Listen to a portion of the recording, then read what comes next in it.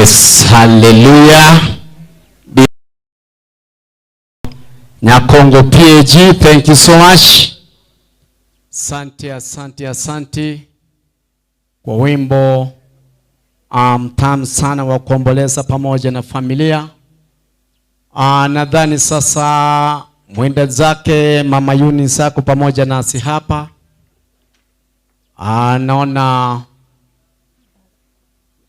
familia pamoja na wananchi wote wanatazama mwili. Na yeyote ambaye hakupata fursa jana ya kumtazama mama, wakati ni sasa. So lenda onye tonya wati chinga kigoro choko morora yaini elianko lengia mbuyere naboko endobe maega yaye muligirerio mongi na gocha nalio kumanyanga nere gusugwacha matanga mangao because kali nchira na wewe muntara abogere kumboba kaira matanga mangao. So cha muhimu sana kabisa ni kuona kama yeye ni yeye mwenda zake Mama Eunice.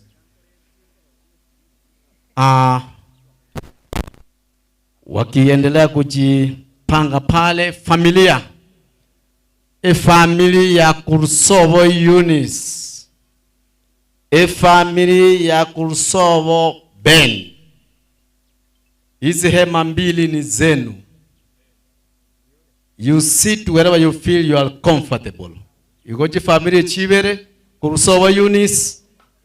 Abana ba mwabo, brothers and sisters, the parents, CMH. Same applies to Ben. Available ba Ben, the sisters, uncles, aunts, chikolera chiria. You still belong to these tents, the fatherly. Iwawa notiga tu menane tu ensiga iga mune family. Mokoimoka tuwa manyamu simuaru ngai. Haya, kwaya zote ilaini ya mata kwetu takuwa sawa kabisa. Chikwaya Jones na make sure ujiandikisha hapa, nafasi kipatikana utapata upewe, you give us your article. Kanisa noga chinyumba chetu chobo chenu chamana sana. Wakina mama ni kule juu ekona rogurali abagaka twensi maata ntotuo mana all parking, iwe ni pikipiki iwe ni gari. Tafadhali kumuranche parking ni huku nyuma pande hii maega. So security tafadhali tusaidie, security tusaidie parking baru maega abusemete nechi pipi chiru suwaro egera nchi tanga ba mintu bali chipenchi mahatari. Asante kwa kunisikia.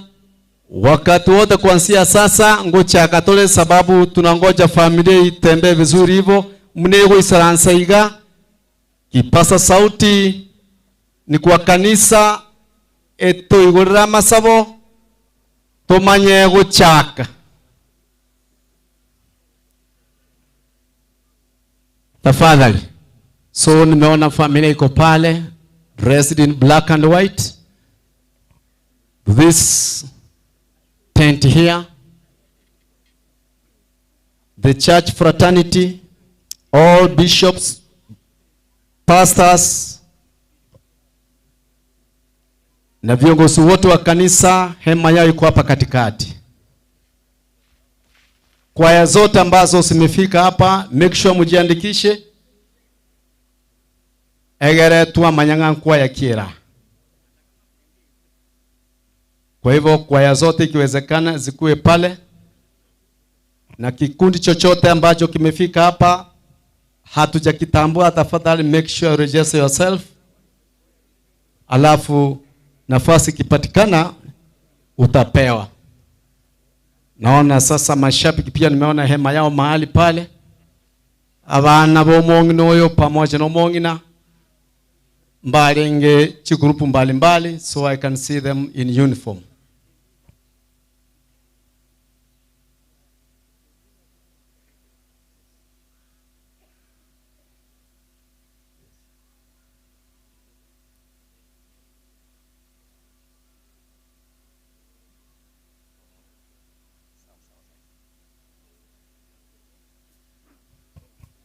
Asante.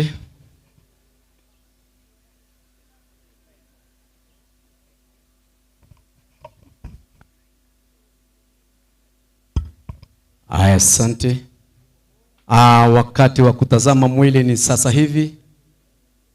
So valia motra romobere tafadhali.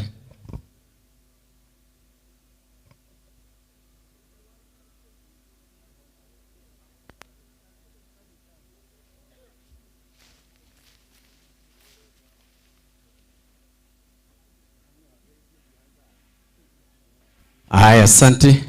Tangazo pia kwa wenzetu wapiga picha. Ni tangazo na wapa tu. Kuna Getembe TV Live ambayo iko hapo. Number 2, familia imechagua mtu wao wa kuwapiga picha. Alafu na hao wageni wetu ambao mmefika, cheza kiwewe vile mnafanya hapo. Musije mwanze kusupply picha kwa familia yetu wako na mtu wao.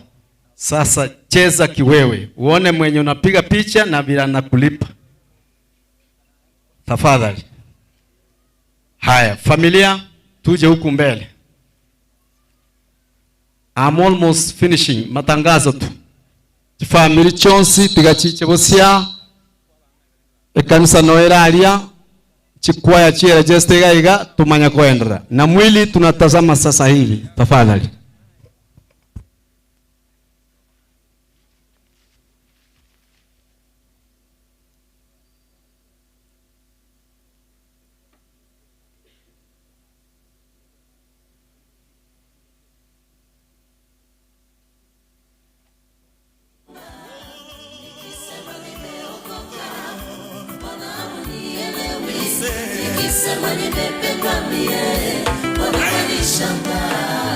Maisha ni hazina iliyo mikononi mwa Mungu.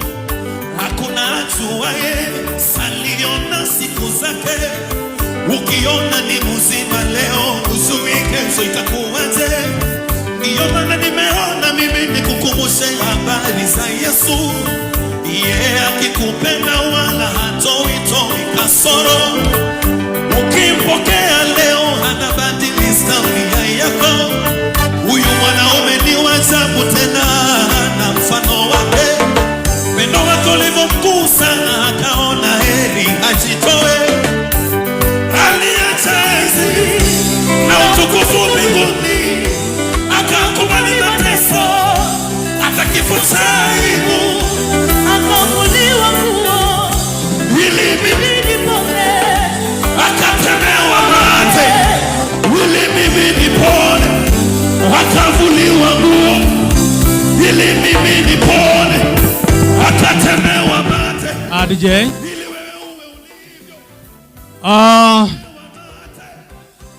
waombolezaji ambao tumefika hapa kwa ajili ya dada yetu mpendwa mwenda zake Eunice Omare. Sasa hivi tuko tayari kabisa kuanza program ya siku ya leo, na hivyo vile tunaenda kuanza hiyo program, ingekuwa vyema zaidi kwamba hii program tuiweke mbele ya mkono wa Mwenyezi Mungu ndio tuanze kung'oa nanga. Kwa hivyo kwa sasa, kwa njia ya kipekee, ningependa kumuomba Reverend Nyagaka Samuel aweze kutuweka mbele yake Mwenyezi Mungu tunapoanza sherehe hii rasmi. Kwa hivyo Reverend Nyagaka ndio huyu ambaye anawasili hapa, ambaye atatuanzishia. Karibu sana Reverend. Kwa hivyo Bwana Yesu asifiwe. Wacha tumweke Mungu kipaumbele, ndiposa tukiendelea na sherehe hata hali ya anga Bwana aweza kuisimamisha na yote yawe salama. Tusimame kwa kumheshimu Mungu ili tuweze kuomba. Tuanze kwa pamoja in one spirit. Thank you.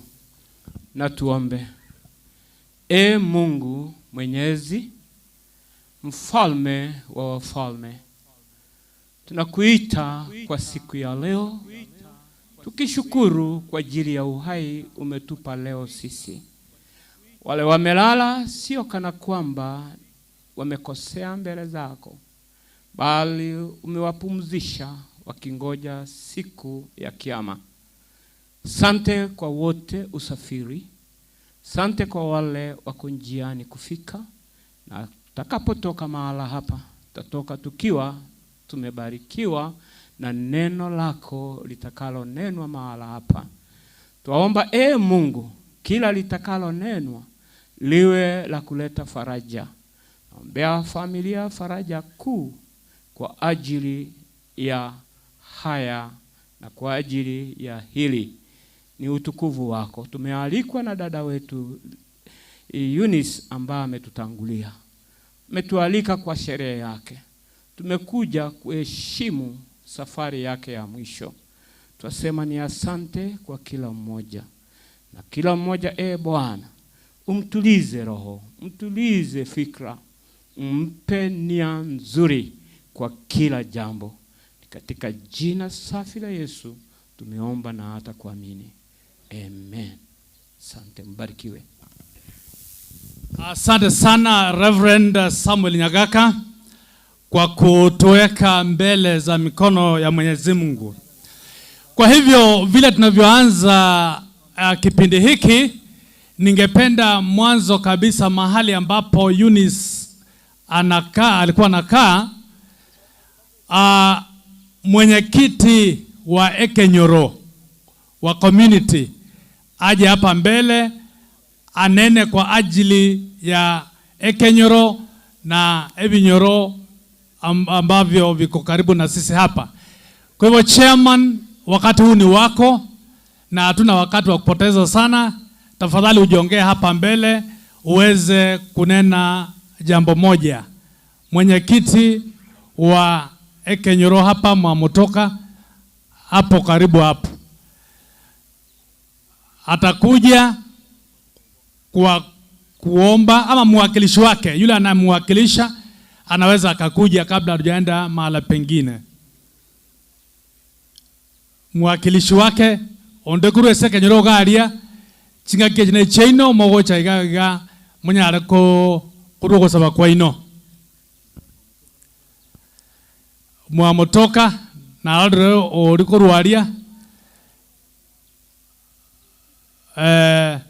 ngochare aba wakilishe onye korene committee yao Ekenyoro na mogocha mwakwe bicha asobu wango nyakorene committee yao nchu mwakwe Ekenyoro bicha igone bicha yo kakenga to wakwa na nyakobwa to gosaba obe ko gosaba. That is all. Na alra a committee ya gocha endelio engane mone bicha ntuba timangana mange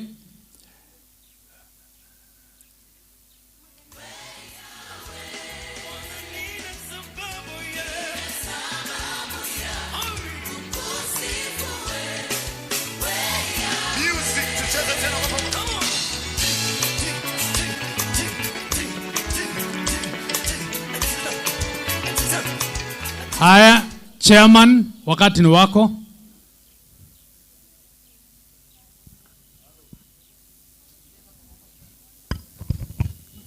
Kwa kuani aba mintu mwensi mbiya mole. Jitumbu ati amangenda kuane. Ngwaka mbiya mona abageni. Mwatu bwatesia paka tugaikiri mongino yogaiga. Ndu ati amange ngo batembiya mona ndimo koirana muirane biya. Yara mantu barega na abange ndokukwana tokule tatwabaganiribaga. Tingotikiraga na bakara bisire Kenyoro gito na kieke igunka mole biya mono. Thank you. Asante. Haya, next step. Asante sana abana Kenyoro. Tunashukuru sana na sisi kwa kazi nzuri ambayo mnaendelea kutusaidia na kuishi pamoja vizuri sana na hii familia ya Ben na Eunice. Nanyi Mungu awabariki sana. Kwa hivyo wakati huu ningependa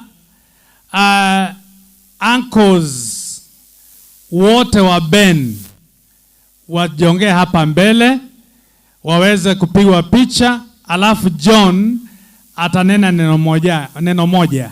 Tafadhali, wakati ni wetu. Abamu abo Ben kegima chianko chiae na wanara kwa ni mweche mwensi motene ndelio John abakwanere.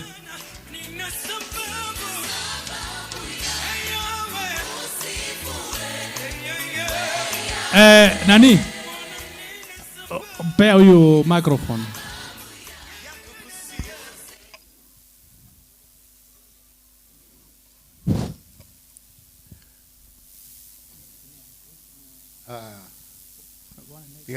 Bageri asabantu bonsi ikirega abantu baminto abakristo bonsi pikuru kinyo kionsi baya ikirega tingo ja gotwara mangana mange ekiagera gesabu no mwana peni asirete no mwana Eunice omubwatire wono niko totigere emenu igugete etabwati mangana kurende egento narengo ja goteba Nyasaye orio irete penio na Eunice ochire tigango aga tumo chioyo aga tabachokoro na abachokororia abaseseni asechinge chionsi abantu baminto bari mwayikirega igambu ya mono asogo tubwatisia inchon maove oyo mwabone liko anko tupen igongo saba como kogenda nyasaba gate moike buya moroche na setwatiga irega iga egenteke nene gaki moto inyora sama sabo munyora abana ba Eunice abana ba Ben n'abantu bande ga nyasaba konye egere ba genderere ingo korera iga tindi muyaso kwana senga kibuneye lakini rende abantu baminto abanyakanisa abapasta more gaiga na inje tigangeti engane ya sini ninga you are highly welcome to this function. Mbiamano yemtochon gote ne igo nyaba mino barochi anko ja Ben ko baro ja mu akwe wicha amo na basabat ba mino mwensi abumole balichi ant ja Ben tokolramo injuwa no go ijaga ya bari maroro na umayetaba muraba nene ekero abagaka barurororo nigo bako bangana bako barikerio bono gango tenga mwana una be mini bita injugo ijaga ya awe function yende ne ga karoro gote na eto gutu kana korunka bito nyoni mbuya mono ese ngenjo ya amagomba manene ni maetenga ngo ichabare njugo ero kora kwa umato grabu kora kwa wicha ekero to kwana nga umugaka bako banumongina igongana amangana ina liako ba boronge bono umongino yo gango moere ke pasa sauti eke naenda to kwane ngane yemo naenda to kore no go saba mbuya mono jenanti ya Eunice oyanero mugaka kurunka ali so Ben tigato sabe aseli etalia tata ilio mwana ilio moyo mtakatifu amina omochenu tuachira sole mambia to wakangambia mono Nyasaye twaitero taringa toraba ya mono ekiagera otukite tokora maya irinde togoikere mwana Eunice ora irari Nyasaye ekera ararite no kwarenge abachokoro batigaire asenkeye amo nabachokororia obarende obagate kiagereine gasi amaboko ao twasabira igwetera seriete ria Kristo oyo ro motori ito aseriete ria tata eri omwana eri omoyo mutagatifu amina. Amina, asante sana. Bono tiga tonyore abamwe abo Ben, brothers and sisters to Ben, asa go Peter gochiko toa ogosaba. Abamwe abo Ben, kindly move forward. Brothers and sisters to Ben, naona kwa ninga mo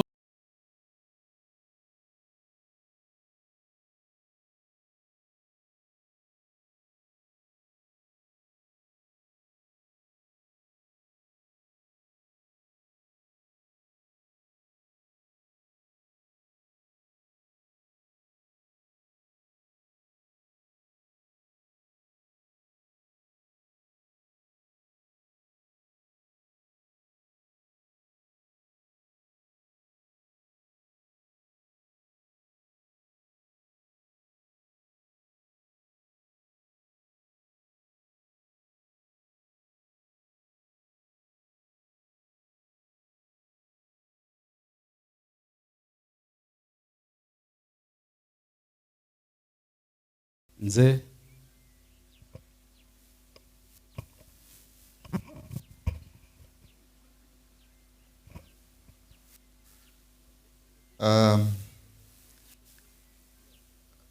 tintaka tukaba emotional kiagera gusira kwe mwana yo minto kwangete shokenene kiagera nyona matukutara ere se ndugu yana achete lakini ni maetunga mwana na wate ikirenga. So I only want to thank God in our able and that God told me because He is the only one who can give us strength. You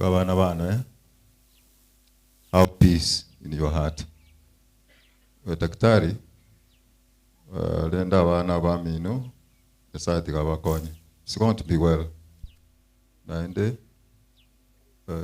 there is any other time, this is the time when CP Mokomotameromon completely all your life. I know it's going to be well. And we are net to China monosana. And then Narenga Moswatemi Internako and Aring. So I don't want to Kwana Mangange, young and we are Steve. Akore maiko sabana nje mwali biamono abanyakerogo biamono abantu bekenyoro nabairi nabasani bonsi bachire gotoa pole litangani kabisa nabere no mogoko asogoikera no moyega buno yo nande kolende no bororo nande ngange mono abana bane bali mwati timo ira na inune chintaka na mwatigara yaya no tole na twensinto bwate kolende igentongero kamogencha ndete mono sana korora abana ba mino ba ukoligia mukwane na barabu basira mutaragamba ngosaba nyasa umayete ekiagerete timbwati amange ntole na ba minto mwari wancha nga aba minto babere bakwane kose aba minto bakanire uko sabati ko sabu no yo minto pantero mwangari bagansabe lakini oyo minto bita sabe no musomba bwo manene naro biamon. Let's pray. Father, in the name of Jesus, we thank you. We glorify your holy name, oh Lord. You don't make mistakes. In your presence, we are all human beings are in your hands. Oh Lord, I commit this family, all the grandchildren and my children who are here. Give them peace. And Lord, we proclaim every progress in their own lives. And the more so, dear Jesus, that they may follow you because you are the source of life. We thank you for this time and for the Holy Spirit who is guiding us on this particular time. In Jesus' name, amen. Baba wa Bwana wetu Yesu Kristo, asubuhi ya leo tena tunakuja mbele zako, kwanza tukikuinua na kukupa sifa. Asante kwa kila uhai ambao uko hapa siku ya leo kwa huu mkutano. Mungu wangu, nikikabidhi kila mmoja mikononi mwako. Sana sana utukumbushe kwamba siku za mwanadamu kuishi katika uso wa dunia ziko mikononi mwako.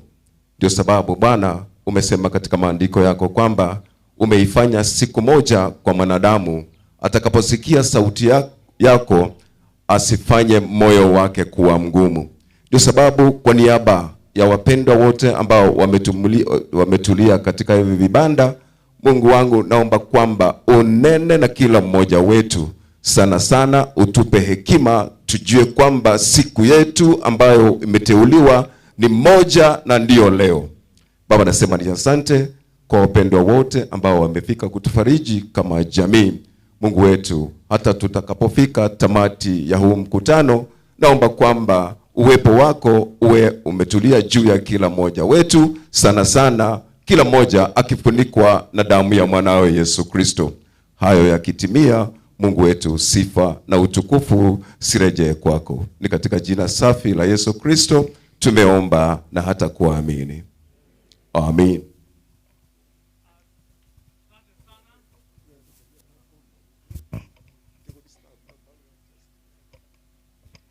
It's okay. Asante sana bama oben bono chinga ke chiga tiga tonyole cousins to Ben ba chinjere chionsi onya kole cousin ya Ben chinga ke jinigane cheino korua ase chinjera ao ngakene yao ntogo tuma na barore ale ba mwabo yo minto the late Ben na robai chega buo asenge njoko nyole bicha no saba yo matu sabere cousins to Ben atia toire ngano yo motokire abande mbarali bagocha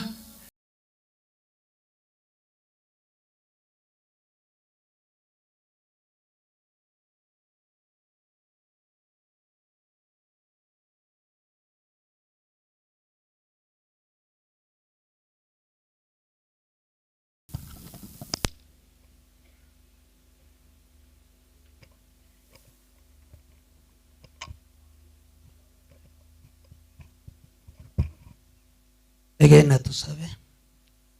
Tata asilia tera Yesu aya no mwegenwa. Ondeta yoromu yabunaye nemmero belyo bwata sengencho itobuna bana bao igere meikere no botambe. Ono mwana minto pene tayo. Aba igomanya sai bimegando mwancho yenere tayo. Ona abatoroche na bana baye. Akinya sai. Twasoro iramanyinga isana abana balie muchiyo yo mugimanya sa abana bae abana babo bagoisane bana bamwe abo pene bagoisane ento chikase nto goisana boigo to ubo ngaini otosesene na mato yoko igwa otosesene na maiso yokorora ebire biko byabeire bibeiga twebange nto chakorro bosokwe karatorarare buna abana ba minto bararire bono tenene romoro beliogo ikoere asili tere Yesu na sabana kuigena. Amen. Asante sana. Tiga bono tonyole abana ba mamroma Ben bali kurukia mabundu kuruwa roto manya kwa ande semo ya Eunice nya abana ubaro kenyoro kia kia mabundu ndo tuatika mayaga aichega iga ko bicha tomayago soa semo ya bo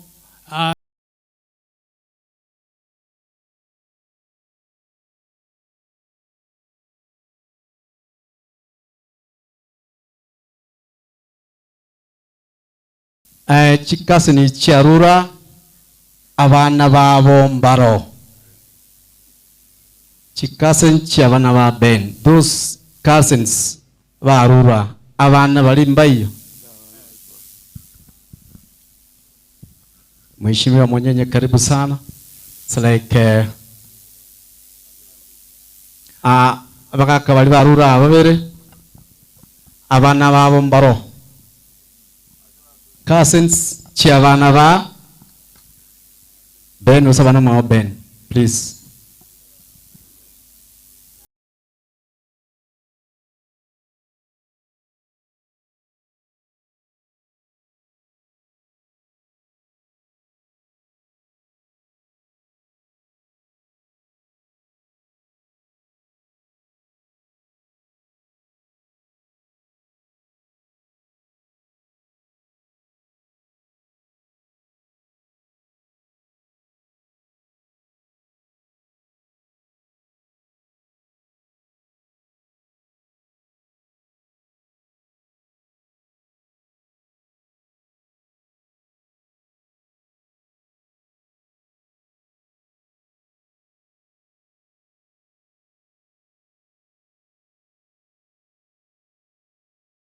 Tuombea. Wamesema ni Cyprian. Cyprian utatuombea. Thank you.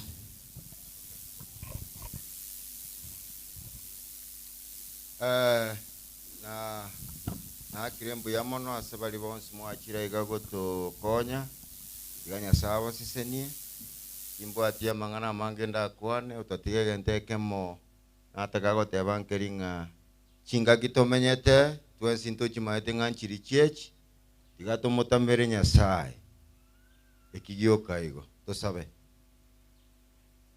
Our Heavenly Father, I want to thank you this morning because of thy grace. Thank you for the love that you have for us.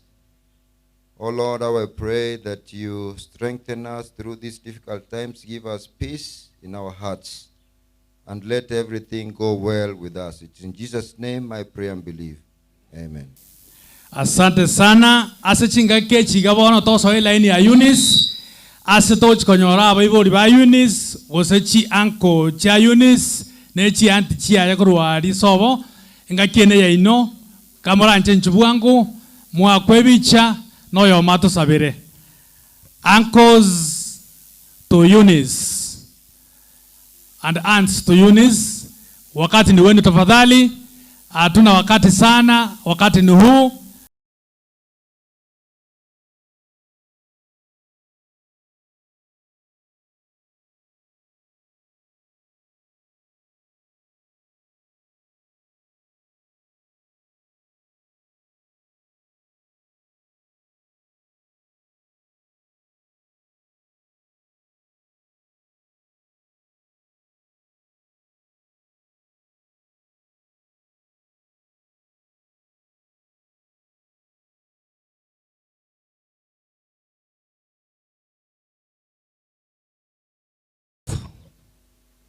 Abaibori aunts and uncles skocha ba kwebicha igo bichiyo alafu motoyo mo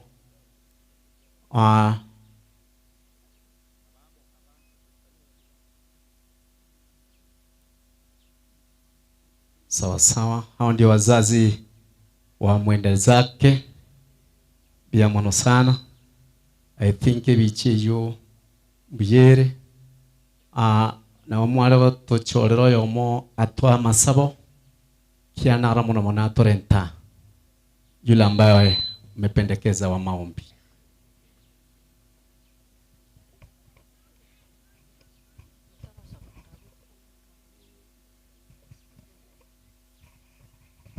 Yomona seribaga imantara rwa masabaya abana banyasaye tate ko someke bunge kemo kurwa saba Rumi 14 fungo 8 na 9 mo asomere bwangu uyo bwate bukwa bwe bali kula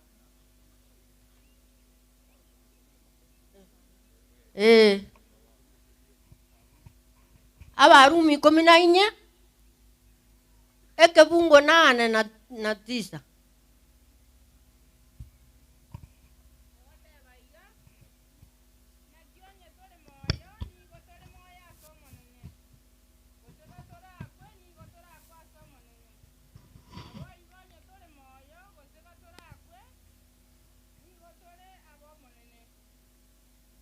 Amina.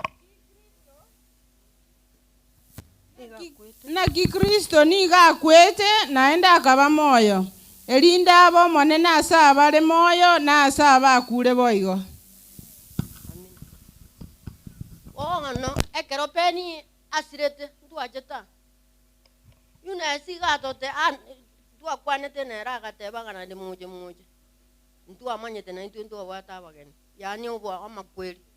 Bona makweli ayiga gotwatana na. Lakini rende ase Kristo ta kwete. Kristo ga kwete. Lakini ande tobe moyo. Na bale moyo. Kuna tole iga bono yo tole bitondo biteneine. Mambi ndoma ndio yogo kutali mwana Yunus binako. Bona tigansabe. Tobeke birengerero. Muyana ndo mototongi tata Nyasaye. Aye watongete igoro nense na byonse bikororekano. Tuachira sole tole buna tole igano toroche no tomanyete buna twabichinka wao mototongi. Kendera ko tusisenia na gotokonya chinchira chonse tali gotorabaya kubwa barari. Tato itole igoro. Igo twakurange iri nande twaretire nkeye ya pen na yuna cia subusubwa asenchira ya bene. Kendra ko konya abacho kuraba na kubaseni chinchira chonse ekero bagosoka na ekero bagosoa. Nyasaye wimegande emengo bagata chinchira chonse tato itole igoro. Yamona ase byonse. Ayogo tokorera na mango nyaneri gori tokurwanga titoli konyara lakini asenge nchobonge bwa mabera aho igo tokorera busa. Umutotongi abachicha nechigari abacha na magoro nechipigipigi munyamabera amange yamono gwanjani bwa babetereri bacha gwakira Yunasio kwa eli nande kero barabe bakoira no munyamabera amange togenda siyo bonne bwa ona kubwa mono urwa mabera yeparo umutotongi ekiagera atole bitongu bya babe na baya Yesu gwemegana tato itole igoro muroberio yakero gendrete ubuya bwa boto isane paka twakorire igo tuasabire na tuasemeria yitutabeka byo tobekere byo mutotongi tuasemeria sia mabira Yesu Kristo mutori. Igatonyora bamwabo Eunice, brothers and sisters to Eunice, this is your time kindly. After that tutakuwa na kwaya ya Minyinkwa SDA Church Choir, mtajongea mbele kwa wimbo mmoja. Kwa sasa ni kaka na dada wa mwenzetu Eunice muje hapa mbele kwa ajili ya picha na mmoja wenu aweze kutoa maombi. Asante. Vyumba vya usafi akina mama tunaenda pale juu. Wazee kule chini. Na security, thank you so much. Although hizo magari zimewekwa hapa juu ni sababu gani? Ekiagere chigo tanga abande mbali geri gocha. Those badges were there with a reason. Chipenje chirinche wate sababu. So keramote achiga chiba anchitanga aba kuisaransali zive wrong. So security tafadhali make sure magari zote zienezwe pande hii. Abana bamwabo Eunice, the brothers and sisters wachire in quite a number.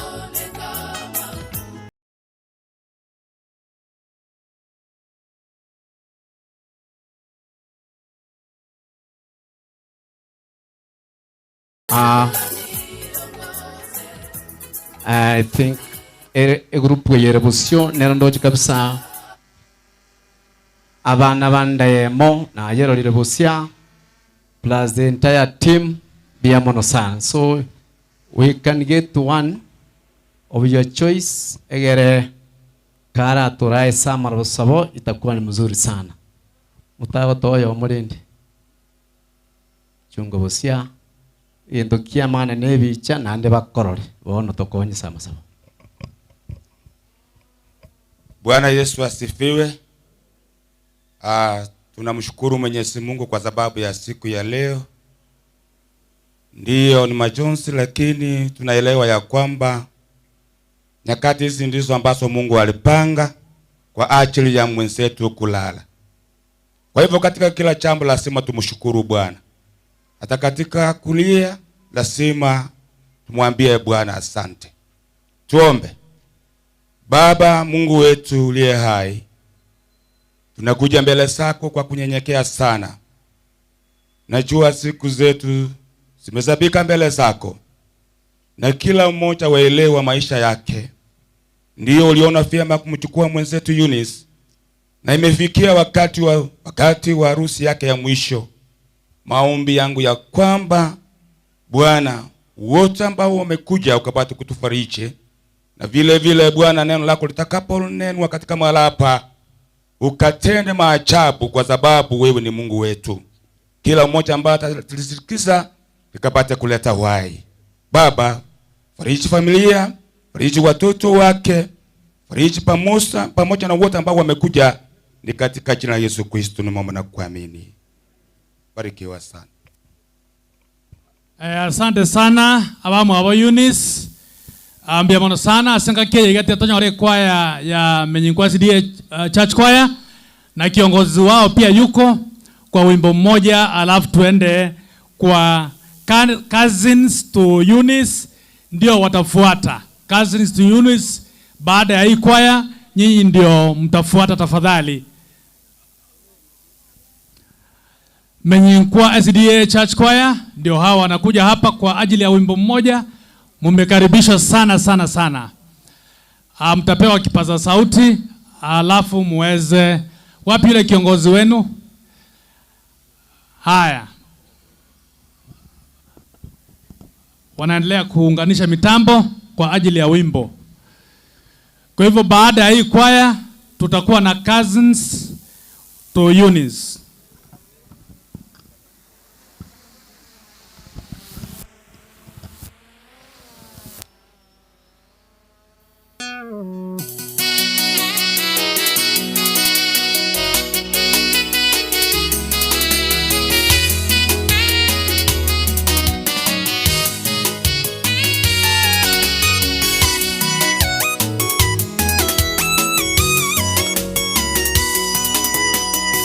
Asubuhi kunapokucha, twaona neema yako Mungu kwetu. Umetulinda usiku kucha, Mungu wa rehema na neema, mvumilivu mwingi wa fadhili siku zote. Asubuhi kunapokucha, twaona neema yako Mungu kwetu. Umetulinda usiku kucha, Mungu wa rehema na neema, mvumilivu mwingi wa fadhili siku zote. Kama si Mungu aliyekuwa upande wetu, adui angetumaliza hai. Hasira yao ilipowaka juu yetu, amezivunja nguvu za mwovu ibilisi. Tumeokolewa kwa kifo chake msalabani. Ahimidiwe Bwana, anatujali siku zote. Kama si Mungu aliyekuwa upande wetu, adui angetumaliza hai. Hasira yao ilipowaka juu yetu, amezivunja nguvu za mwovu ibilisi. Tumeokolewa kwa kifo chake msalabani. Ahimidiwe Bwana, anatujali siku zote.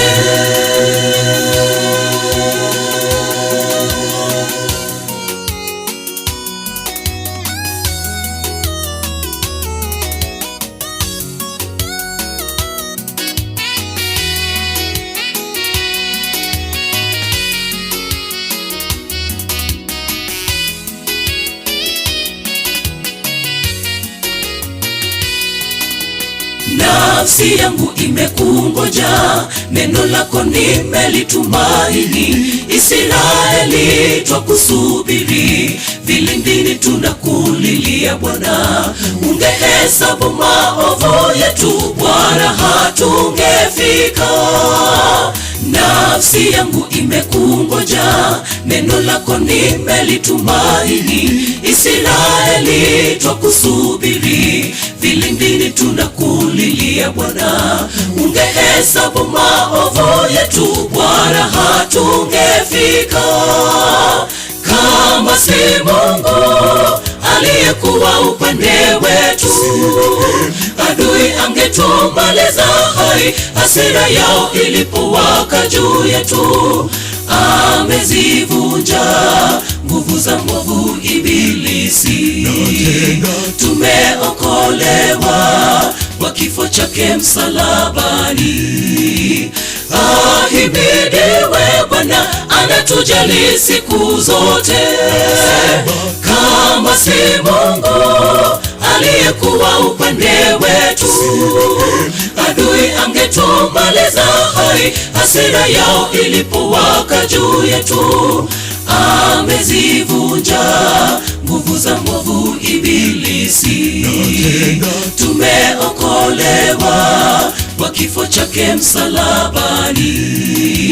Ahimidiwe Bwana, anatujali siku zote. Kama si Mungu aliyekuwa upande wetu, adui angetumaliza hai. Hasira yao ilipowaka juu yetu, amezivunja nguvu za mwovu ibilisi. Tumeokolewa kwa kifo chake msalabani. Ahimidiwe Bwana, anatujali siku zote.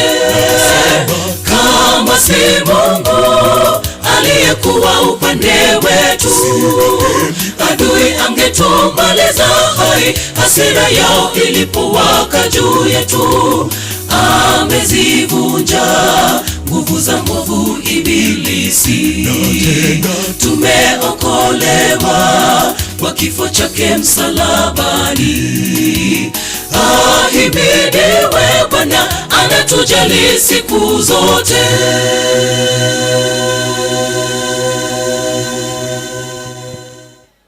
Amina. Na kitotewa? Asante sana. Bona tiatonyole baria Eunice akoroka abana kurwari sobo. Bonsi pibache mutugaiga. Abana baba smart bamwabo, abana bamwabo Eunice, wakati ni wenu sasa hivi. Mufanye haraka kwa sababu hatuna wakati, musije mukarukwa. Wale watoto wa Eunice kutoka pale kwao, wakati huu ni wenu. Kama mko tuende kipindi kingine, lakini nimeona wameingia. Tafadhali, in the interest of time, let's get forward.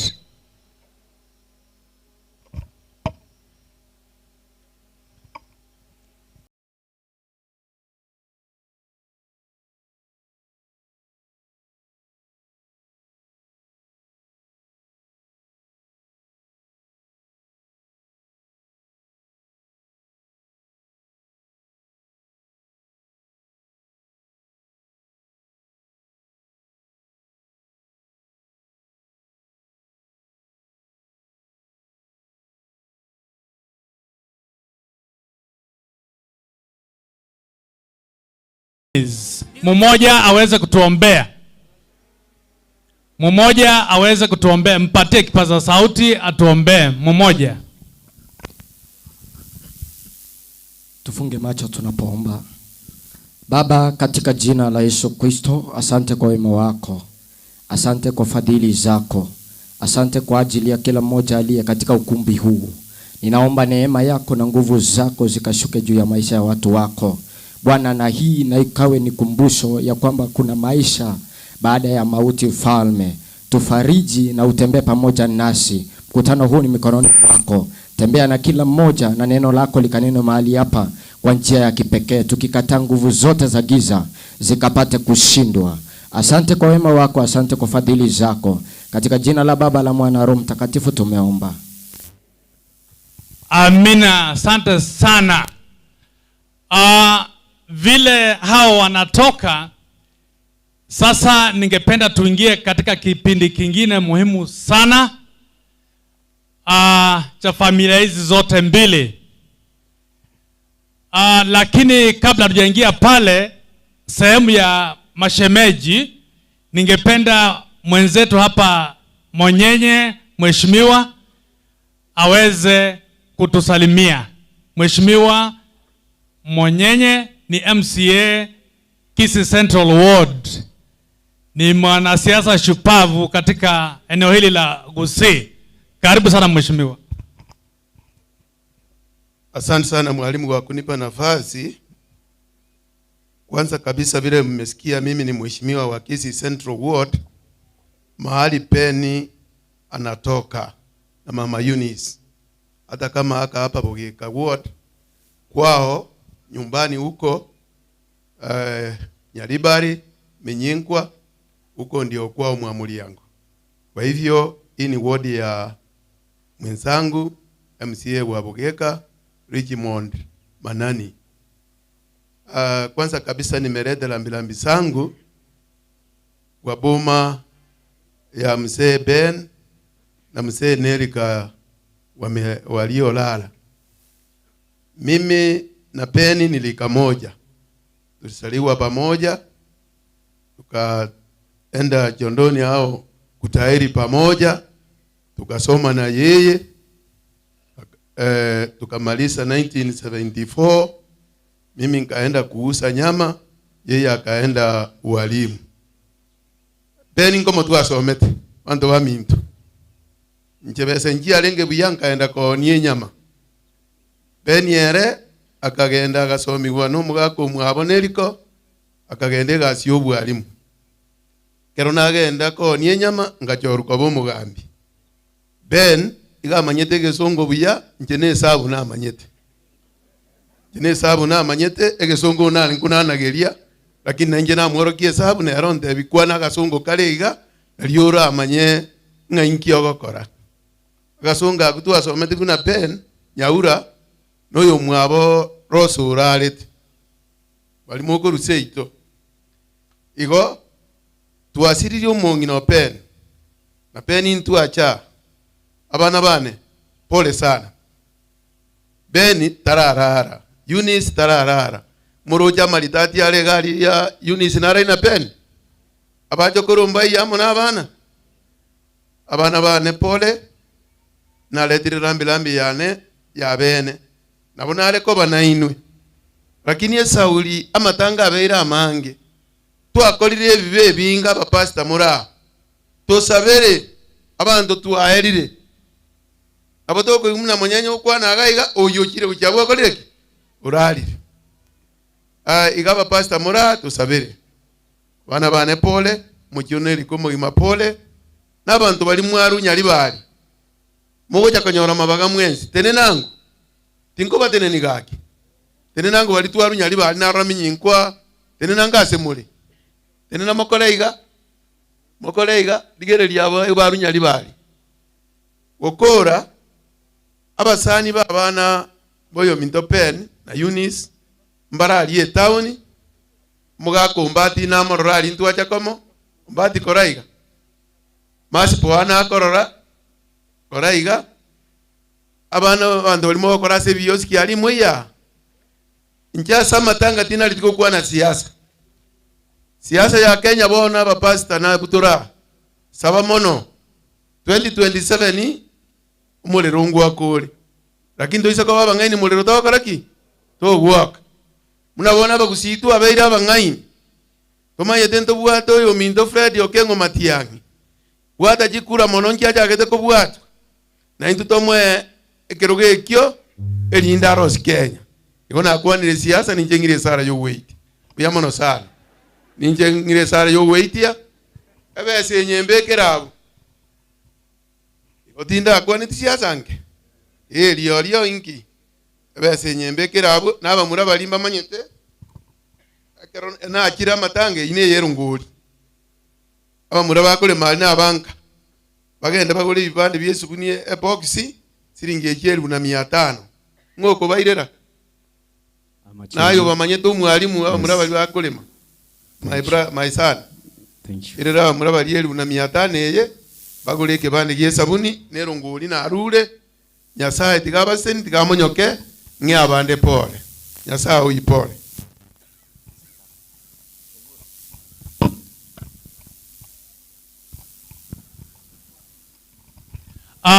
Sasa imefika wakati wa in-laws ambapo nitawaita watoto wote wa marehemu wakuja hapa mmoja mmoja kwa ajili ya kutoa pole.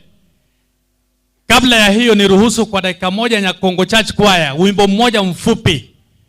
Boniface utakuwa tayari, na wale wazazi mahali ambapo Boniface mtoto wa kwanza wa familia hii ameoa, baada ya hii kwaya Boniface utajongea mbele na mke wako na ile familia yote mahali ambapo mke wako anatoka pale Tanzania. Alafu tutaenda Maria kufuata namna hiyo. Nyakongo Church Choir tutaenda upesi kidogo. Wakati ni wenu. Haraka haraka tafadhali wimbo mfupi. Wakati haya.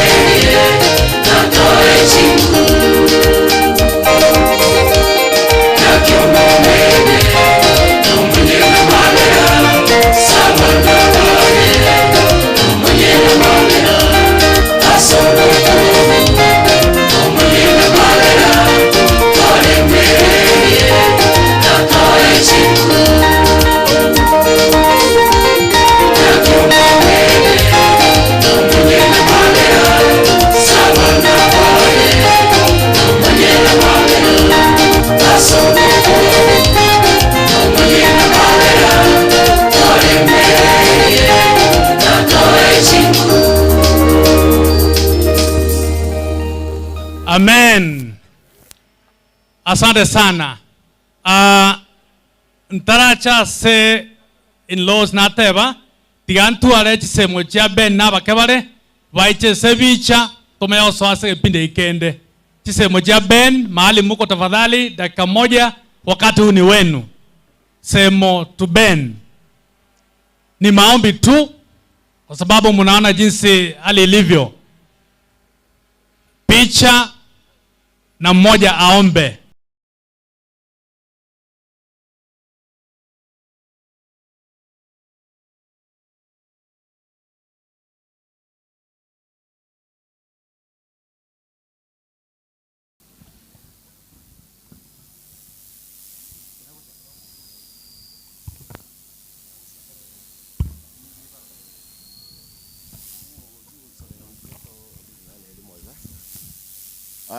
Kwa sababu tumeambiwa ya kwamba wakati ni mfupi, tuko wachache, pengine ningependa ikiwa huyu ni semo mkubwa, neno moja tu, huyu afanye maombi.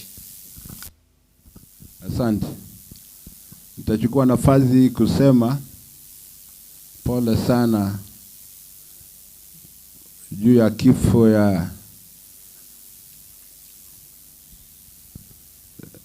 semeji wetu Eunice. Eunice tulikuwa tunampenda sana. Wakati tukiwa na masherehe, hakuna nafasi, hata hakuna wakati nakumbuka alikuwa amekosa. Namkumbuka wakati tulienda Machakos kwa ajili ya harusi, alikuja tu akiwa peke yake mpaka Machakos. Hiyo ilikuwa inaonyesha kwamba kulikuwa na heshima kubwa kwa mashemeji, na hiyo kweli najua Mungu Mungu atabariki ile familia ambayo amewacha nyuma, kwa sababu tumesikia kwamba kuna nafasi na kuna wakati na mtu ana siku zake anaweza kuishi katika ulimwengu huu. Kwa hivyo naombea familia, Mungu ako pamoja nanyi, najua atawasaidia. Asante. Mungu awe mlinzi wa familia. Wacha nimwalike pastor ambaye ni semo wangu aombe kwa tuamini na tuombe. Baba wetu katika jina la Yesu Kristo, asante kwa sababu wewe ni Mungu mkuu, kando na wewe hatuna mwingine. Wakati huu tunamuomboleza semeji wetu Jehova, tunajikabidhi mikononi mwako, na tunaomba Mungu wa rehema kaweze kuwafunika kwa damu iliyotiririka msalabani watoto wake, wajukuu wake, Mungu wa Israeli. Wanapotoka, wanapoingia, neno lako lizidi kuwa taa ya miguu yao.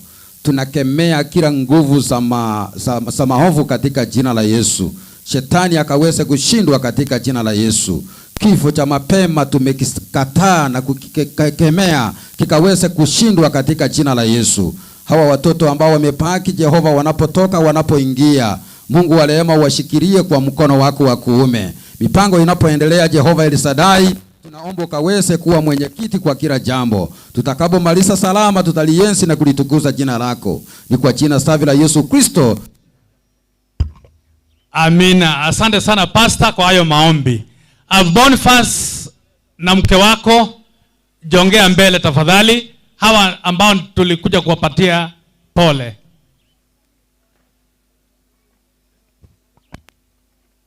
Firstborn. You are the firstborn. Haya, simama pale mpigwe picha. Kisha watoto wenu wawafuate.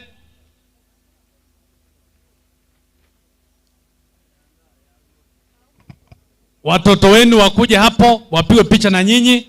Watoto wa Boniface muende pale mbele tafadhali. Tuwe na mmoja wa kuwasaidia.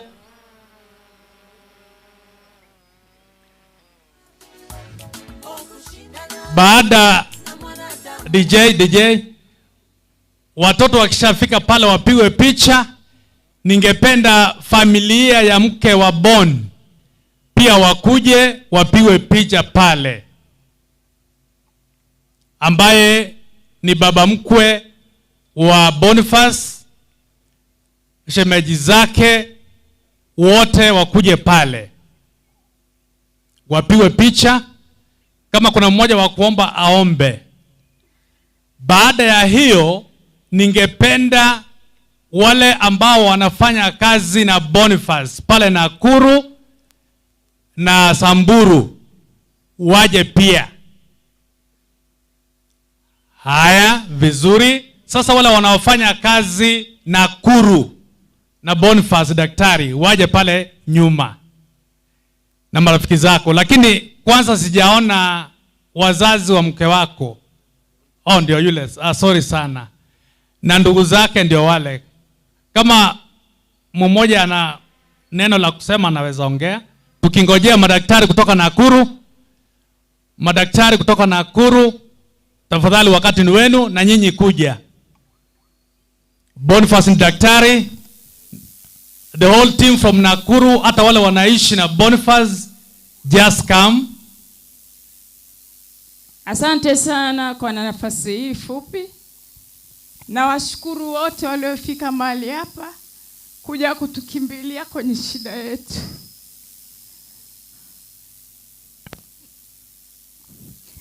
Namshukuru Mungu kwa namna ya pekee kwa sababu ameweza kumtoa yetu.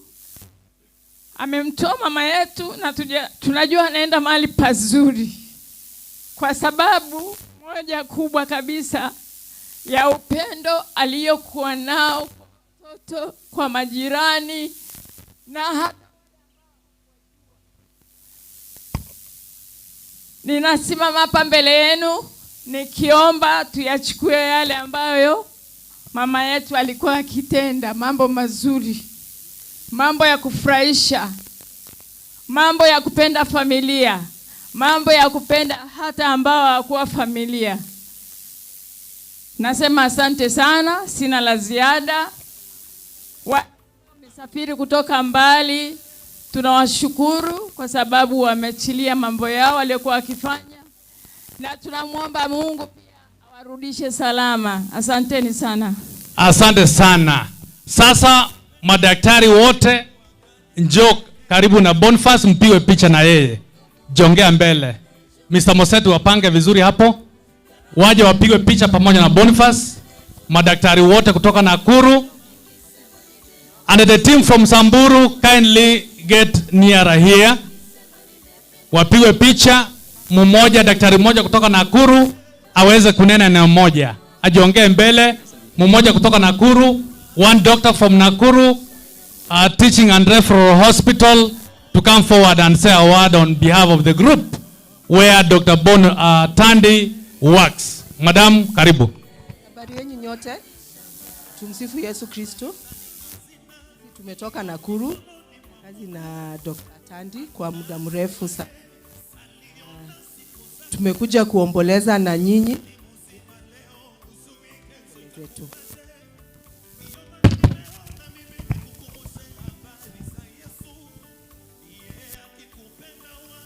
Haleluya. Haleluya. Baba, katika jina la Yesu. Baba, katika jina la Yesu ninasema asante kwa leo hii Jehova. We glorify your holy name. We give you thanks. Father God, I pray for continuous peace, strength and healing for this family. Give them peace that surpasses human beings, O King of glory. And I pray this trusting and believing in your only name, Jesus Christ. Amen. Thank you, daktari. Sasa ningependa wale wa Samburu. Wale wa Samburu wako wapi? Wajongee sasa hapa mbele. Wapiwe picha na Bon.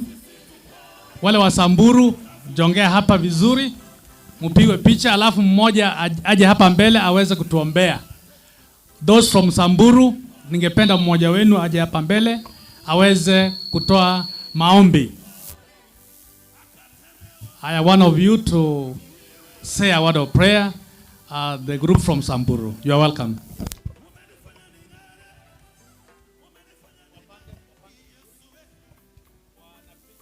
Wapange vizuri tafadhali ndio waweze kuonekana.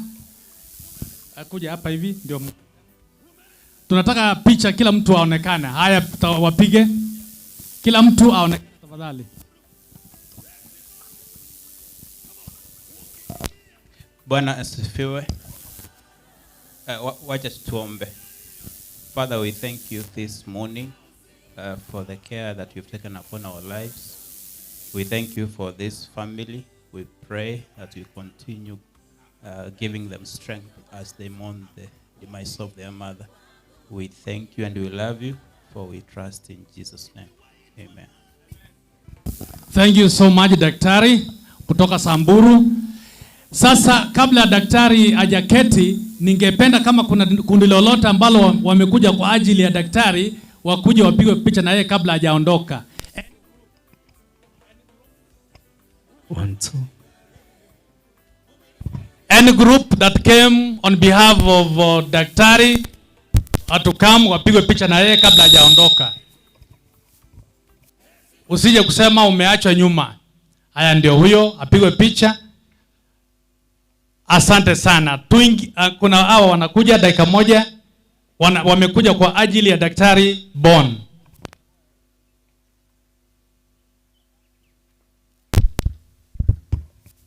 Haya, wanapopigwa picha, huyu pasta wa Nakuru ataomba kwa ajili ya ili kundi. Pasta wa Nakuru. Bwana asifiwe. Na tuombe. Our Father and our Lord, we thank you because of this day that you have made. Lord, we want to continue to pray for this family during this difficult moment. We want to ask you, Lord, you, our God, who is the great comforter, that in this season they will know you. They will understand what comfort means, true comfort from the Lord. So we pray for them and we continue to hold them. For all this we pray in Jesus' mighty name. Amen. Asante sana pasta kutoka Nakuru. Sasa nadhani kikundi cha Bonfast tumemalizana na wao. Asante sana, mnaweza mkaketi sasa. Maria ni mtoto wa pili wa hii familia. Ningependa uje mbele na tutafuata huu utaratibu. Vile tumefanyia Daktari Bon, tutafanyia kila mtu. Maria na familia yako kwanza.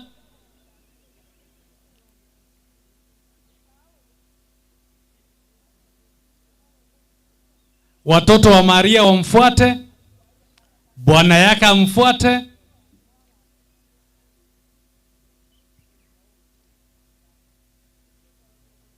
Mahali ameolewa ile familia yote wamfuate.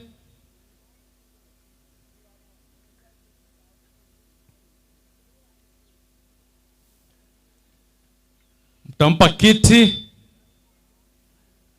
aketi kwa sababu asante. Haya, mmoja ataweza kuomba.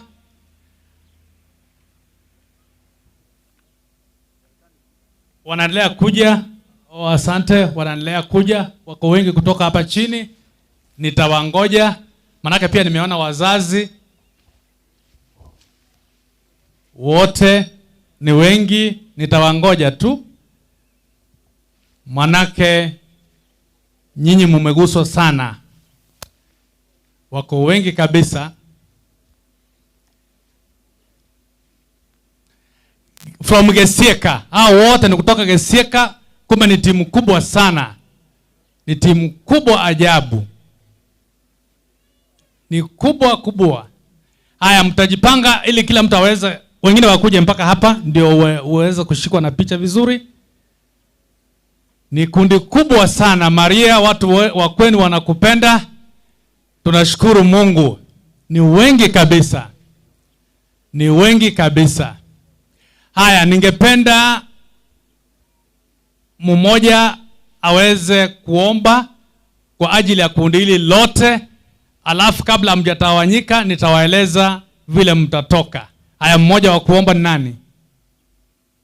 Haya, mwalimu. Our loving Father in heaven, we are humbled before you this day.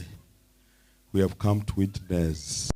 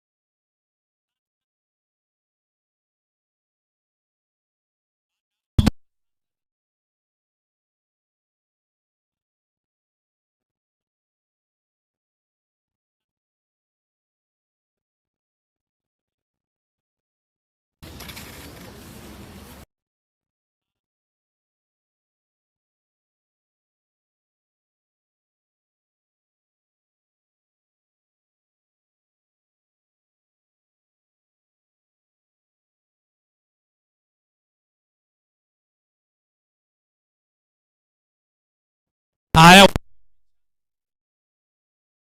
wale wa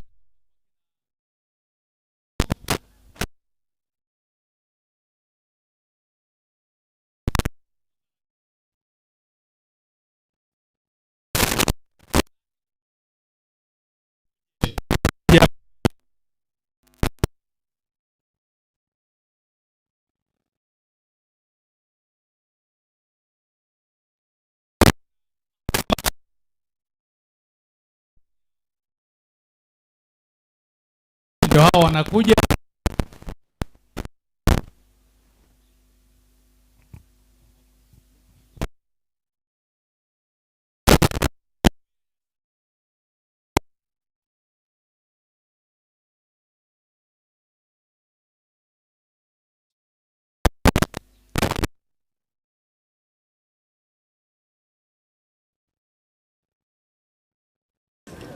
Hakikisha unaonekana picha tafadhali.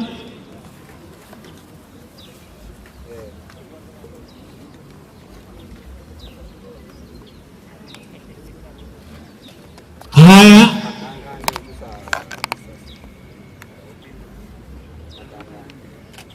vizuri.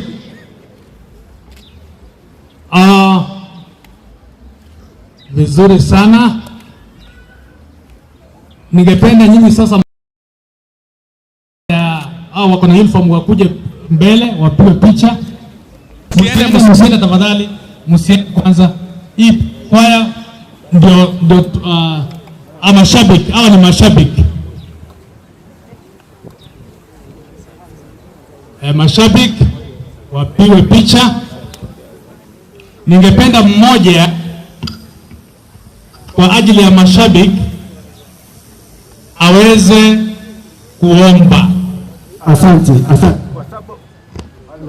Kwa sababu tuko katika viwango vitatu, kwa hiyo Waborabu hapa mbele tupige picha. Waborabu twende haraka Waborabu tupige picha hapa mbele. Tuombe tu. Please haraka Waborabu. Twende vile hiyo anatupanga. Waborabu haraka. Songa nyuma kidogo. Okay, Sandra asisonge kwa sababu yeye ndio tumekuja. Sandra songa mbele. Songa mbele. Wasifunge. Wapige picha. Asante Waborabu. Hiyo alafu tupige picha watoto.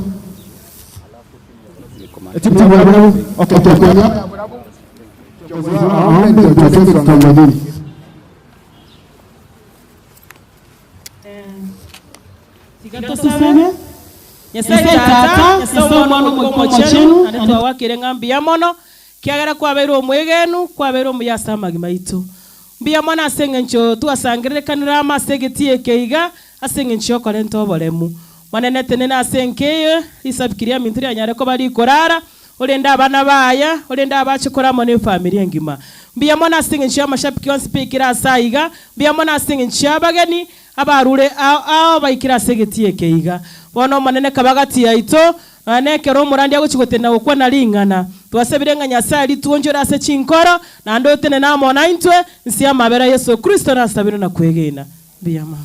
Amen. Kikundi cha pili abanyangero bali babiri bakwakirisha njubutwa tumeyokorera Kisi United abanyangero epicha abanyangero wao waombi wanaonekana tu wapiga picha. Wapi Sabi yako wapi? Sabi yako wapi? Tafadhali msiende.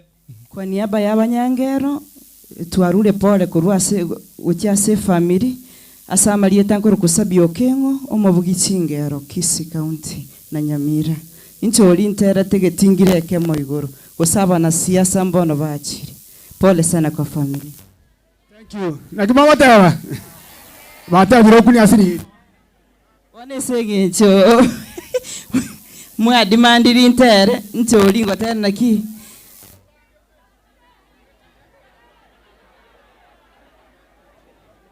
Sikamotwe aria. Ero. Abengi marua enyongo nkekekere nyongo ime morebi omorebyo minto amarua ya nara toitire getingira kama aya mbia mono Amarieta igongoro Steven Getuno na ichino munyangero koro asebande kurugo Nyako Stars. Pole sana abana ba minto mwasiri omwiboli pole tuguru pole ito akegombia mono na ichino mu wichingero Nyako Stars bagoteranga ki esabali tokogenda yekerero tumiri omwana na ende momo tumiko mokogoka tumiri omwana basi tari ara itacha Kisi United suka oyo masala tokore ndo seria abanyakero gori baga Kisi United ntene basi ngeo mo tresara atosabere alafu na bakwani rimwe simbiya more biya mono tiga tusabe sengencho Eunice ntwaberete nere kaki otonyorire nachitaka nga pole bwangoiga lakini ochire pole tusabe omuyata tanya sayo umwana no moikomo chenu biya mona seke ukyobogima nandi biya mona ikegero twanchite rora tuachire ase njere yemo yo gwakiro yo mto Eunice pole nandanya ariko bagakwenda biyo monene rore family yatikire maiga umonene bwa mabira babole mu boisaine tata kurubona kogenderera n'abaminto bacha umonene bakonye n'abarentsira bango ibanyare goikabiyo umonene bwa mabira aitu asabira amakaisa nikasole sio bwanchani bwa nubo mwana Yesu Kristo motori aya sukabona magega elieta ngoro ku Rachel Kennedy eliandetaga ngoro ku Sweet Mom na Sweet Dad no mwana okoroku American boy emburembe korunyako egechunchi omaega basi twakorere na into twabegete getoro geto gaiga umuseketero report tukaranse buyamano abara mwaraire buya family muma twakorete buna masabiki talira rutoko batebye yande ntoje kubeka mauga somongi nakubeku sese niwa biamono ake nyorogia Sandra nchuga mutumwa akwe bichanere oyo masabe bwango okay na baraga na tabire ngambia mono Kenya Power mukuje hapa mbele tafadhali. Haya, mmoja aombe.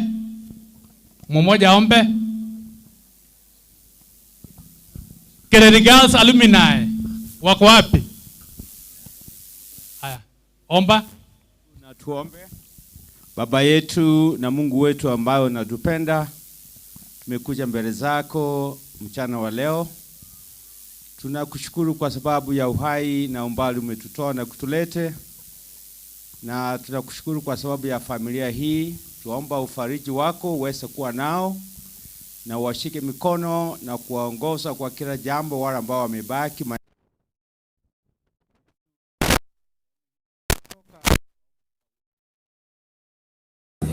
Yote atendeke sawa sawa na mapenzi yako. Ombi letu kwa jina la Yesu mkombozi wetu. Amen. Asante. Timbo Nchari, Kereri Alumni, omba. Mwende wa Kereri Alumni. Hello. Bwana Yesu asifiwe. Mbeleni ni Kereri Girls Alumni.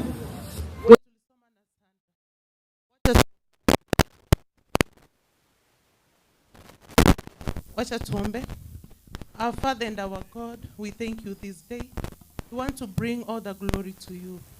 Your thanks in all circumstances. And we are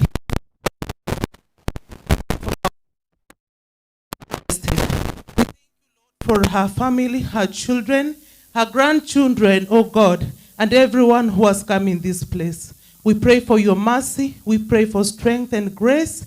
In Jesus' name we've prayed with thanksgiving. Amen. Timbo Nchari, songa mbele nyinyi, mpigwe picha na yeye. This is Kenya Power. Haya, mmoja aombe. Kenya Power.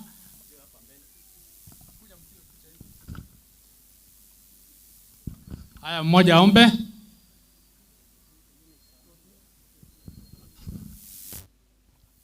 Tuombe. Jalali wetu mchunga, Mungu wa rehema na neema, tumekuja mbele zako katika enzi hizi za majonzi. Tunaomba utume wako Roho Mtakatifu apate kuhimidi familia, apate kuwa na nguvu haswa wakati huu wa majonzi. Tunaomba hayo tukiamini katika jina la Yesu Mwokozi wetu. Asante sana. Health care workers wote mkuje hapa mbele, wale mnafanya na Sandra kaa nyuma yake mpigwe picha. Healthcare workers na Timbonchari yote. Zingira Sandra, hakikisha kwamba umeshikwa picha tafadhali. Wengine aenda huko mbele hivi. Haya, tupate mmoja atuombee.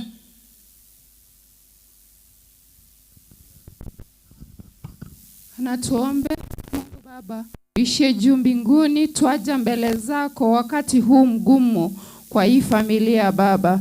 Baba, tunaleta familia hii mikononi mwako. Baba, tunajua ya kwamba wanapitia magumu wakati huu, lakini wewe ndio mfariji, unaweza wafariji wakati huu. Uwape amani, waendelee na upendo katika familia hii, utawale, uishi nao sasa na hadi watakapopatana na wazazi wao. Tunasema ni asanti kwa sababu ya wote ambao wamekuja kupa pole hii familia, na watakapoondoka uongoze kila mmoja hadi tutakapopatana tena. Ni katika jina la Yesu tunaomba na kuamini.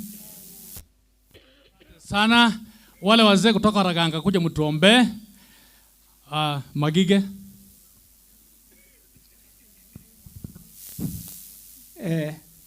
Asante sana kwa nafasi. Mimi sina kitu ya kusema. Ni December on 4th tulikuwa hapa kwa kolera yangu mzee, na ni mapema sana mama ametuacha. Lakini ile kitu ningeshauri watoto wangu Beni na Sandra na wachukuu, daktari yako hapa, ningewasi muendelee na ile mtindo mlilelewa kutoka chini na wazazi wenu, na ninajua kila chote chawezekana mkiweka Yesu mbele. Sina mengi, tuombe. Omone tata Nyasaye, mbiya mono gwaturetire igacoja kwende kinga korera iturarire abana babatigaire ne family yo bali bonsi bali ne bima byose na mwanya bantu tobabikire sama gokao tiwe kwende nama chao chugoro kije kirabyo so mu kibomo korera yane n'abana baye bayigorere nchera igorero ndo bwensi penchera bakumanye nayo monene ayigo kunyaburu wetiro so mwana wito Yesu Kristo ro motori ito. Amen. Asante sana. Tumemaliza familia ya Faith Sandra. Sasa tuingie ya Faith. Faith, njoo na bwana yako na watoto wako.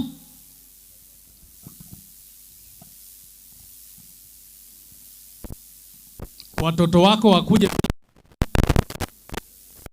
Simame hapo. Wale wote ambao wamekuja kwa ajili ya Faith, lakini tayari familia mwanzo.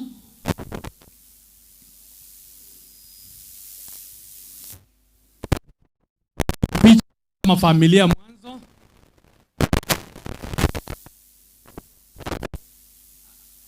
Asante, wengine waende pale hivi. Let the others go the other side. Wazazi wakae katikati. Haya, asante sana. Ndugu za bwana wa Faith wakuje na wazazi wake.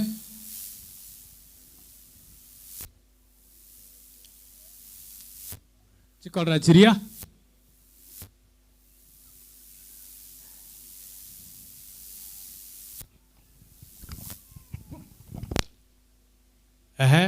Kaa hapo karibu mpigwe picha tafadhali muweza kuonekana.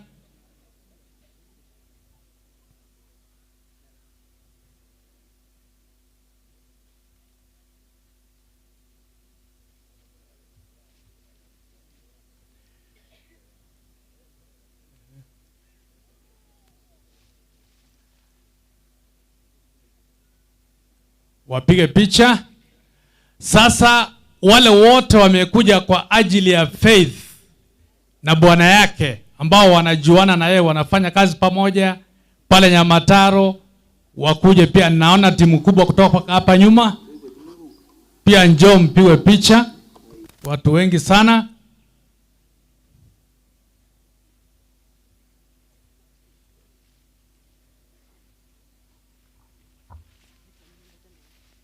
Musonge hapa ndio tuweza kuonekana picha. Kuja hapa. Wanapicha, muhakikishe kila mtu ameingia ndani ya picha. Ni wengi kabisa, ni wengi ajabu. Ni wengi kabisa, wengine kuja hata hapa. Wengine kuja hapa. Nyinyi songa mbele hivi. Tukue na line ya pili, enda hivyo. Hivyo. Hivyo, hivyo ndio kila mtu aonekane. Hivyo. Wengi ajabu. Wengi kabisa. Tuweze kupata mmoja wenu atuwakilishe kwa sababu ya wakati. Mmoja tu aombe kwa ili kundi lote. Mmoja aombe kwa ajili ya ili kundi lote. Umongina tusabire ase Twegene dusabe serieta rya tata no mwana moyo mutagatifu amina. Bia mono Nyasaye aseke ukyo mongina Eunice we watongeta senseye. Nende kwarorire mbia atimoke korwa semeremo yense yo monene.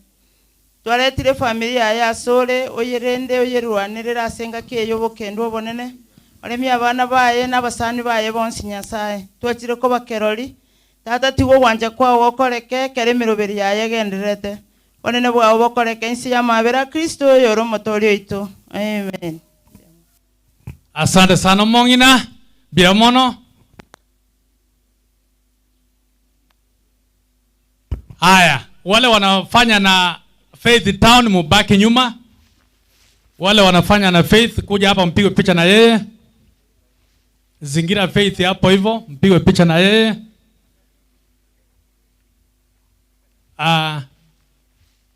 Zunguka vizuri mpigwe picha na yeye. Wana picha mnawaona wote hao ambao wako hapa mbele. Picha mnawaona wote.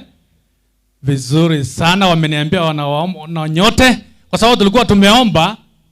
Tunasema asante sana kwa kuja. Haya, mnaweza rudi. Wale wanafanya na bwana ya Faith mubaki hapo mpigwe picha. Wale wanafanya na kazi na bwana ya Faith. Vizuri sana. Asante. Je, kuna wale wamebaki wamekuja kwa ajili ya Faith?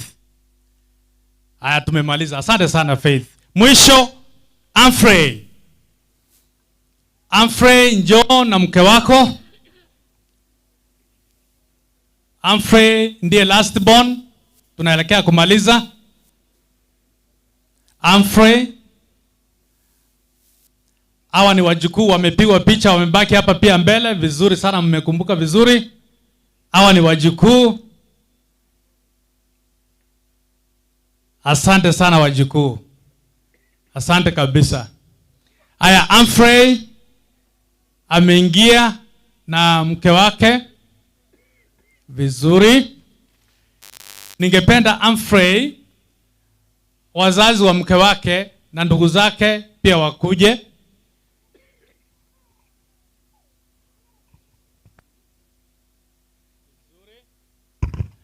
Aha.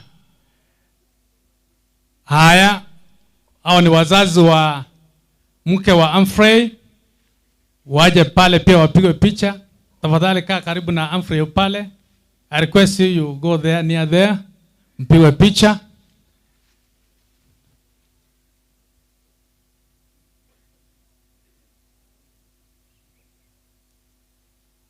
Haya, vizuri sana. Nadhani wanaonekana wote katika picha. Sasa ningependa kwamba kama kuna kundi jingine ambao wamekuja kwa ajili ya Humphrey watakuja, lakini kwanza father-in-law yuko hapa, anaweza kuongea neno moja na maombi tafadhali. Father-in-law, you are welcome. Nasema poleni kwa watoto wetu ambao mmepoteza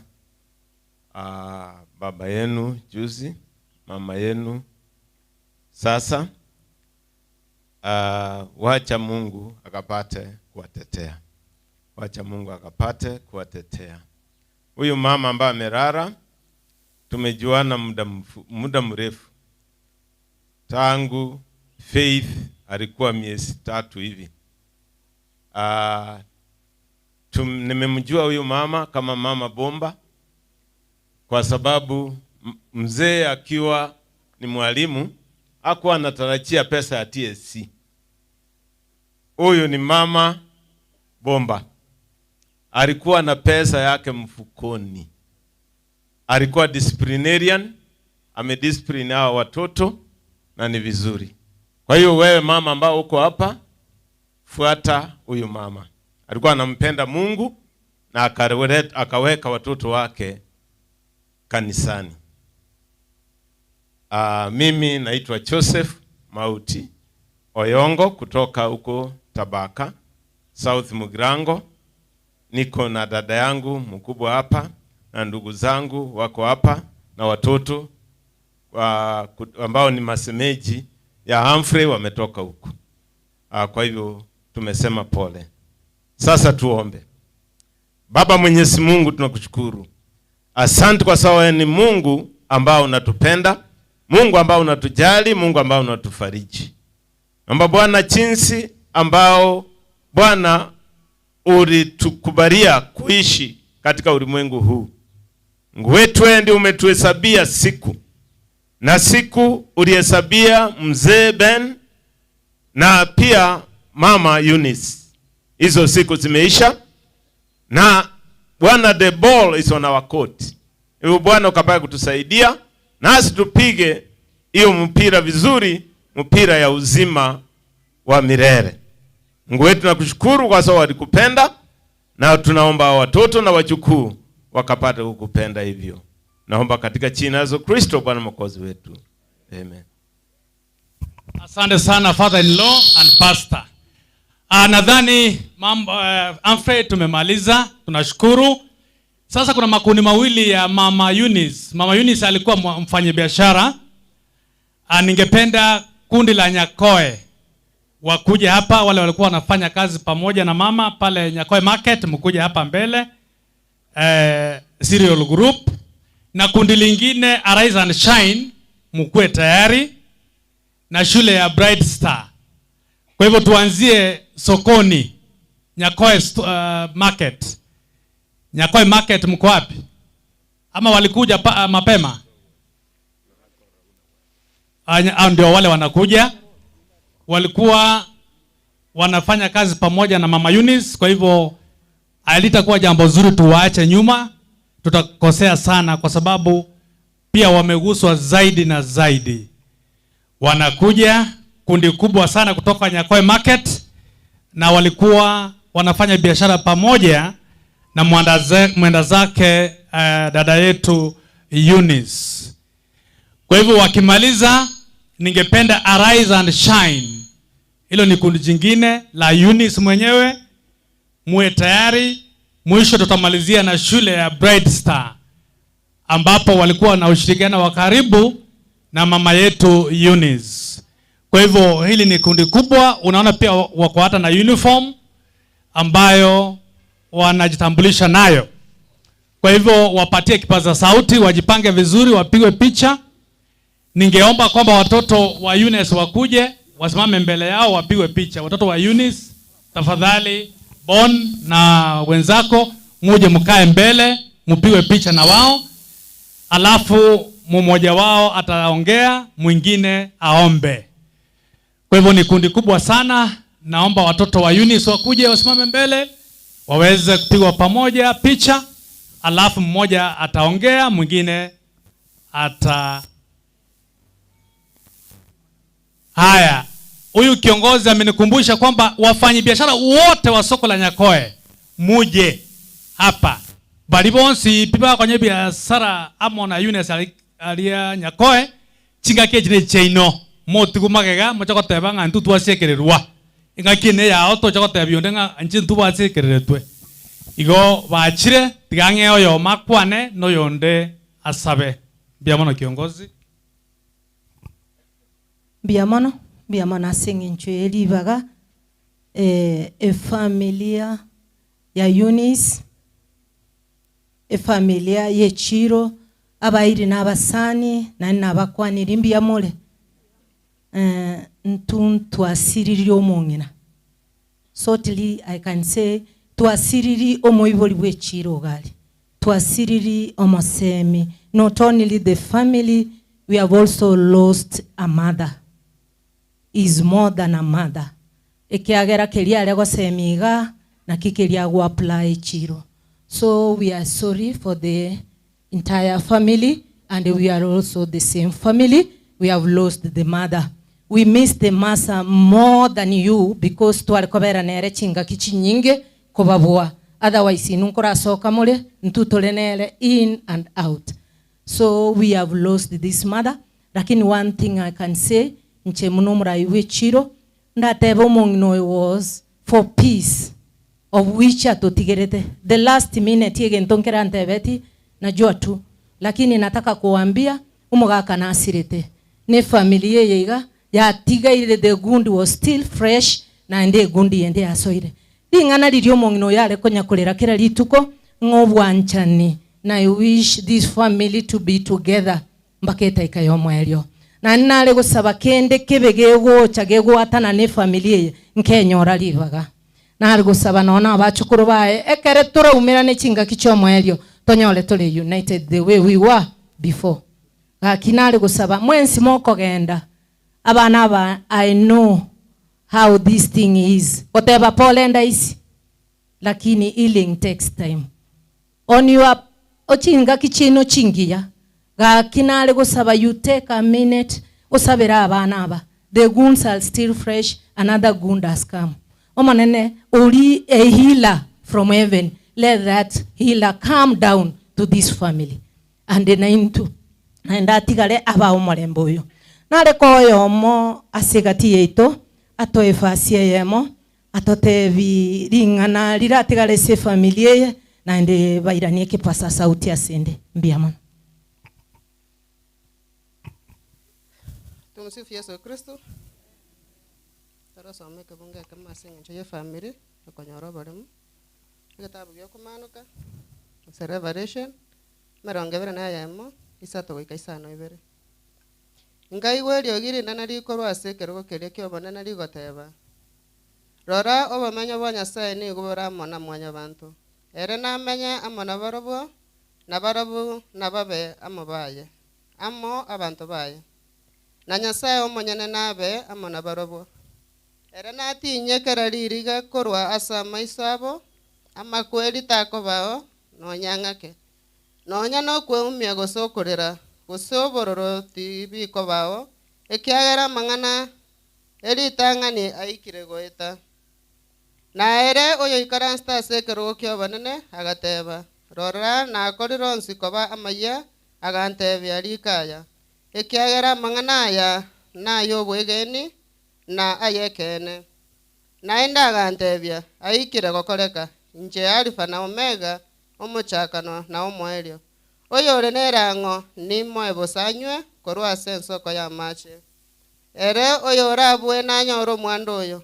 Na inche nimbe Nyasaye ye na ere nabe umwanone. Amina. Tigatusabe. Omachenu tata Nyasaye ayori goromono. Bia mana sengencho ichinga keke. Bia mana sengencho yobogima bwomongi na Eunice twabeire nere. Omonene tata Nyasaye tugugwakira bia mana. Ekengia konyorete by accident. Omonene you are Alpha and Omega. Omonene numanyete. Omonene ntumu ne familia ereria imemono. Omonene tuachira suri sugusaba mabera. Andake tuagosire omonene tuabere. Nabo igonende ekera abana abaguchigotigara. Omonene twali gusaba a grace kelki aliko work asaba ibuli bao. Let that grace work. Omonene tata Nyasaye ntugutiga kubasabira ninga unity. We know the devil is the liar. Omonene tata Nyasaye the unity the mother and the father ya bindeti. Tigo omonene to amwanya banta yesiri. Omonene baigwana nani na enda omonene ubasiba sobwamo egera omonene tata Nyasaye omumroyo omonene utigiru that tax. Omonene twamanyire nko muri chinguru ngo muri grace gyo kunyara kubogolie family ye. Omona ya maketu twasabire no kwege na gwetera serie tali ya Kristo ro mobolio ito. Amen. Mo basikogenda karati gake. Ntobwate kende intumne family elia. Umonginoli was working with us. Aligo ikaransa na intu. Umwana bonera aligo tebikere problem. Na intu e problem weyu na botokote iboni muno umwana itomutangi. Boni this is the ine yo umonginonde. So tunashukuru. Pole. Asante sana.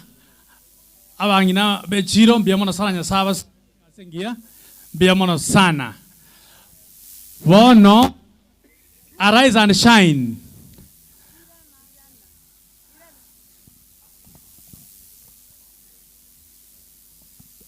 Pia wako na mchango wao wanatoa. Basi ndio hiyo wanaendelea kutoa hapo. Asante sana. Arise and shine. Wanakuja. Naomba watoto wa Ben msiende. Ili kundi lingine mtapigwa picha na wao.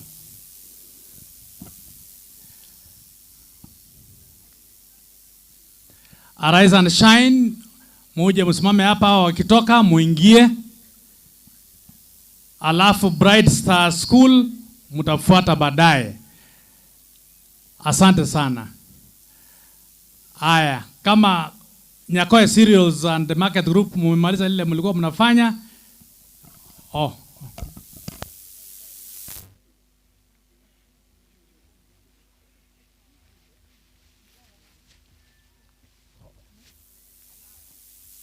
Huyu mama wa Nyakoe Chiro ana jambo la kusema. Utasema haraka tafadhali kwa sababu ya wakati, kanisa wanatuangalia.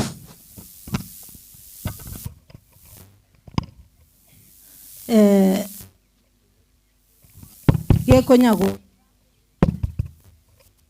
twale gusaba nga anda ken tumanyete nga efamilia ye muisonde iga mbabu atamadeni alenge deni yali wakano nga naenderero naende basoire deni endeme nali gusaba maybe abantu mbasoke ncherende yonsi abangina mu karanstana bali bande muri gali nali gusaba Nyakoe Shyness muna bakwana gukora gakimoimoke torukenda sengenche yomongino olio minto nga rero nalitokora liuni sirio mwelio tagotolentera cha elichiro munale kolenta so that abana abakoirana ebirero byabe birabe binene kera madeni akoendera gusabwa ebirabe byorora sengenche ya 10 shillings chao egereba easy time to move ntoma after this ege gotigara mbarabune family na madeni na ali gusaba nga mono talibo be pastors abere keregi ba kodre Shyness torukende ege God for the support of our mother esengincho ye bilieri. Thank you. Biamono mongino wakwanire gente kia sana nani ya sao seni ekora omoyo mutakatibo gukunire gukwane ngane yo endonge nga totora soe kanisa ondobwense obwate kenda leta muna madam ya kwanire bana bambara koro gwakana madeni nande nga keli ayanda ya babwatire gaki amangana makongu. Arise and shine inchwe mwakwe bichana abana aba ende elio na inwe oyo masabe no yonda akwane oli munyakere go ina akwane no yonde anyara go saba. Arise and shine karibu ne group yarengo kola amo mono na Madam Eunice karibu wono munyakere go. Bwana Yesu asifiwe. Na olege toresama beto kuana niga nje ninde na mayanda ne familia wango iga mugaka Ben na batotiga no arengese kundieke nitenyeta netarera ando mongino renge member yeito ototigire nege kundi kia Rise to Shine ndobwata mayanda sana ne familia toko bataipole kurumo yego yo minto Eunice atotiga twabwataranira sana ne familia ngagerete mbara wea na yande ndobwata rules and regulations kiombe Ben Humphrey, Sandra and Faith, bado no bare chimemba cheito ntobe toko nyakora kulingana na machiko ye kiombe tigange omongina nere arukwani hapa ya bangina mayanda atosabera ni tokore. Asante. Biye mona sengenchi libaga tutarakora kindi nari gusaba Nyasaye tatokonya tusome kifungo kya ebuku ya Barumi 14 verse 7 to 8 nere goteba iga nari gutigira abana ba swati ominto Eunice na mumuro ominto ekiagero ndetali ore ase gati yaito oyo ng'encho yaye omonye igo amarika goteba ng'a ase tore gati yaito gaiga ondete yore moya ase ng'encho yaye omonyene nigo tore moya ase ng'encho ya Nyasaye na indo nonyo oyo orarire tari ararire ase ng'encho yaye ere omonyene lakini omonene otebire igo ararire ase ng'encho ya Nyasaye ito nende nero otongete obogima bwake royo masense lakini ekera ikira okora ensemo yaye ntori komorusi magoso iga abana ba Eunice ominto na Peni tumesema pole ekero mugochi kotigara koru kubona abana chintakane lieta linyiri igocha Nyasaye tabaisane asekera ling'ana ekero mugochi kuligira lichinsemo chonse nenkeria ekero moko yeligereria timo ichana ase chingoro chine kera Nyasaye totebire n'abatuntu be n'amanyi ngaye ninde momorore Nyasaye toyore igoro mono abagata sama bokaye yo kalire linene ndirina ki ekero bari korara barangirite Nyasaye takabensemo yabo ituko lyo moelio tomoroto tegati yamare togende gochenga monenkeri Nyasaye tachete gotoroseri ekero lyo kotorarinde okwigina ase igo Nyasaye tabarende chinsemo chionse mbaka abachokorekera bachikomisia Girandi Mother na Girandi Father ya Nyasaye tabaisane tigatosabe omonene mbi yamona sing'encho obuya bwao tato nembi yamona sing'encho ense Yesu omwana Nyasaye tore masigati yeito abana ba Eunice na Peni ekero basiria abayibuli babukuru asenkeli Nyasaye ne tore mase bari motori bw'emiganda obatuntu be n'amanyi ngao ekero bagosoka na ekero bakwira na Yesu omwana Nyasaye obarende korengana no wancha kwao ntuni otora abana bawo naye ntata Nyasaye ne oigwo gosaba gwito omonene bw'emiganda ekero bagochikorera mono Nyasaye to bakoinyore na ekero bakwimu bako Nyasaye to bakoinyore amarika atebire na inde kifungo kerikia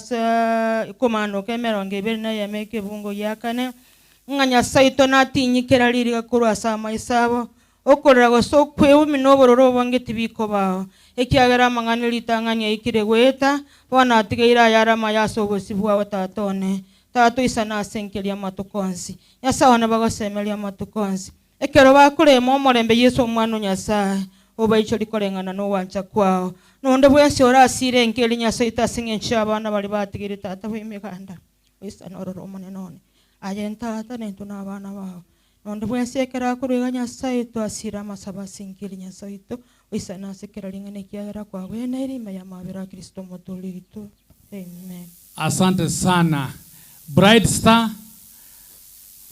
umwalimu uri Bright Star cha akuna abebicha akwane ngane yemo tumenya ko rotote ngane erio mongino ria kwana onyakoe market na boigo abamu abo Eunice mbaro basabete nga ngoche barenge gaiga oyo Florence Marita Nogamba ntubanyore ribaga korende tiatura abaiga tumenya ko rotote ngane erio mongino ria kwana bia sana mwalimu Bright Star. Awasalimu kwa jina la Yesu. God is good all the time. Yeah, I'm here on behalf of Bright Star School. We want to pass our deepest condolences to the family.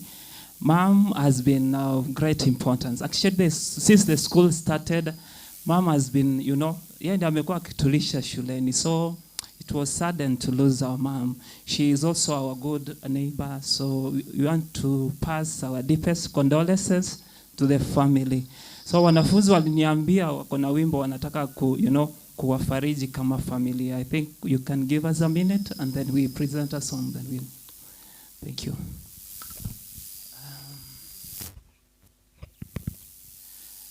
Yes, so we ready?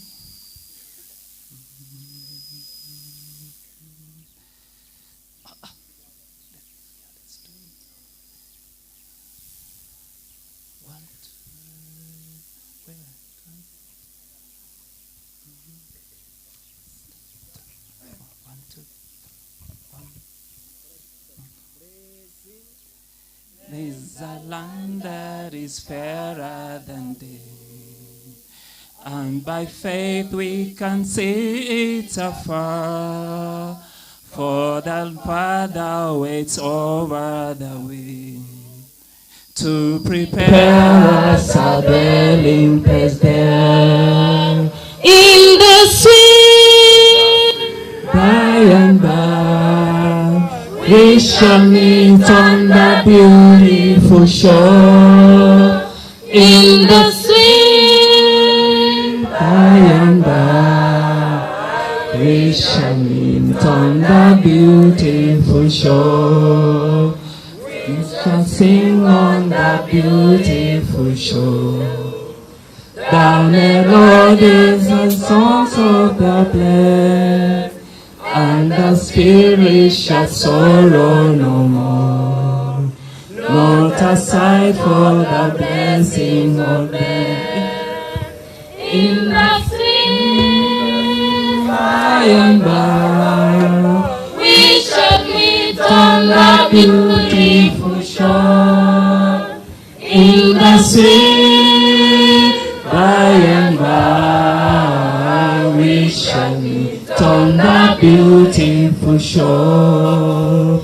To our bountiful Father above, we will offer a tribute of praise, for the Father was in love, and the blessings of our Lord are there. In the sweet by and by, we shall meet on the beautiful shore. In the sweet by and by, we shall meet on the beautiful shore. In the sweet by and by, we shall meet on the beautiful shore. In the sweet by and by, we shall meet on the beautiful shore. Kitambo tu bado, tutakutana ng'ambo pale. Kitambo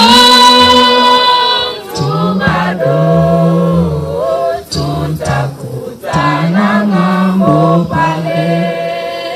Kitambo tu bado, tutakutana ng'ambo pale. Kitambo tu bado, tutakutana ng'ambo pale. Zengia botambe, tomela nenge wengia. Zengia botambe, tomela nenge wengia. Zengia botambe, tomela nenge wengia. Sengia botambe, tomela nenge wengia. Thank you so much. Asante sana Bright Star Academy. This is a wonderful school. Keep it up. God bless you. Aseri bageriga omoko ngalao.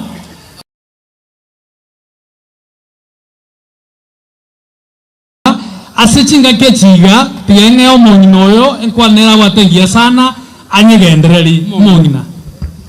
Biamono muna natieka goteba efamilia eye yatigaire nechideni tetigare tina deni na abaibori babo yatigare nechideni na and another loss. So asebono iga nkwali como pastor atosabere egere toruskende gekeigo getokonye tobeke se bilieri at least toba a breeding space. Gakinari gusaba pastor please sir, ochiche otosabere egere tosabere ngorie mbia mono pastor mbia mono pastor gokonya gochaiga tunashukuru sana na abaminto tweyarigani asinge ncho kurwero ngori mbia mono.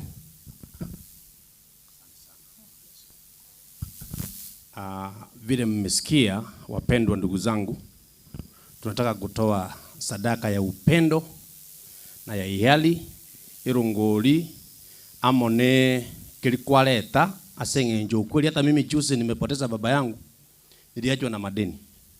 Naomba tu tuweze kuleta hiyo roho, alafu from there tutaingia kwa kanisa.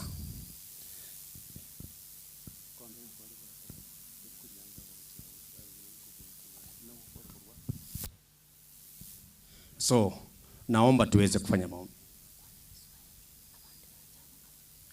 Tufanye maombi. Tafadhali naomba tulete amagombo, ile upendo, ile faraja, tuweze kuileta kwa hao wapendwa, itakuwa baraka. Na before I pray, najua siku hizi watu wanatembea na pesa taslimu na kuna njia nyingine. So wacha MC atusomee namba ambayo ukitaka kutoa hiyo pesa itaingia sawa sawa. Asante. Asante sana pastor. Ile nambari ambayo utaweza kutoa mchango wako ama rongori yako ama huruma yako ni hii 0724743621. Jina litakuja Boniface Omare Atandi. Nitarudia 0724 743 621. Jina Boniface Omare Atandi. Asante sana pastor, endelea. Asante sana. So vile mmeona tukimaliza hapa tutaingia kwa church. Naomba dada wangu chukua ile Asante sana. Na tuombe, tuamini Bwana. Baba Mwenyezi Mungu, katika jina la Yesu Kristo, neno lako linasema ya kwamba heri kwenda kwa nyumba ya matanga kuliko ile ingine ya furaha. Watu wako wamekuja kutoka sehemu mbalimbali kwa sababu mama yetu Eunice amelala. Bwana wa majeshi, wewe ambao unafariji, wamekuja na sadaka zao za upendo na sahihi kuleta kuwafariji hao wapendwa. Naomba ya kwamba kwa jina la Yesu uwaguze tena. Kwa jina la Yesu tunapotoa mfalme, ubariki kila mmoja. Wameleta upendo na wanapotoa Bwana pesa kwa sababu ya gharama ya mashishi haya, uwabariki na watende mazuri. Maana wapendwa hawatapaki na deni, bali mfalme wenye wamekuja wataguzwa kwa njia ya ajabu. Jina lako lipewe sifa tunapotoa kwa shukrani. Kwa jina la Yesu tuomba na kuamini. Amen.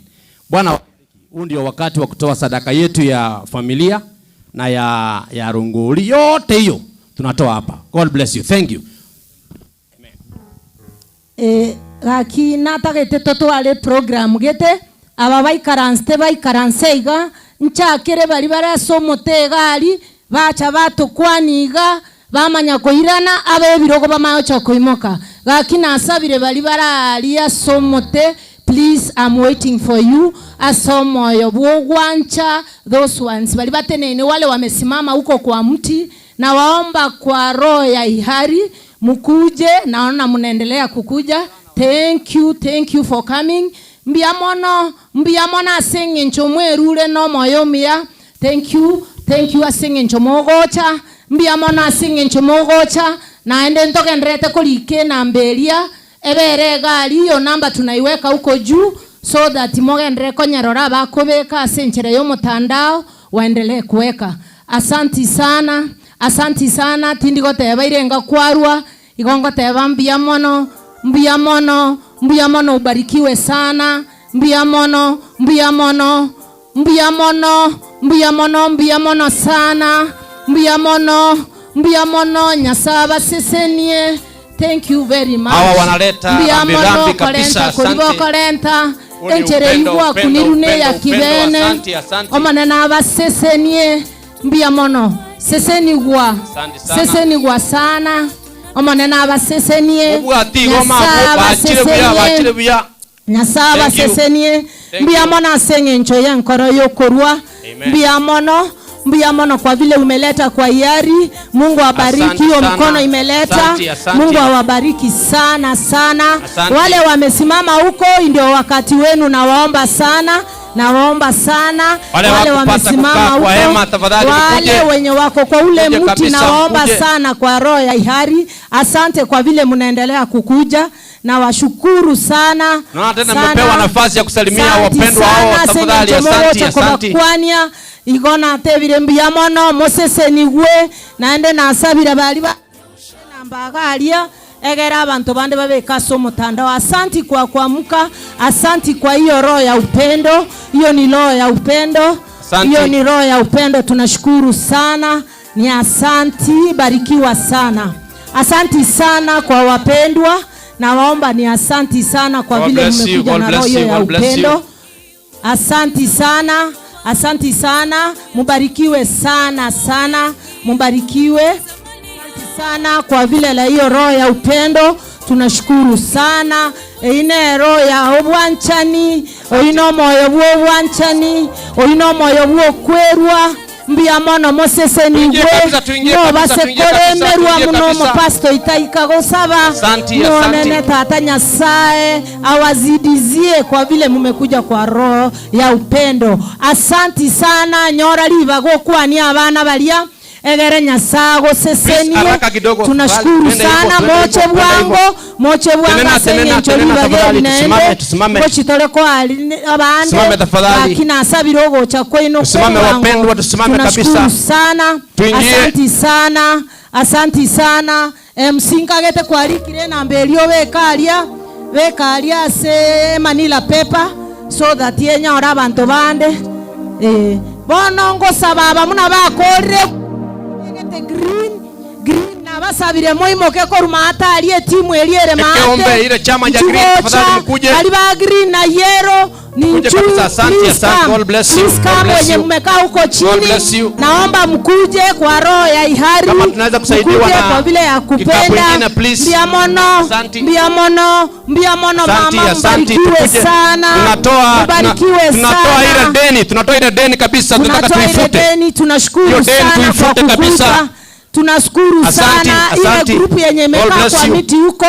Tunaomba sana mkuje tafadhali, tuweke hapa. Tunashukuru sana. Asante. God bless you. Mbia mono etakwera. Asanteni sana, asanteni. Mbia mono sana.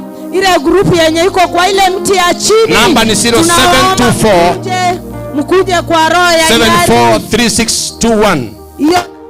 Namba ni 0724743621. 0724743621. China ni Boniface Omale. Atande. Asante. God bless you. Namba ndio hiyo. Naomba muwasalimie mkitoka.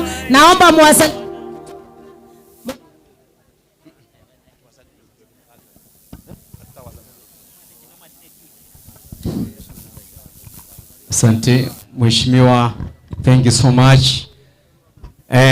Honorable Arwasa, tumekuona pia umefika. Karibu sana Mheshimiwa, karibu kwa kuomboleza pamoja na familia. Thank you. Hallelujah. Say thank you Lord. Twende tafadhali, tukate. Twende. We can go back please. Twende please. Thank you. Thank you. Please twende please. Asante tukienda. Asante sana. Wamekubali, wameona. Asante. God bless you.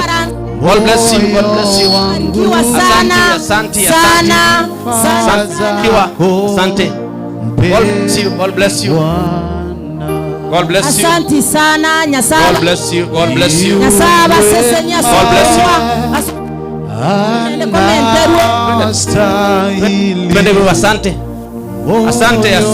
Asante. Tukuje kipanda cha juu tafadhali, kujeni ile pande kiaro kwa kujeni, leteni sadaka zenu hapa. Tutoe ile deni kabisa. Asante. Tukuje wa upande huu, tukuje, tumeruhusiwa kuja kwa haraka. Asante, God bless you. Tukuje. Abaro bora igeke bande kega nchugocha. Thank you, God bless you. Kedeni yetonye usio kamuranche. Saisi hakuna kusalimiana kumeisha, please. Twende tutae tukifanya hivyo, please. Namba ni 0724 743621 0724 743621. Jina ni Boniface Atandi. Leta upendo wako hapa, leta rambirambi yako hapa, leta majosi yako kwa kufuta ile deni ya mama kule kwa hospitali, ili hao watoto wake wafurahie ya kwamba walikuwa na marafiki, walikuwa na majirani, walikuwa na wajamaa ambao wamewachali wakati kama huu. Thank you so much. God bless you. Mungu awabariki. Mungu awabariki sana, awabariki. Namba ni 0724 743621. Tafadhali tuweke M-Pesa pale. God bless you. Bwana Mungu awabariki sana. Bwana Mungu awabariki kabisa, awabariki. Bwana Mungu awabariki. Thank you, God bless you. Tuendelee kutoa tafadhali, tukuje. Let us come. Tukuje kabisa, usiaje nyuma uhesabike. Asante, God bless you. God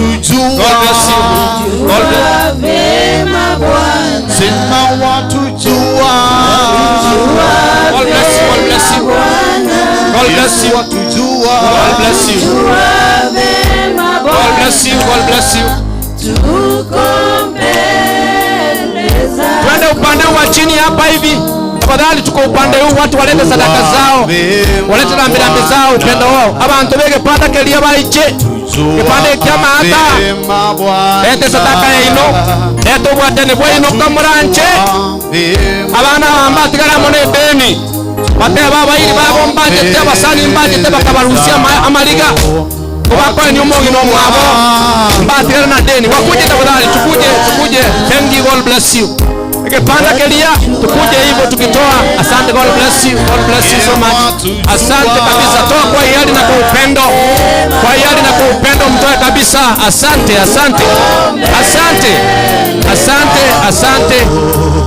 sana. Asante sana. Tukirudi tafadhali. Wamechoka kidogo, tuwaje. God bless you, tutawasalimia baadaye. Thank you, God bless you. Panda kiamata. Ibada kiamata. Security man, please. I want a security man here.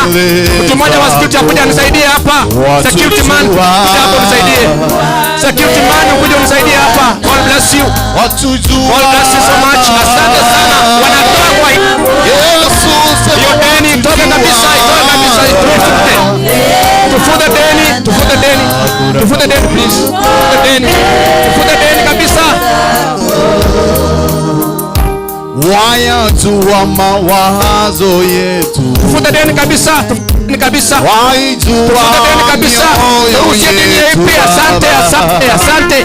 Asante sana. God bless you so much. Bwana Mungu awabariki kabisa. Asante sana kwa hapa. Kwa wa chini kibande kaiga. Sadaka yetu kabisa. Asante. Yesu, asante, mbarikiwe kabisa. Mbarikiwe. Nyasaye watasenie. God bless you so much. God loves a cheerful giver. Mungu awabariki kabisa. Asante. Mungu awape neema na awaongezee kabisa. Asante sana. Asante kabisa. Asante.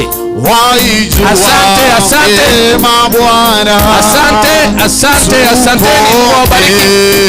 Mungu awatende mazuri kabisa. Mungu awabariki. Namba ni 07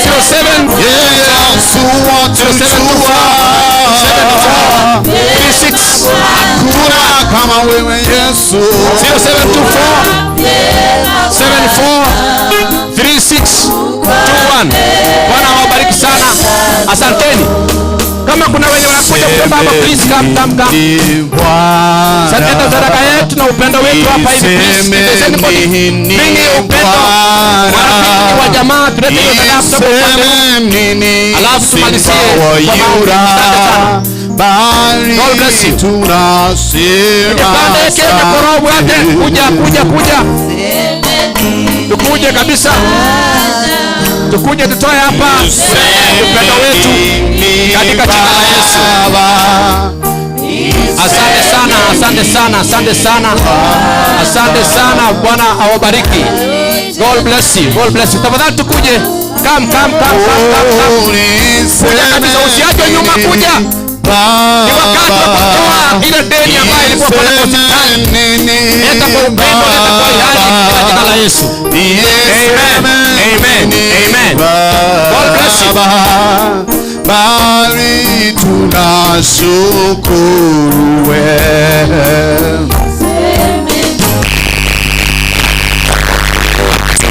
Upande utuko tafadhali kuja. Hapa kama kuna mtu tukuje tulete. Niseme nini Bwana, bali ninashukuru. Niseme nini Baba, niseme nini. Barikiwe kabisa, barikiwe kabisa, barikiwe kabisa. Asante. Tunasema asante. Niseme nini Bwana. Kuja hapa kama hujatoa upendo wako, tutoe ile deni kabisa, tuifute. Asante. Deni ile kanisa kitali, ndio sikizo ni rusio. Asante sana. Tuseme nini Baba? Barikiwe sana Bwana. Tuseme nini Baba, bali tunasema asante. Hello. Niseme nini? Baki naenda nyolire. Asante. Tego sese ni gwambia mon. Moro kilio moyo wo gwancha. Saba pastor yo saba. Tebeli ngane elimo ngana ende bali bakobeke simime ngambali gotiga. Egere mumanye namba konya kobeka.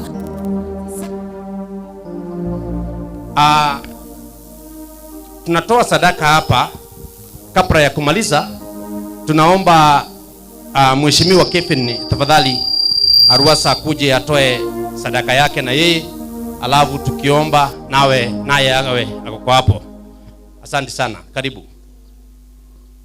Please, you can give your offering.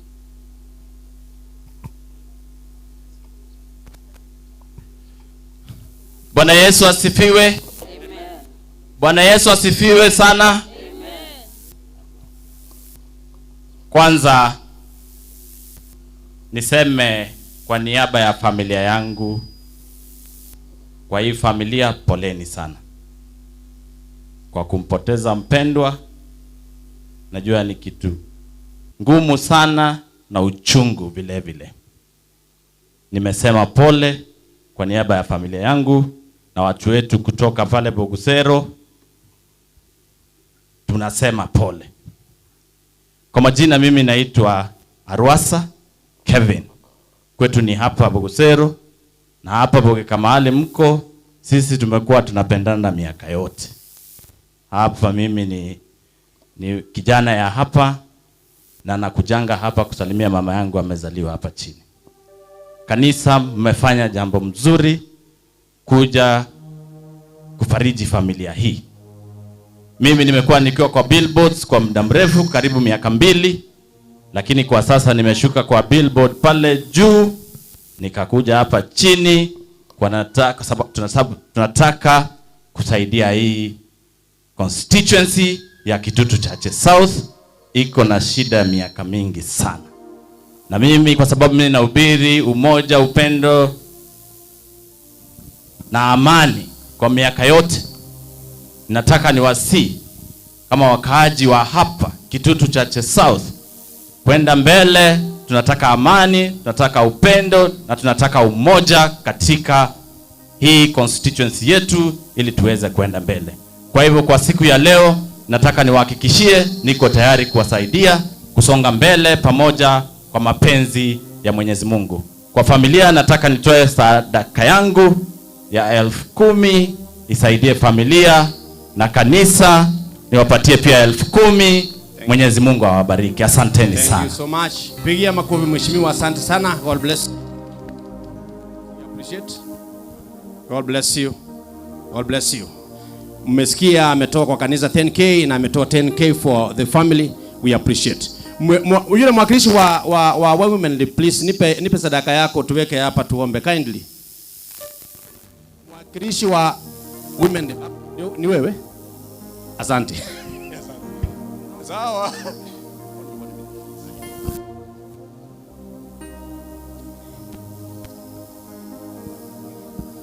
Bwana Yesu asifiwe. God is good. God is good and all the time. God is good and especially now. Poleni sana kwa familia kwa kupoteza mwenzenu mpendwa. Mimi ni Amasi na tene naiga kwa niaba ya mheshimiwa Donya ore women rep yaito ya Kisii omongino mongaini omaeta sakuru na sagochia anta imbate pole nanga tigato sataka ikora tigayo gato sataka yae nanga erongori yae check yes. Sound shetani ashindwe. Amen. Si ndio? Nangero ngori yae Yesu ringichiri busa to the family na inche waves taliko gwatabia na inche na aligetishikura iganya koe chobo MCA bakangibera bono na inche nkurundero ngori yane ya 2000 shillings. Finally, mbaligo chikoiba, thank you. Finally, omheshimiwa Arwasa koru independence ye chaka as a constituency twachande kirebobe abagisero n'abageka goikamo bamo inchenomo matara tubwaterane toretekero gugaiga no enyota yaito yo gokonyekera abantu. Thank you. Kuna mapepo hapa inasumbua kidogo. Thank you. Najua mimi ni apostle. Kama ni apostle mtumishi lazima ni nene. So nimesema hayo lazima tusaidie.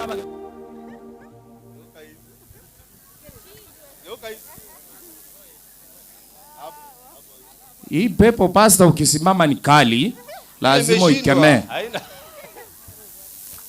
So kwa pastor ambaye atasimama kuhubiri, kwa sababu nimeona bishop wangu Bishop Ken, mimi ni mtoto ya PAG, pastor nere chisiagana alekoni na tegore ngano na beka nkonya kwa mere, I will give you 1000 shillings yogore credit wa keraba Kristo batoreke. Thank you, may God bless you, may God bless Kitutu Church South. Asante. Ambassadors Church fraternity simame tafadhali tuingie kwa ibada. Asante. Please no. Kindly waje tuingie kwa kanisa langu watakuja. Asante. God bless you. Hizo sadaka zimeingia. God bless you. Ambassadors for Christ Church wote, all the church members of Ambassadors for Christ Church family, tutawapea nafasi, tutamaliza alafu tutawapea. Kindly bear with us. Ambassadors for Christ Church, kidogo tu familia, please, just a minute, just 1 minute.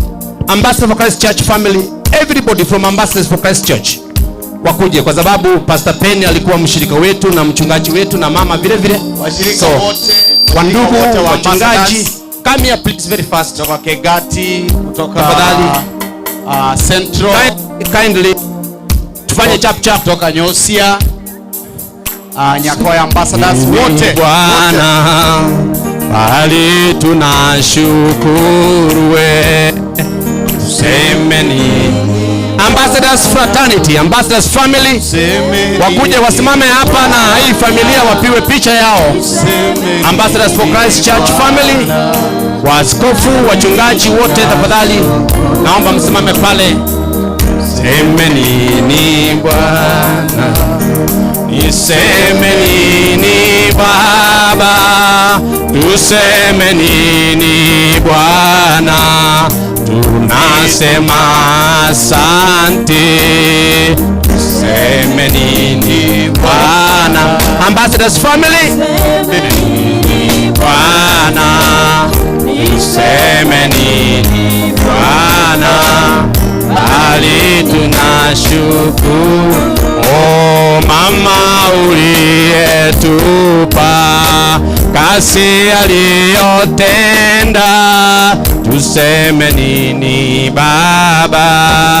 Bali tunashukuru we. Bwana, tuseme nini Bwana? Tuseme nini Bwana? Asante sana. Hawa ni wachungaji na baadhi ya washirika wa Ambassador for Christ Church, especially wa maeneo haya. Naomba wale ambao wametoka Keroka Assembly mkono juu please. Keroka Assembly, God bless you so much. Wametoka Kikati Assembly wainue mkono juu, God bless you so much. Wale wametoka wainue mkono juu, God bless you. Wale wametoka Asumbi Assembly wainue mkono juu, we love you much, thank you. Wale ambao wametoka Nyakoya Assembly na waona kule, God bless you so much. Na wale ambao wametoka New Church, po mama ni mchungaji pale, God bless you so much. Wachungaji peke yake, wachungaji pekee ndio hao. Wachungaji wetu wazuri, God bless you so much. Hata mimi nisimame hapa hivi nilikuwako. Asante Bwana wa those are pastors. So wana wa mama mjue ya kwamba wachungaji wako pamoja nanyi. God bless you, God bless. Kuna wengine hapa wacha kama tu kwa picha. Thank you. Mtanisamea ya kwamba sitawapa nafasi, but we love you na watoto watawaona baadaye. Asanteni sana. God bless you. Wakati huu basi we appreciate all of you. Nataka tuweze kwenda moja kwa moja, tuweze kuleta wanakwaya wale watupe wimbo moja. Please, now you are free. You're free to go the other side. Wanakwaya wale watupe only one song. After you give us one song, we shall bring our bishops alafu tutamaliza. Thank you.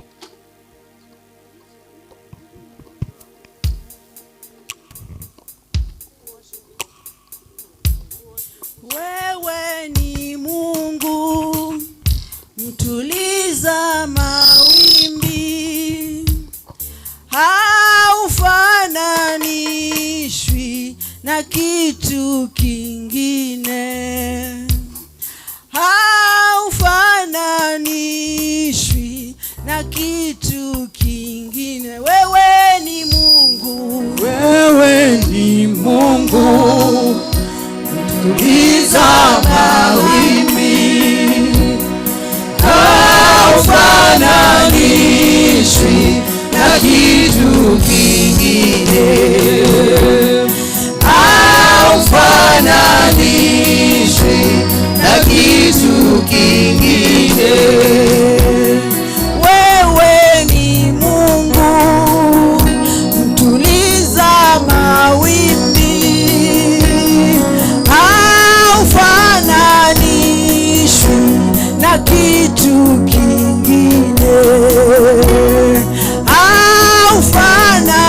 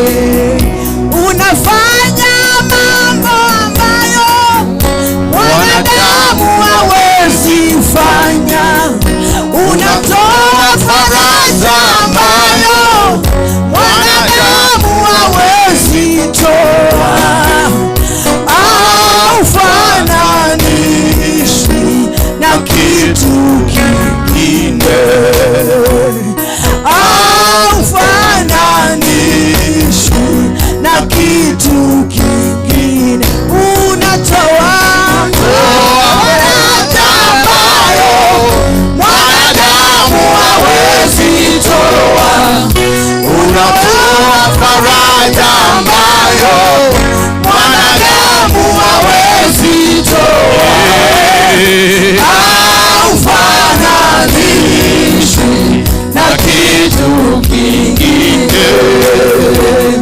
haufananishwi. Shikilia hapo hapo. Asante sana, asante sana. Mshikilie tu hivyo hivyo, mshikilie tu hivyo hivyo. God bless you. Naomba Reverend Nyagaka tafadhali akuje atuletee askofu, alafu tuendelee na kipindi hiki. God bless you so much. God bless you. Amen. Reverend Nyagaka ndiye assembly leader wa upande huu. Let him lead us in the next level. Thank you.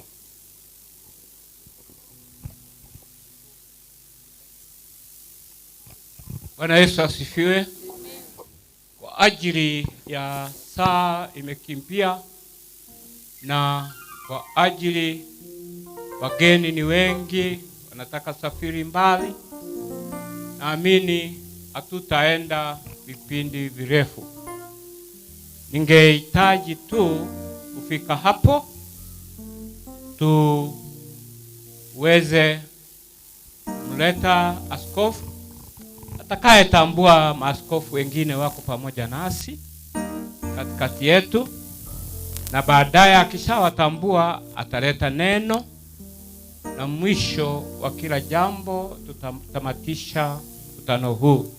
Kwa hivyo tuko na jio wetu ambako pamoja nasi, nafikiri askofu atamleta, askofu wa region, na wale wageni ambao wamekuja yeye atawatambua. Mimi tu kufika hapo ningehitaji kuleta askofu. Karibu sana. Asante kwa kwaya, asante kwa ajili ya wimbo, na baadaye kama na askofu akiwa na nafasi ya kuwapatia kwaya wengine wakiimba ataweza imba. Na kwa jina ni Reverend Samuel Nyagaka, msimamishi wa assembly ya Nyakoe, pahala Mama Eunice na Pastor Ben walikuwa wakihudumu chini ya kanisa moja ya assembly, na tumempoteza mama. Naye tulikuwa tumeweka tumaini pengine angeendesha vipindi vile ambao mchungaji alikuwa hajaendesha. Sina la kusema, niwache tu Mungu, mapenzi ya Bwana yatendeke. Be blessed. Karibu askofu Daktari Peter. Bwana akubariki. Bwana Yesu asifiwe. Praise the name of the Lord. Hallelujah. Bwana Yesu asifiwe watu wote mahali mlipo. Mimi ni Askofu Simon Peter. Ni askofu wa wetu. Hallelujah. Hallelujah. Mimi ni askofu wa West Region kwa kanisa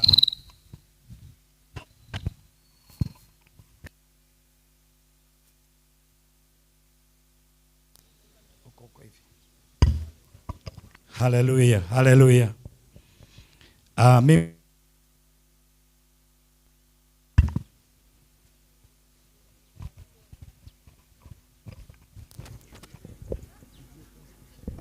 ama kuna pepo tena ingine. Hallelujah. Mimi ni Bishop Dr. Simon Peter, ni mchungaji wa kanisa la Ambassadors Central Church Kisii, na kwa niaba yangu na jamii yangu niko na mke wangu mahali hapa. Muda umeenda sana, lakini naweza kucha kawevu, alafu nitaendeleza kutoka hapo. Kipindi kitakuwa kifupi sana, na Mungu awabariki. Asante sana mom, God bless. Ninataka kuchukua nafasi hii kuleta maaskofu, viongozi wa makanisa, the bishops that will be amongst us. Wale maaskofu wako pamoja nasi. Ningependa niwalete kwa dakika moja tu, na Bishop Ochenja ako pamoja nasi. You are a bishop and you are amongst us. I welcome you to come and say hello to us. God bless. Thank you as you do quickly. Time is not on our side.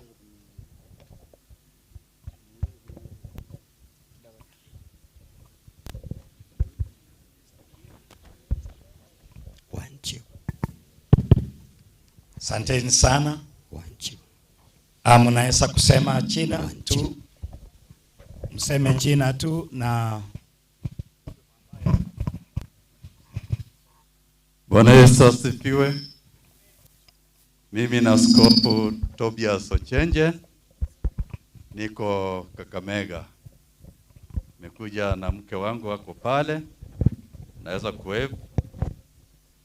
Na naambia familia ya Ben pole.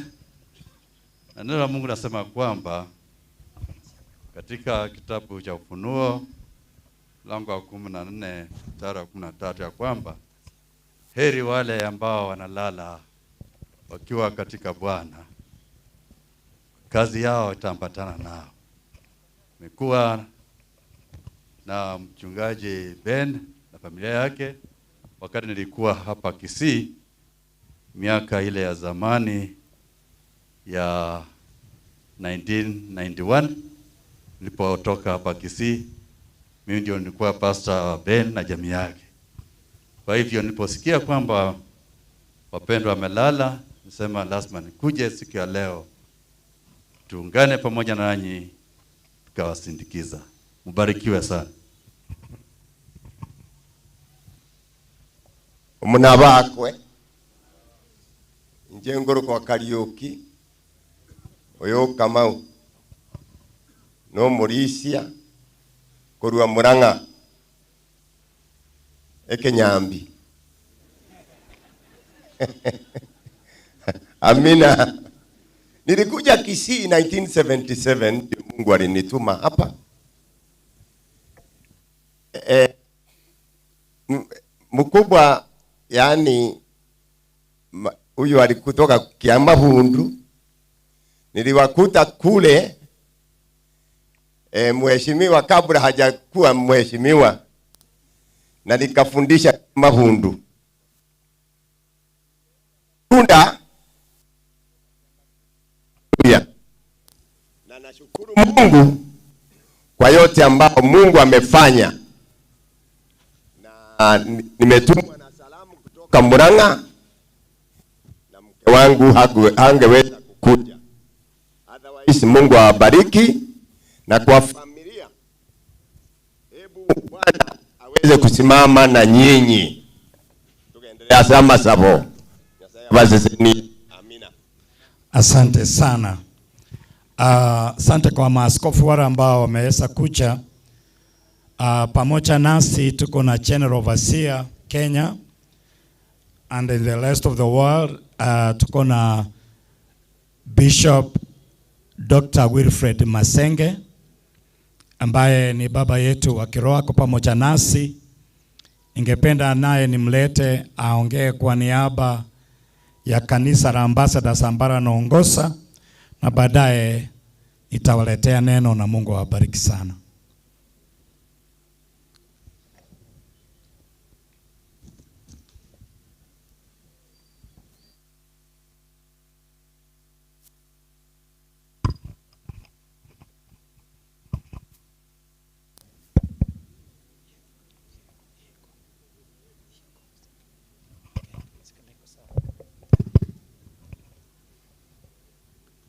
Jamii ambayo imefiwa, jamii ya mpendwa marehemu Eunice,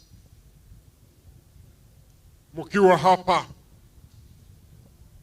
watoto wangu wengine, wachukuu wangu,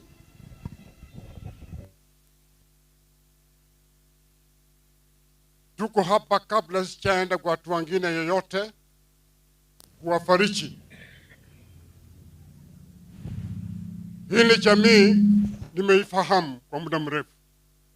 Kwa hivyo, kwa niaba yangu, mke wangu ambaye alikuwa rafiki, alikuwa anafanya kazi pamoja na huyo amelala, mke wangu akiwa mwalimu mkuu Kereli Girls High School, na huyo Merara akiwa anafanya biashara, nilikuwa naungana mkono kwa mkono. Hata mara pale mmoja wao alifunzwa pale. Hiyo isitoshe, jamii tumefahamiana kwa muda mrefu. Baba yao tulikuwa pamoja naye akifunza, na mimi Kisumba nilikuwa mwalimu mkuu mara fulani. Hata yeye akapendezwa sana, alipigia simu kabla ya Charara. Unajua vile nilipata jina la Faith kwa mtoto wangu? Ni kwa sababu mtoto wako alikuwa naitwa Faith. Nilikuwa nampenda sana. Na akataja haya kwa sababu wakati alikuwa na mchango, Faith alimtumia mchango. Ni jamii ambao tumeungana naye kwa muda mrefu. Lakini machache ningesema ni haya. Kwa niaba ya kanisa la Ambassadors mahara popote liko ulimwenguni, jamii hii wazazi wao wamewaacha kwa mikono ya kanisa la Ambassadors. Na nashukuru kufika kiwango hiki pale vile kanisa inahusika. Let me tell you, the family, all is not lost. Kuna mambo mema mazuri yatakuja baadaye. Kwa sababu neno la Bwana linatufariji hivi: the children of a righteous man are blessed after him. The children of a blessed woman, of a righteous woman, are blessed after her. I declare in the name of Jesus, the family of Eunice, you are blessed. The hand of God shall be upon you. Sitaki kwenda mengi, lakini kwa sababu nasumuza kwa niaba, nashukuru vile vile kwa niaba ya kanisa. Jinsi mmejitokesha kufika hapa kuhudhuria na kufariji jamii ambayo ni jamii yetu. Bishop Dr. Mmanyi, siwezi kuendelea zaidi. Wewe chukua. Mungu awabariki mara popote mnapoenda. Ninaamini kuna mema yatatendeka. Thank you. Thank you. Thank you, Bishop. Asante askofu. Hallelujah. Ningependa kuita, kabla tuchaingia katika neno, ningependa tuwaite praise and worship, and all of us we shall be up and standing. Tutasimama juu tunapoanza ibada, tunapoongezwa na kipindi cha praise and worship. Let God bless you so very much. Tusimame wale ambao tunaweza kusimama kuingia kwenye ibada, tukaweze kumwabudu Mungu, tukamtukuza kwa wema na fadhili zake. Salama rohoni, ni salama rohoni mwangu, salama, salama, tunajua ni salama rohoni, ni salama, ni salama rohoni, tunakiri ni salama, salama, ni salama rohoni mwangu, ni salama rohoni, tunajua ni salama, salama, ni salama rohoni, ni salama rohoni, tunajua ni salama, salama, tunajua ni salama rohoni mwangu, ni salama rohoni mwangu, wakati wa shida ni salama, wakati wa machozi ni salama, ni salama rohoni mwangu, nakiri ni salama, salama, salama rohoni mwangu, ni salama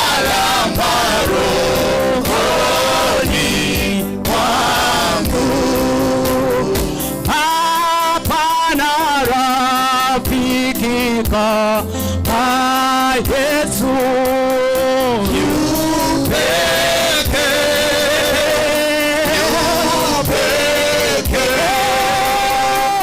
Hapana rafiki kama Yesu.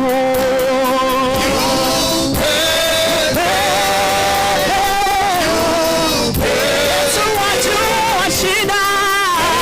Yesu wajua shida zetu.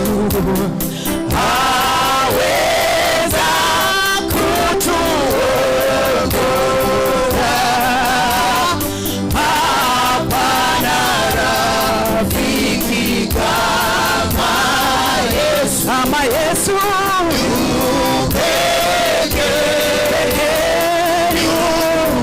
Yesu ajua shida zote. Yesu ajua shida zangu. Aweza kutuongoza wakati wa machozi. Hapana rafiki kama Yesu pekee.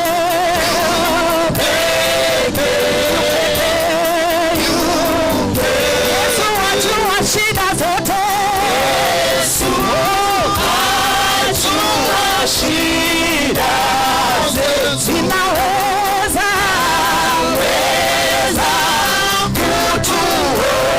kutuongoza. Bwana, hapana rafiki kama Yesu pekee.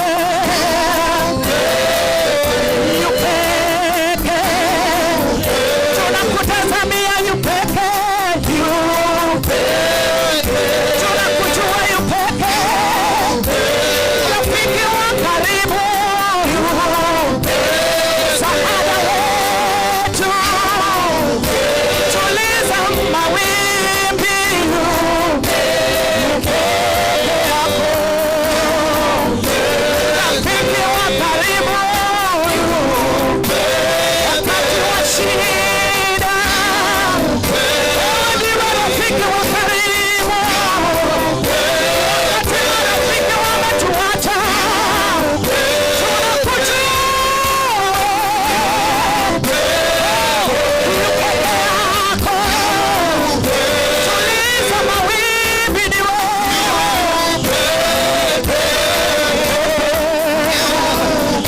Hatuna Mungu mwingine kama wewe. Yu peke. Yesu ajua. Yesu ajua shida zetu. Unaweza kutuongoza. Hapana rafiki. Rafiki wa karibu. Wakati wa shida ni wewe pekee. Tunakuinulia macho yetu. Tunakuinulia mikono zetu. Maana ni wewe ndiwe peke yako. Jemedari wa karibu. Msaada wa karibu. Wakati hatuna msaada. Wakati hatuna wa kukimbilia.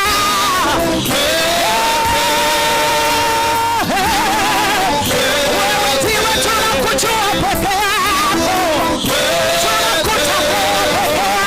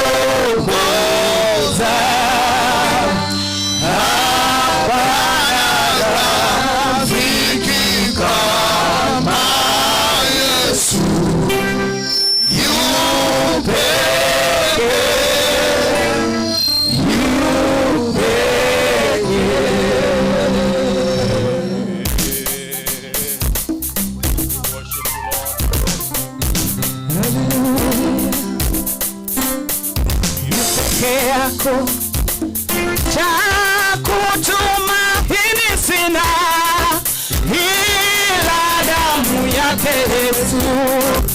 Sina wema wa kutosha Mitangu kuziosha kwake Yesu, nasimama ye mwamba ni salama wako Yesu, kwake Yesu nasimama ye mwamba ni salama. Njia yangu iwe ndefu, unipa wokovu. sina wema wa kutosha Mitangu kuziosha kwake Yesu, nasimama ye mwamba ni salama wako Yesu, nasimama ye mwamba ni salama wako Yesu, nasimama ye mwamba ni salama. nimempata asiyebadilika, Yesu hawezi badilika, Mpaka asiyebadilika, Yesu hawezi badilika. nimempata asiyebadilika, Yesu wangu hawezi badilika, Mpaka asiyebadilika, Yesu hawezi badilika. marafiki wako wanaweza kukuacha, lakini Yesu hawezi badilika. Mpaka asiyebadilika, badilika. Ukimshikilia huyu Bwana Yesu leo, Bwana Yesu hawezi kukuacha. Mpaka asiyebadilika, Yesu badilika. marafiki wako wanaweza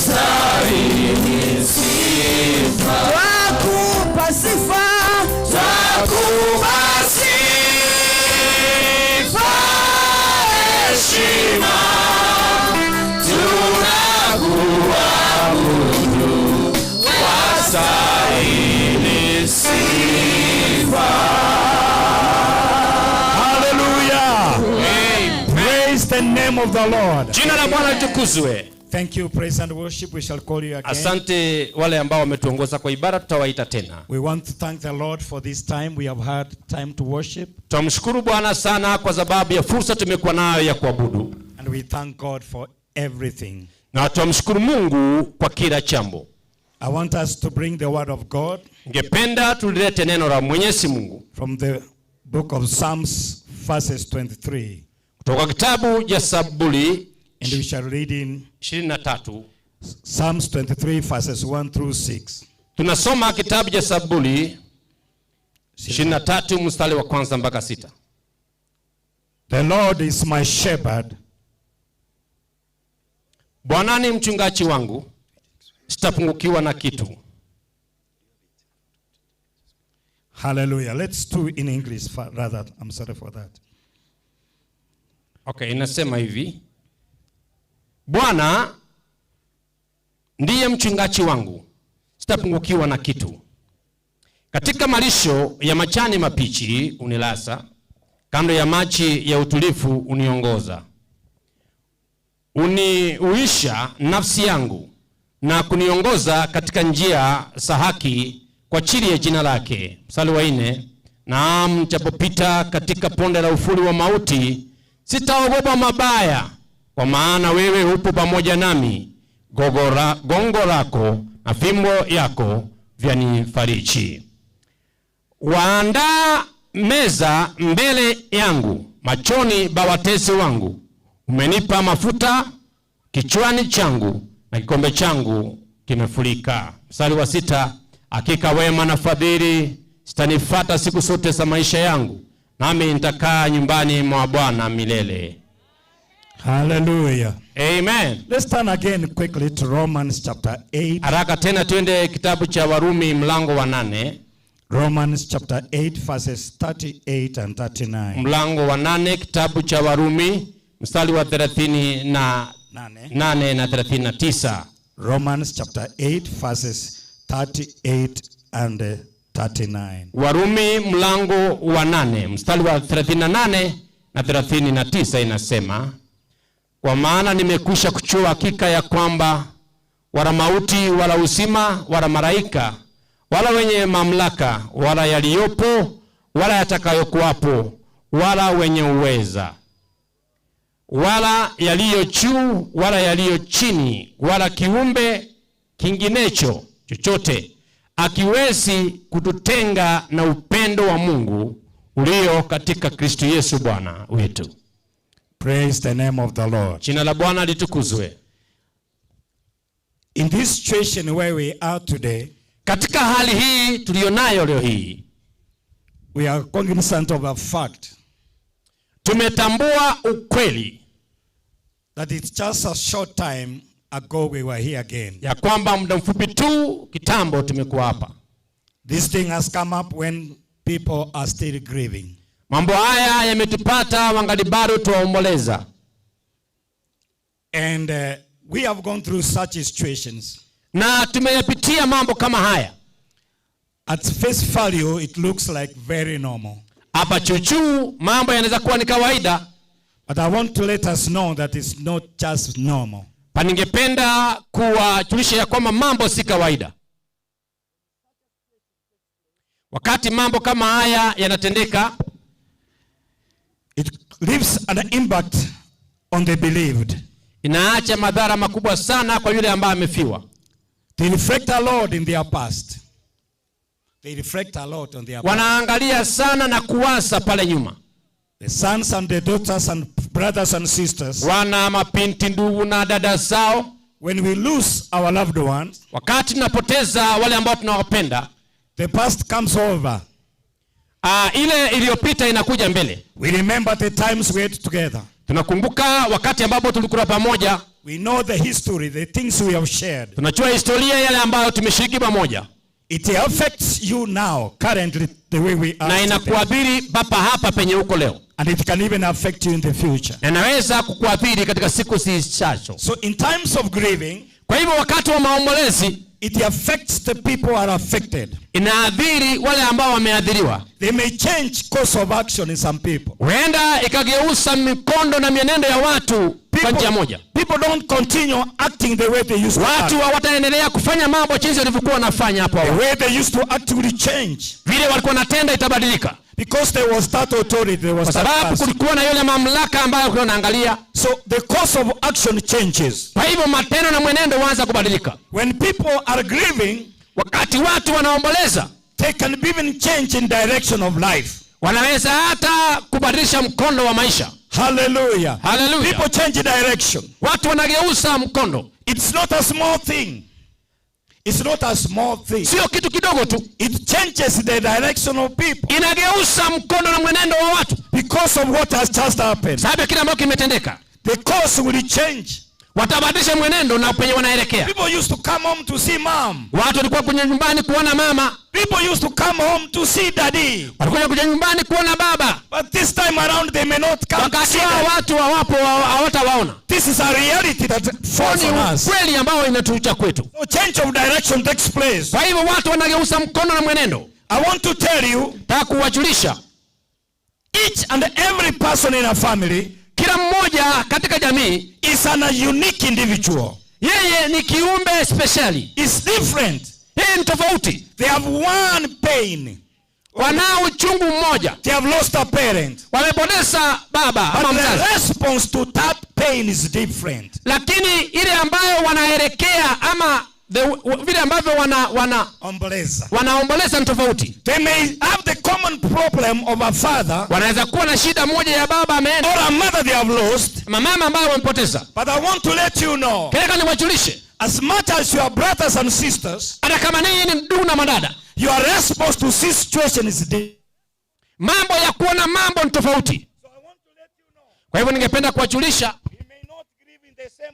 huenda tusilie njia ile moja. Hallelujah. Amen. Our grieving may be different. Njia yetu ya kulia inakuwa tofauti. Because we are unique individuals. Kwa maana sisi ni watu tofauti. So when you see your brother, kwa hivyo kana ndugu yako and your sister, na dada yako, don't assume you are grieving in the same manner. Useme kwamba mnalia njia moja. Some people are affected so different. Wengine wamepomoleka sana ndani. But I want to let you know that the peace of the Lord, ya kwamba amani ya Bwana shall reign in your hearts. Inatawala ndani ya mioyo yenu. Hallelujah. Amina. We have seen people lose lives. Tumeona watu kupoteza maisha because of a situation like this. Kwa sababu ya hali kama hii. Because they are grieving in a different way. Maana wanalia kwa njia tofauti. Others will not let it go. Wengine hawataje tu iende hivyo. Others will continue with grieving for long. Wengine wataendelea kuomboleza baadaye. But others will accept.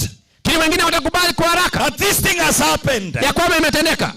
And they will keep on with life. Kwa hiyo wataendelea na maisha. I want to let you people know. Nataka niwaachie wapendwa. As sons and daughters. Kama wana na wapinti. Your grieving will be different. Kulia kwenu ni tofauti. Pick up your sister. Beba dada yako. Because she's different. Maana ni tofauti. And help her along the way to. Msaidie muendelee mbele. Hallelujah. Amen. Praise the name of the Lord. Bwana asifiwe. I want to say this. Na kusema haya. When we lose a significant person like today, wakati waboneza mtu wa maana kama wa leo, it causes a lot of loss. Inaleta hasara kubwa sana na pengo kubwa. So sons of Eunice and Ben, kwa hivyo mapinti na wana wa Eunice na Ben, a time like this, wakati kama huu tulionao, you feel a sense of deprivation and anxiety. Naona ya kwamba mmenyang'anywa na mmeachiwa utupu. But I want to let nataka muweze kuchua. Our God has promised. Mungu wetu ameahidi. He will never leave you nor forsake you. Atawaacha wala kuwapungukia. He will never forsake you. Atawaacha. He will be with you. Atakuwa pamoja nanyi. In every situation. Katika kila hali. We have heard the word of God. Tumesikia neno la Mungu. Although I may pass through the valley of the shadow of death. Japopita katika ponde la ufuli wa mauti. I shall fear no evil. Sitaogopa mabaya yote. For you are with me. Maana wewe pamoja nami. Your Lord and your staff. Na gogo lako na fimbo lako. Will comfort me. Zitanifariji. I want to people to know. Nataka watu wachue. There's no further deep that God cannot see you. Hakuna ponde iliyo chini sana Mungu hawezi kaona. There's no situation that God is not aware of. Hakuna hali ambayo Mungu haifahamu. God see you through. Mungu wa mbingu atawashindania. Because he's faithful. Maana yeye ni mwaminifu. And his faithfulness forever. Na yeye ni mwaminifu milele. I want to say a situation like this. Na kusema hali kama hii may affect people's behavior. Inaweza kuadhiri tabia ya watu. People change. Watu hubadilika. Because they are affected by such a situation. Maana wameathirika na hali. Some people give up on life. Watu wengine wanakosa tamaa. They say this has happened to so and so. Sema kama hii imetendekea fulani. Who am I that it cannot happen to me? Mimi ni nani inaweza kunitendekea? I want to encourage you people of God. Kwa moyo watu wa Mungu. It's not time to give up. Ni sio wakati wa kufa moyo. Lord of heavens. Mungu wa mbinguni. He knows your circumstances. Anajua hali yenu. He knows what you are going through in your heart. Anajua mmepitia mioyoni mwenu. And he will change that circumstance. Na atageuza hiyo hali. In the name of Jesus Christ. Kwa jina la Bwana Yesu Kristo. Hallelujah. Amen. Praise the name of the Lord. Bwana Yesu asifiwe. I want to tell you my sons and daughters. Nakwambia wana wangu na binti. Don't feel emptiness. Msione utupu.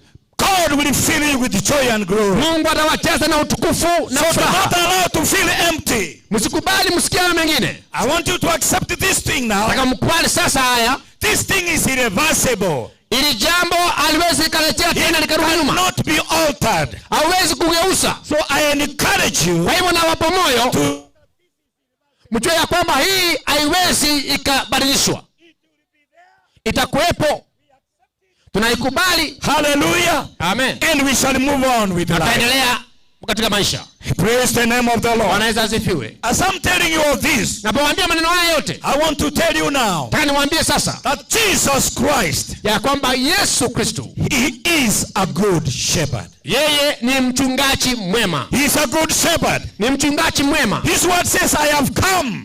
Neno lake linasema nimekuja that you may have life, ili huwe na uzima, and even have it more abundantly. Kisha muwe nao tele tele. I want to tell you people are listening now. Nakwambia mnanisikiza sasa. Jesus Christ, Yesu Kristo, he came to give us life. Alikuja kutupa uzima. And today we are here. Na leo tuko hapa because Jesus has given us life. Maana Yesu ametupa uzima. You are not just a victim of death. Wewe sio mwathiriwa tu wa kifo. But Jesus has come to give us abundant life. Yesu ametupa uzima wa milele. Although we may die, hata kama tutakufa, those who believe in the Lord shall not die. Wanaoamini Yesu hawatakufa. There is life after death. Kuna maisha ya baada ya kifo. For we cannot mourn. Maana hatuwezi kuomboleza. Like people have no hope. Kama watu wasiokuwa na matumaini. We are hoping the coming of the Lord Jesus. Kuna matumaini ya kuja kwa Yesu Kristo. And when that time comes, hiyo inapokuja, those who believe in the Lord, wale wanaoamini Bwana, they shall be resurrected together. Wataungana pamoja with those ones who have gone ahead of us. Wale ambao wametangulia. We have the truth.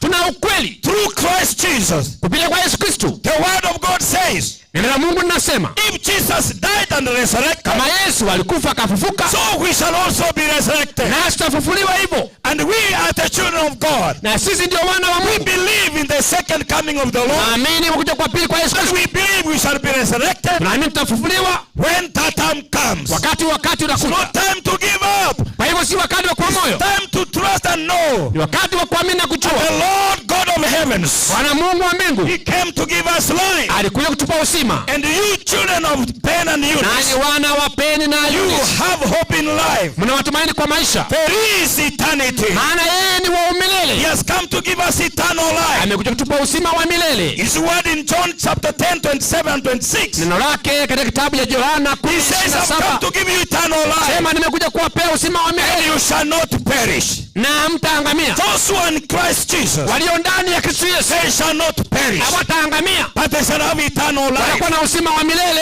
Everyone seated here, yeyote aliyeketi hapa, and is in Christ Jesus, na uko ndani ya Yesu, you have eternal life. Na uzima wa milele. Hallelujah. Hallelujah. You never die forever. Utakufa milele. You are a child of God. Wewe ni mwana wa Mungu. And God has a plan. Na Mungu ana mipango for your life. Kwa maisha yako. In the book of Jeremiah 29:11 he says, Yeremia 29:11 inasema, I have a plan for you. Ninajua mipango ninayo kwako. A plan not to harm you. Mipango sio ya kuangamiza. But a plan to give you a hope. Mipango mizuri ya kupea tumaini in your future. Kwa maisha yako ya baadaye. Our future has hope. Maisha yetu ya baadaye yako na matumaini. You are not hopeless. Hamko bila matumaini. People are afraid of the future. Watu waogopa kesho. Hallelujah. Hallelujah. Unajua watu wanaogopa kesho, ndio sababu wanaenda kwa mganga waonee, lakini wale katika Yesu hawahitaji mtu awaonee, maana Yesu yu mbele, yuko pamoja na wao. Haleluya.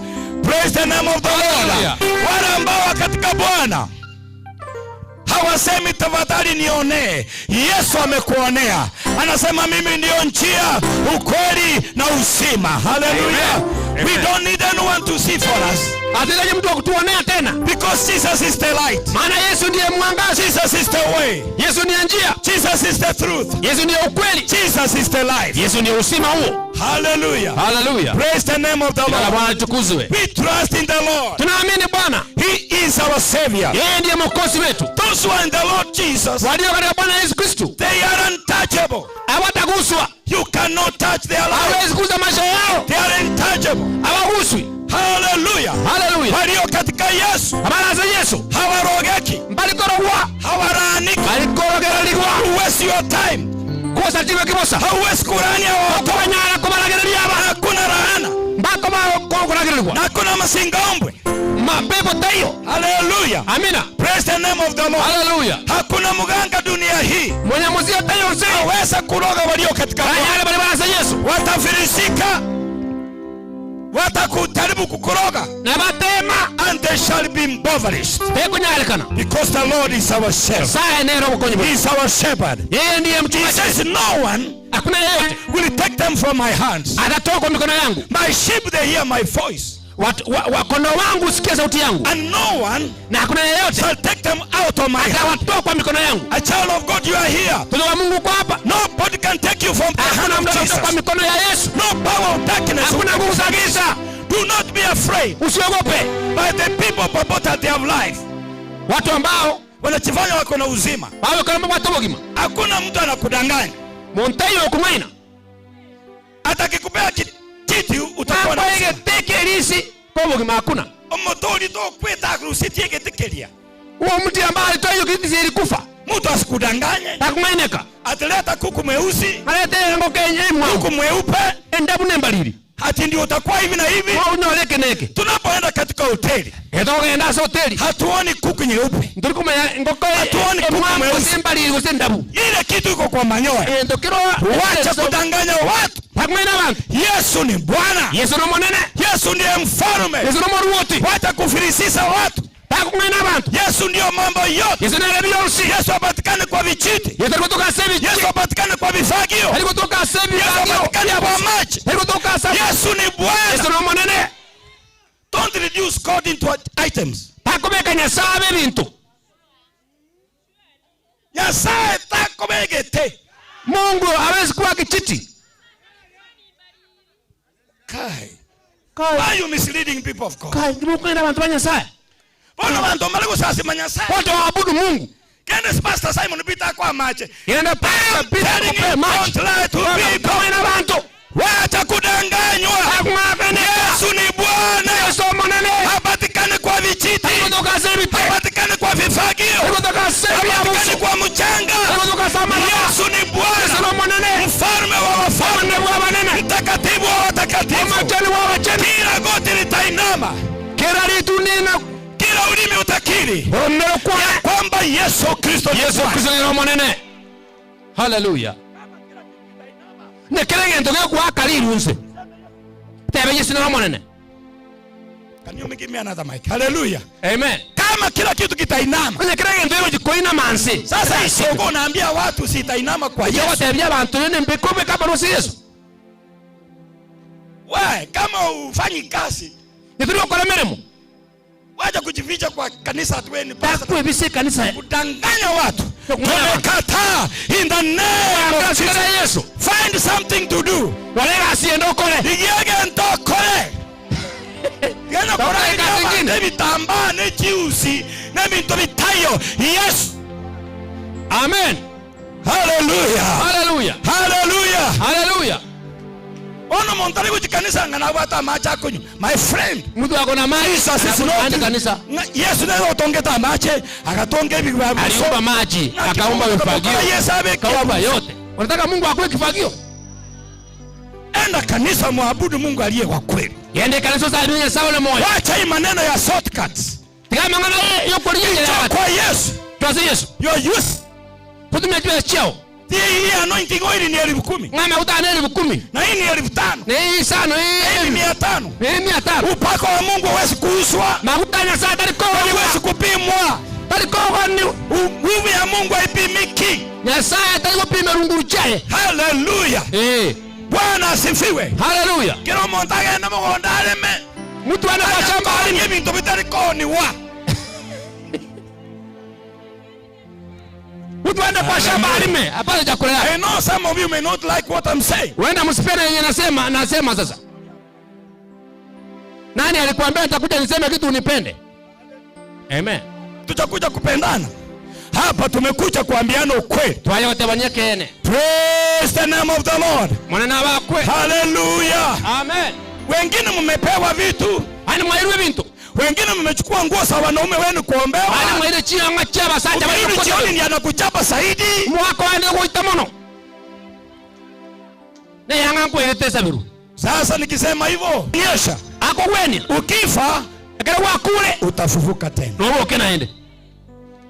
So we shall be resurrected again. Igonto woki unaende. But I want to say, in the name of Jesus, kwa jina la Yesu, by my apostolic authority, kwa uweza wa kitu yangu, yeyote yule onde mwenzi amepangia mwingine mauti, ubangile ona makweli, atangulie kwa jina la Yesu. Atangane sita la Yesu. Hallelujah. Amina. Hallelujah. Amen. Yeyote ambaye amekupangia mauti, ulemwezi kupangia makweli kwa njia ya ushirikina, asenjera yoborogi, kwa njia ya ujambazi, ama noboiti, atangulie, atangane kwa jina la Yesu. Sita la Yesu. We make a declaration. Tuatangazie and we declare, tualalilie, whoever plans for your death, yeyote amepanga kwa chako, die fast. Waje tangulie kufa. Ndiye asikie hiyo kitu kama ni mzuri. Aiwe ntenga kwanza. Tumekataa. Tuangire. Tumekataa. Tuangire. Tumekataa mauti. Tuangire makweli. Tumekataa uchawi. Tuangire boro. Tumekataa ushirikina. Tuangire tumekataa laana. Tuangire kwa jina la Yesu. Asante Yesu Kristo. Amen. Hallelujah. Hallelujah. Neno la Bwana linasema ya kwamba Yesu atakaporudi, umati mkubwa utatokea, nao watakuwa wamevaa mavazi meupe. Nataka niwaambie atakuwa miongoni mwa ile umati ambaye itasuka na Yesu Kristo. Ninasema hivi, Eunice na Ben, siku Yesu atarudi, atarudi pamoja na wao, maana walimwamini ya kwamba Yesu Kristo ni mwokozi wa maisha yao. Sisi ambao tuko katika Kristo Yesu, hatuombolezi kama watu wasio na tumaini. Tuko na tumaini ya kwamba ijapokuwa tutalala, siku hiyo tutafufuka. Kuna kufufuka kwa watoto wa Bwana. Namshukuru Bwana ya kwamba jamii hii. Amen. I want to thank the Lord. Namshukuru Bwana that the children who have been left behind, kwamba watu ambao wamebaki nyuma, they are not hopeless. Wao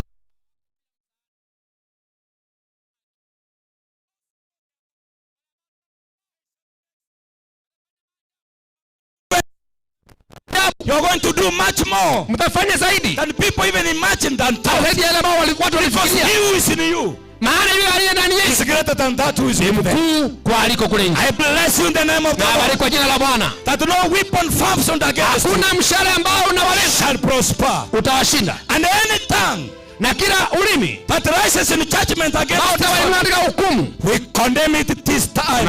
Wakati huu, in the mighty name of Jesus. Jina la Bwana Yesu Kristo. We declare blessing. Tangaza baraka. And this is our decree. Na hii ndio matangazo yetu. That this family, ya kwamba jamii hii, shall not be left hopeless. Haitaacha bila matumaini. I want to finish by saying, nataka kumaliza kusema, in 2 Timothy 1:10, kitabu ya Timotheo wa pili 1:10, Jesus, Yesu, has abolished death, amefuta machozi, and he has given us life, na ametupa maisha and immortality, na kutokufa. Hallelujah. Amen. He has abolished death. Amefuta kifo. And he has given us eternal life. Ametupa uzima wa milele. And immortality. Na kutokufa. 2 Timothy chapter 1. Timotheo wa pili 1. And verses 10. Mstari wa 10. I want to say this. Na kusema haya. To my sons and daughters. Kwa mapinti na wana wangu. Let it go. Wacha iende. I want to give you this scripture. Takuwapea kifungu hichi. Our last scripture this evening. Kifungu chetu cha mwisho jioni ya leo. 2 Samuel. Samueli wa pili. 2 Samuel.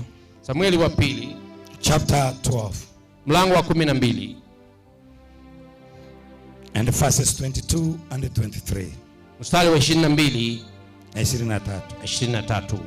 2 Samuel. Samueli wa pili mlango wa 12 mstari wa 22 na 23 inasema, akasema, mtoto alipokuwa hai nalifunga nikalia, kwa maana nalisema, ni nani ajuaye kwamba Bwana atanihurumia mtoto apate kuishi. 23. Lakini sasa amekufa, nifungie nini? Je, naweza kumrudisha tena? Mimi nitakwenda kwake, lakini yeye hatanirudia mimi. So David wrote this word was recorded. Daudi akaandika maneno haya yakanakiliwa. Sick child. Alikuwa na mwana mgonjwa. Listen to me. Nisikize. David had a sick child. Daudi alikuwa na mwana mgonjwa. He chose to fast and pray. Akaamua afunge na kuomba. For 7 days he fasted and prayed. Kwa siku 7 akafunga samu na kuomba. But that child passed on. Lakini licha ya hiyo yule mwana akakufa. His servants were not able to let him know. Watumishi wake walishindwa kumfahamisha. But he saw them whispering. Lakini aliona wakinongonesana. And he knew the son is dead. Na akatambua huyu mwana amekufa. He asked, is the son okay? Akauliza, je, mwana yuko salama? They told him he's dead. Wakamwambia amekufa. So David, basi Daudi, he woke up and went and bathed. Akasimama akaenda akaoga. And he asked for food. Akauliza apewe chakula. It was normal that he should have grieved more. Kikawaida angelia sana. But at the point of the death of the son, lakini pale katika kifo cha mwana wake, he said there is nothing much I can do. Alisema hapa hakuna chenye nitafanya. I want to let you know, all of us, taka tuchue sote hapa, who are here, sote tuko hapa, they have been affected by the passing on of our mama. Tumeadhirika na kufa kwa huyu mama. Najua kwamba tuliomba. Mimi mwenyewe niliomba. Amen. Hallelujah. Personally I pray. Mimi mwenyewe binafsi niomba sana. When she was not feeling okay, wakati alikuwa achizi vema, they called me early in the morning. Wanipigia simu mapema asubuhi. That was Wednesday morning. Hiyo ilikuwa siku ya Jumatano asubuhi. They told mama it's not okay. Mbia mama hayuko sawa. Pastor, pray with us. Pastor, tuombe. I stayed with them until 8 in the morning. Kanao mpaka asubuhi saa 2. I left. Nikatoka. They told me they are transporting. Akaniambia wanamhamisha kwenda upande wa Nakuru. Keep us on prayers. Basi tuwe katika maombi. And surely we pray. Na kweli tukaomba. Hello. Amen. I want you people to know this is not my part. Nataka mchui sio sehemu yangu. But I witnessed. Lakini niweza kushuhudia. Hello. Amen. Niliwitness you mama akienda hospitali 5 nilikuwa nimefika pale. Na abe atakira limo muno wako na gitari isa 11 mambi naona. Mimi nilikuwa pale, si niliambiwa. Naona alingita na tebe tikwe. Hello. Amina. Tukaomba. Tukasaba. Hiyo saa mama akawekwa gari kwenda Nakuru. Ese hiyo mungu nakabekwa gari kwenda Nakuru. Kufika Nakuru akaenda Samburu. Kana Nakuru wala Samburu. The following day akaanza kusikia vibaya. Mambi yae kule bobe. Huyu mama hakuna siku alikuwa mgonjwa akawekwa kwa wodi. Mungu utabe timuru wa ila akabekwa kwa wodi. Ni kwenda tu Nakuru Samburu tena. Yuko wa Nakuru Samburu kwa hiyo niko. Tenwekwe na akafariki. Tenweki orali. Asa story nyingine mtaacha. Bwana yende tiga. Panganga mtaacha. Ende tiga. Hallelujah. Amina. Praise the name of the Lord. Amina. Maneno ya panganga mfanye nini? Mtaacha. Mungu alikuwa pamoja nasi. Nyasaye na alegera into. Tuliomba. Tukasaba. Waliomba. Wakasaba. Madaktari walikuwepo. Abanyagitali bakatema. Daudi akasema. Daudi akatema. Nimeomba. Na asabire. Nimefunga. Na abungire. Mtoto ameaga. Umwana urali. Hakuna zaidi tutakayofanya. Bo dio kwa zaidi. Hacha wa watoto wapate amani yao. Tiga bana abanyalo mwana mbobo. Everything humanly possible was done. Yezo kyake mwana bantu mjakolekanite. May God bless you. Yasaba seni and protect you. Na abalinde. For everything you did for you. Senjali mwakoleza sengi nchumungina. Praise the name of the Lord. Amina. Do not feel that you lost. Mukanga mwasiriye. God has gained and you have also gained. Nyasa onyolile na imwa nyolile. Praise the name of Jesus. Amen. I want to let you people know now. Tadimanya bantu baminto. If it were you, kama ingekuwa wewe, what could have happened and you had not known Jesus? Ni nini ingefanyika kama umjui Yesu? Jikira akolekana yetu maiti Yesu. Utapotea uzima wa milele. Ogoti utsirato nyerubo bakana nakale. Hizi vitu ebintebi na haya machina tulio nayo na maliyeta manene, haya machina hayawezi kushinda jina la Kristo. Maliyeta atakubueleza ya Yesu. Yesu ndiye Bwana. Yesu no monene. Huyu Yesu huyo hatumuhubiri kwa sababu tulikumulalia sengenjo tumekosa chakula, tutabwatie ndagera. Hapana. Yaya tumemhubiri Yesu kwa sababu una uzima zaidi ya kumulalia sengenjo bwa tubugima. Huyu Yesu ni zaidi ya pesa tulizo. Yesu yabwe tikibe tubugate. Watu wengine wanafikiri tunahubiri kwa sababu ana batinga tokona na sengenjo pesa. Hatuna pesa. Nani alikuambia? Ngote mtubwate pesa. Nani alikuambia? Ngokupita taboigo. Nani alikuambia tuna? Wewe wataminga ntubwate pesa. Ni wachungaji nakuja kwa ukura. Wacha maneno yao. Barandi banga wacha mkuu. Yesu ni baraka. Yesu no kusenika. Praise the name of the Lord. Hallelujah. Nani aliwaambia huyu ni mwalimu amesoma wapi kila mahali? Wewe mwalimu wataminga wewe. Mimi mwenyewe ni mwalimu mkuu wa shule. Nimesoma principal. Nimesoma Marekani, nimesoma kila mahali. Nasoma lense yose. Sasa ukiona nikitembea ngaba pastor chiba siko ligi ayengi. Aba chiba sabako ligi sitaka bali haya. Ayengi uko ligi. Ayengi uko ligi ona. Aiona tafuta nini?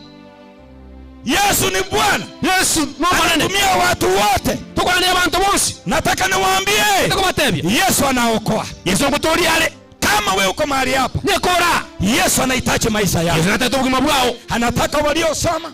Ataleta basomete. Alitaka walio na mamlaka. Atabwata chinguru wewe. Anataka mtu wa chini. Anataka abantu balise. Yesu ana ubaguzi. Yesu tabwa tuwanjerelia. Mimi nimefanya kazi ya serikali. Ninakolea mimi na serikali. Kama headmaster wa high school. Na akolea abe principal school. Nimefundisha Nyakeri. Na asome Nyakeri. Nimefundisha Kisi school, nimefundisha Kereli. Nimefundisha Sole. Na asome ya bwozi yose. Sasa ngayoka ketu no mujinga ndi. Ngo no boliri mbugate nkurandi. Jesus is Lord. Boliri mbugate nkurandi nga Yesu no monene. Hello. Kutumia. Wale walisoma Kisi school 1990. I was teaching there. Bali basoma 1990 Kisi school no nasoma 1990. Nasoma tio. Inchwase Yesu tiko bwero li. Kwa Yesu waje kufanya. Yesu anaokoa. Yesu anaponya. Yesu anaweza kusemelia. Yesu ni tumaini. Na atawaokoa. Simama juu tuombe. Tena tusabe.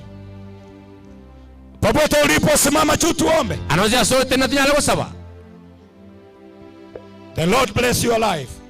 Bwana abariki maisha yenu. Our work, kazi zetu is to bless people. Ni kubariki watu. Kazi yetu tumekuja kubariki watu. Tuachie yako basenia. Wewe umeokoka uchaokoka Yesu anakupenda. Kile turatoleka Yesu na wanjete. Anakupenda sana. Awanjete mono. Alikufa kwa ajili yako. Akakwasa njo yao. Ndio sababu uko hai. Na kiobelete moya kwa talibaga. Akupa chance. Akoe talibaga. Wangame. Hello. Amen. Mama Eunice hakuna pesa ilikosa kumtibu. Chiwe chaburta Eunice yako kwemelwa. Hapana. Tuko na madaktari wengi sana. Tubwata abanyalitari abanene. Wewe ambaye uko pale ayoralia. Wezi kushtua siku yako. Tukumanya itukuli yao. Ni vizuri utoe maisha yako kwa Yesu. Mbuya oya Yesu bugima bwao. Hizi pesa tulizo nazo. Chiweza zitubwate. Sitaisha. Mchere. Alexander the Great alipokuwa anakufa. Alexander ulio mwanekera alikuwa. Alisema jeneza yake. Adabetenga esanuku yaye. Itengenezwe mahali anatoa mikono nje. Ebe kwa sako umekerwa kwa usiko. Mikono yake ilikuwa nje. Kwa kwa ya moka ya alingisiko. Akaambia watu. Tebya abantu. Nilikuja hapa dunia. Na leta sisi. Bila kitu. Ndabwa tukende. Ona nimeenda. Maana achile. Kono yangu itabeba chochote. Kono anataka kutikende na achile bila kitu. That was Alexander the Great. Oina Alexander the Great yomo. Akasema sanduku lake. Akatebe sanduku ya ile jeneza ya Alexander the Great. Sanduku ya Alexander. Ilibebwa na madaktari. Ekemo kiwa mwana wa daktari. Waambia madaktari. Watahia wa daktari. Kuna mahali hamwezi kupita. Asenale kutanyale. Pesa zake asingemsaidia. Pesa chanja kumkonya. Madaktari wake wangemsaidia. Madaktari baya kumkonya. Tunahitaji Yesu. Tuwaleti Yesu. Maana atakupa tumaini ya kwamba haya maisha ya Kiana yako sema ngobo kimobo. Ngine itakuwa. Kubona hele ulibonde mboro. Toa menyo bobuka. Wewe kuishia usima upe kile ngine kifiko usipatikane. Totoka mwina alia. Na kuomba upatikane. Ngogo sabato ukalia. Ambia mwenzako tupatikane. Ebi mimi totoko. Matabi ngatika totoko bwana. Tutambuke kai. Tufunge ngambo ile nyingine. Hata kama utaishi miaka mingi. Na wamenye miaka mingi. Utafika mahali ujiwezi. Nikote nyale. Nimeona wenzetu, wazazi wetu wengine. Tanyondera bande ba minto. They are 95 years. Bale miaka 9 matano kiango. Hata hawawezi kujisaidia. Mbago nyano kuwekonya. Hata uishi miaka mingi. No mimi miaka mingi. Kuna siku itafika ujiwezi. Tukumwe kaliro kurara. Mungu anakupenda. Sana uanjete. Wacha tuombe. Yale sabe. Chiochi ndani ya moyo wako. Ebuli imeye nkoro ya. Ana Yesu atakuja kama mwizi. Yesu ngo chale buno mwibi. Fikiria. Lengerelia mono. Utapatikana wapi? Ngayaye uratoke. Ni vizuri utoe maisha yako kwa Yesu. Mbuya orwe obugima bwao ase Yesu. Haumtolei mtu. Tadi muntu kwa obugima bwao. Hautolei kanisa. Tadi kanisa getoko obugima bwao. Toa maisha yako kwa Yesu. Obugima bwao ase Yesu. Mwambie Yesu njoo katika maisha yako. Tabi Yesu nchume yane.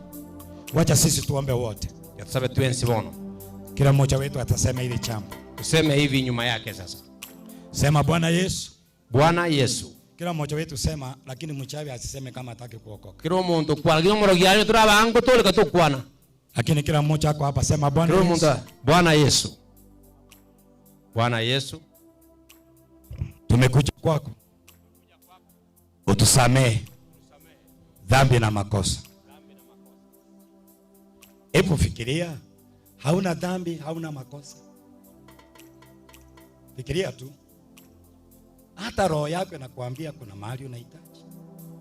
Sema Yesu. Sema Yesu. Mbona sisikii mkisema sema Yesu? Tawala maisha yangu. Na kutegemea. Wewe ndio mwokozi wangu. Kuanzia leo nimejiachilia kwako. Nimeacha kazi yangu. Nimeacha taaluma yangu. Nimeacha ujuzi wangu. Juu yako Yesu. Nisaidie katika safari hii. Kwa jina la Yesu tumeomba na kuamini. Watu wasema amina. Praise the name of the Lord. May God bless you. Be seated. I will request the family to come forth. We have leaders around.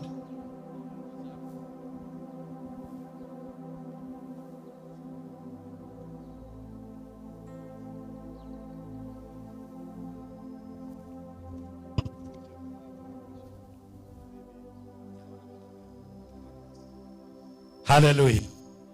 Ndio ile jamii ya watoto na watoto wao tuweze kuwaombea. The children and their children, the children rather. Abana na abachukuru wote. Please come. I will request the servants of God, Bishop. Naomba watumishi wa Mungu walio hapa, maaskofu na wachungaji tafadhali. Please come and stand behind this people. Msimame nyuma ya hao wa jamii. And we commit them unto the hands of God. Wachukua tafadhali wakuje, they are part of the family. Let your grandchildren come forth. Yes. Kuje.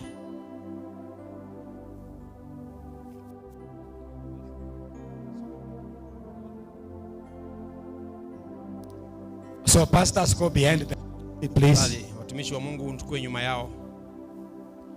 We have enough time. Our leaders are with us. Tuko na wakati mzuri, kuna viongozi wetu wamefika. Shall give them a few minutes. Wana nafasi kidogo. They will greet us and bring their condolences. So pastors, watapeana rambirambi zao. Wachungaji tafadhali.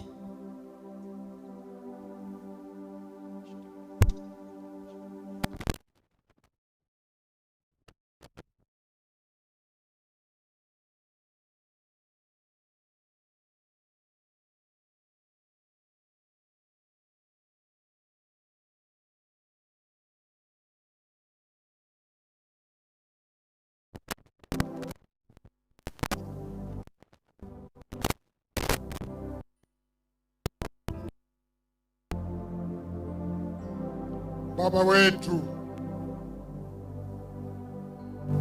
tumefika wakati tumewaleta wenzetu wala ambao wamefiwa, na tuwajue ya kwamba wewe ndio kimbilio letu. Kwa yote unabaki kuwa Mungu Mwokozi na yule ambaye ana mipango mema kwa kila mmoja wetu. Bila tumesikia neno lako ya kwamba Yesu Kristo ndio kila kitu maishani mwetu, tumeleta jamii mikononi mwako Baba. Wakati kama huu wanahitaji kufarijiwa. Wakati kama huu hawajui wanaenda ni wapi, hawaendi. Paulo alizungumza haya maneno ya kwamba yale yamepita nimeacha. Kila kitu ambacho kimepita niangalie mbele, niwe na Yesu Kristo. Roho wa kusahau ugumu ule ambao umekuja kwa familia, ninaamrisha huyo roho kutoka rohoni msao katika jina la Kristo, na wao kuwa na amani ya Bwana. Amani ya Bwana ile ambayo hawezi kuzungumza chochote juu yake.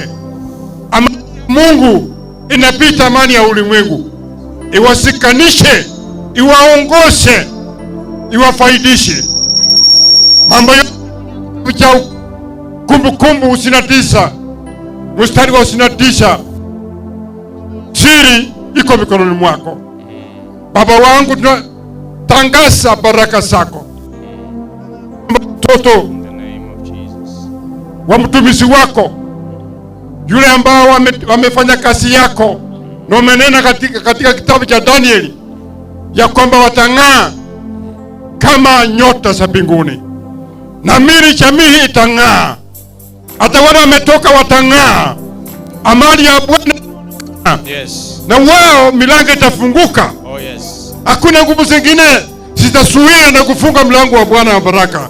Leo tumetangaza kama umati wa watu, tumekuja hapa katika jina la Yesu Kristo hai.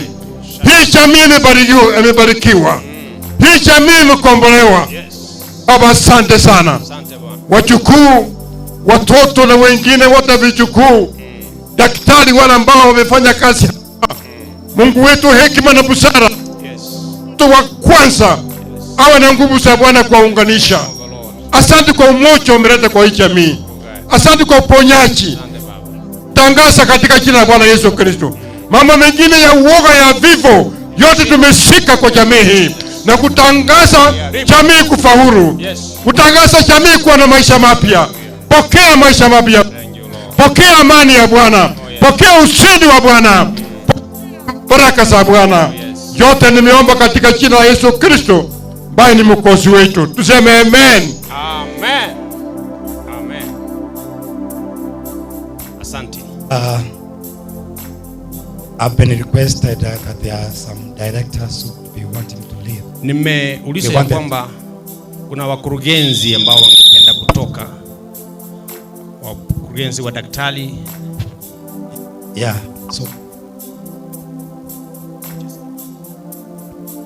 kuna kina madaktari Dr. Nyaundi na kikundi na madaktari wote ambao wafanya kazi na daktari Boniface, tafadhali tunawapea nafasi. Please come and tunawaalika wale madaktari marafiki ambao wamekuja late. Atungeacha mwende, tumefanya kazi kubwa sana. Msaada wenu wa kila jambo tunakubali. So tafadhali njooni mkaweze kutoa rambirambi kwa ufupi, alafu tutatoka.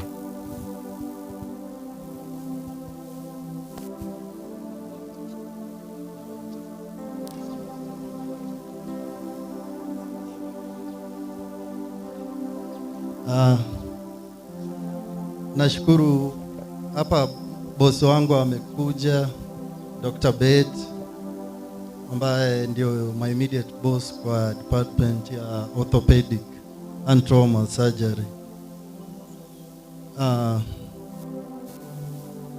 Ata introduce tuko na surgeons hapa na ortho team na department yote ya from Provincial General Hospital ya Nakuru. Amjambo. God is good and all the time.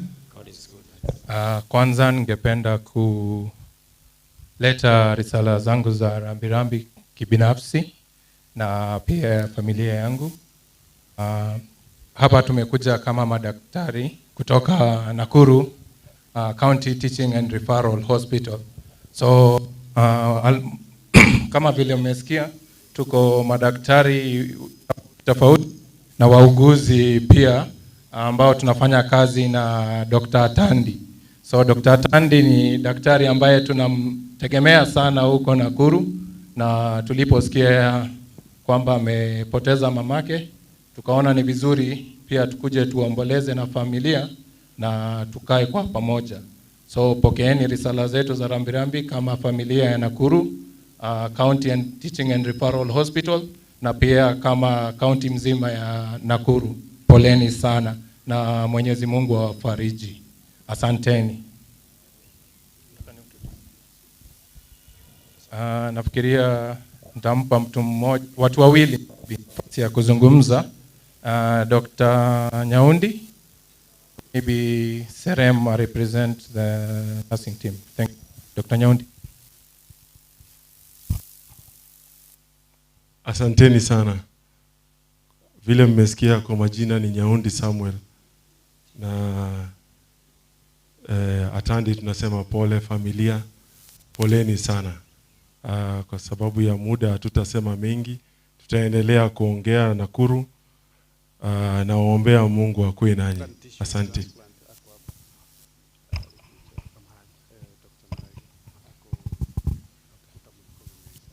Habari zenu. Bwana asifiwe. Kwa majina naitwa Veronica Serem. Tunafanya pamoja na kina Tandi in the orthopedic theater as a charge.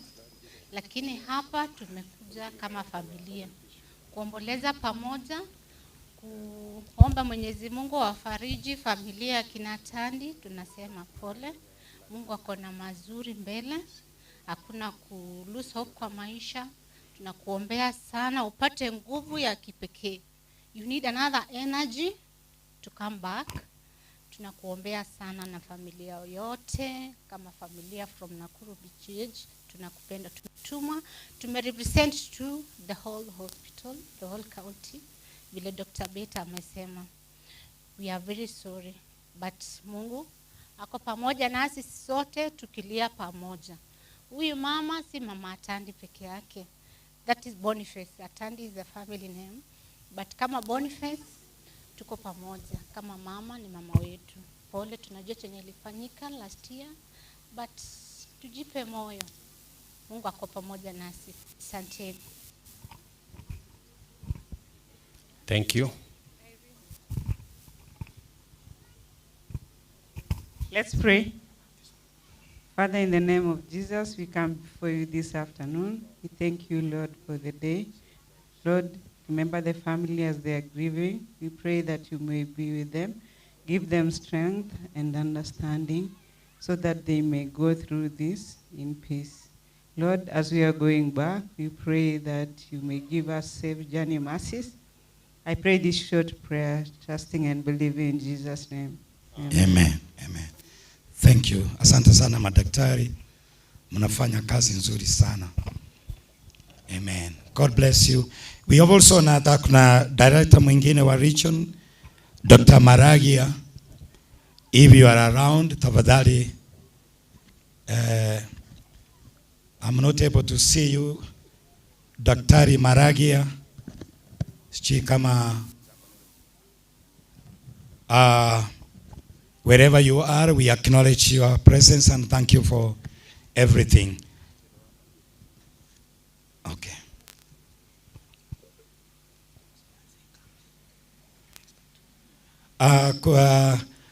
Kama vile daktari tunamuita, tunaamini ya kwamba ataendelea kuja.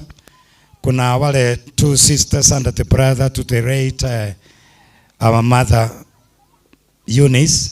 So the brother and the sisters tunawapea chance kidogo muweze kucha mbele. Tumemaliza kwa muda na Mungu ametujalia.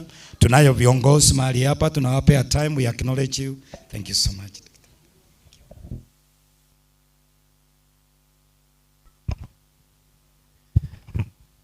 Asante kwa nafasi. Inaitwa Nathan Maragia. Mimi ndio director wa Kisii Regional Blood Transfusion. Natoa rambirambi zangu kwa familia ya Ben. Amekuwa ni rafiki yetu. Tunafanya kazi na ndugu yake. Mama tulikuwa na heshimiana sana. Tulikuwa nawapenda sana. Pole kwa haya yote. Mungu yuko na atawalinda. Thank you so much. Asante sana daktari. Mungu akubariki sana. Yeah, the brothers and the sisters. Brothers and sisters wa Eunice, please come. Naftali yako wapi?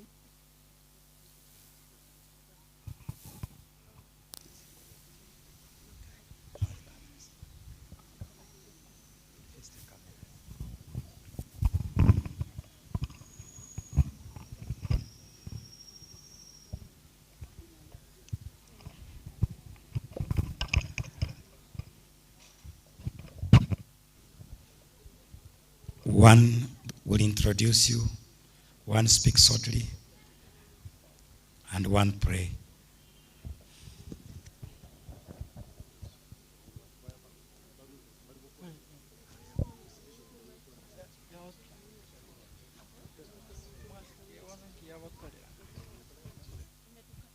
Nianze. Bwana Yesu asifiwe. Bwana Yesu asifiwe. Mimi ninaitwa Kennedy Otachi. Mimi naitwa Kennedy Otachi. Eunice is my sister, ndiye tunafuatana. And sijui nitasema nini. It's so sad. It's so sad for me. And unexpectedly thought that we were made a blunder. We grew up together, and others, I don't know what to say. We grew up together. I've seen bringing up the children. He had such a wonderful husband. Walikuwa wananipigia simu all the time, tunaongea, ananiita all the time, mkoyone. Yeah. And then kila wakati ananiambia nakuja Nairobi kulima mboga. But this is God is doing, and I think my nephews and my nieces and the rest and the neighborhood, I just want to encourage you, Boniface, and the rest of the family members who have remained. You should not be worried. God will stand with you. And he has seen you to grow. And he will continue. His hands will continue to be upon your life and the rest of the family members. I have a small task here to introduce the family members.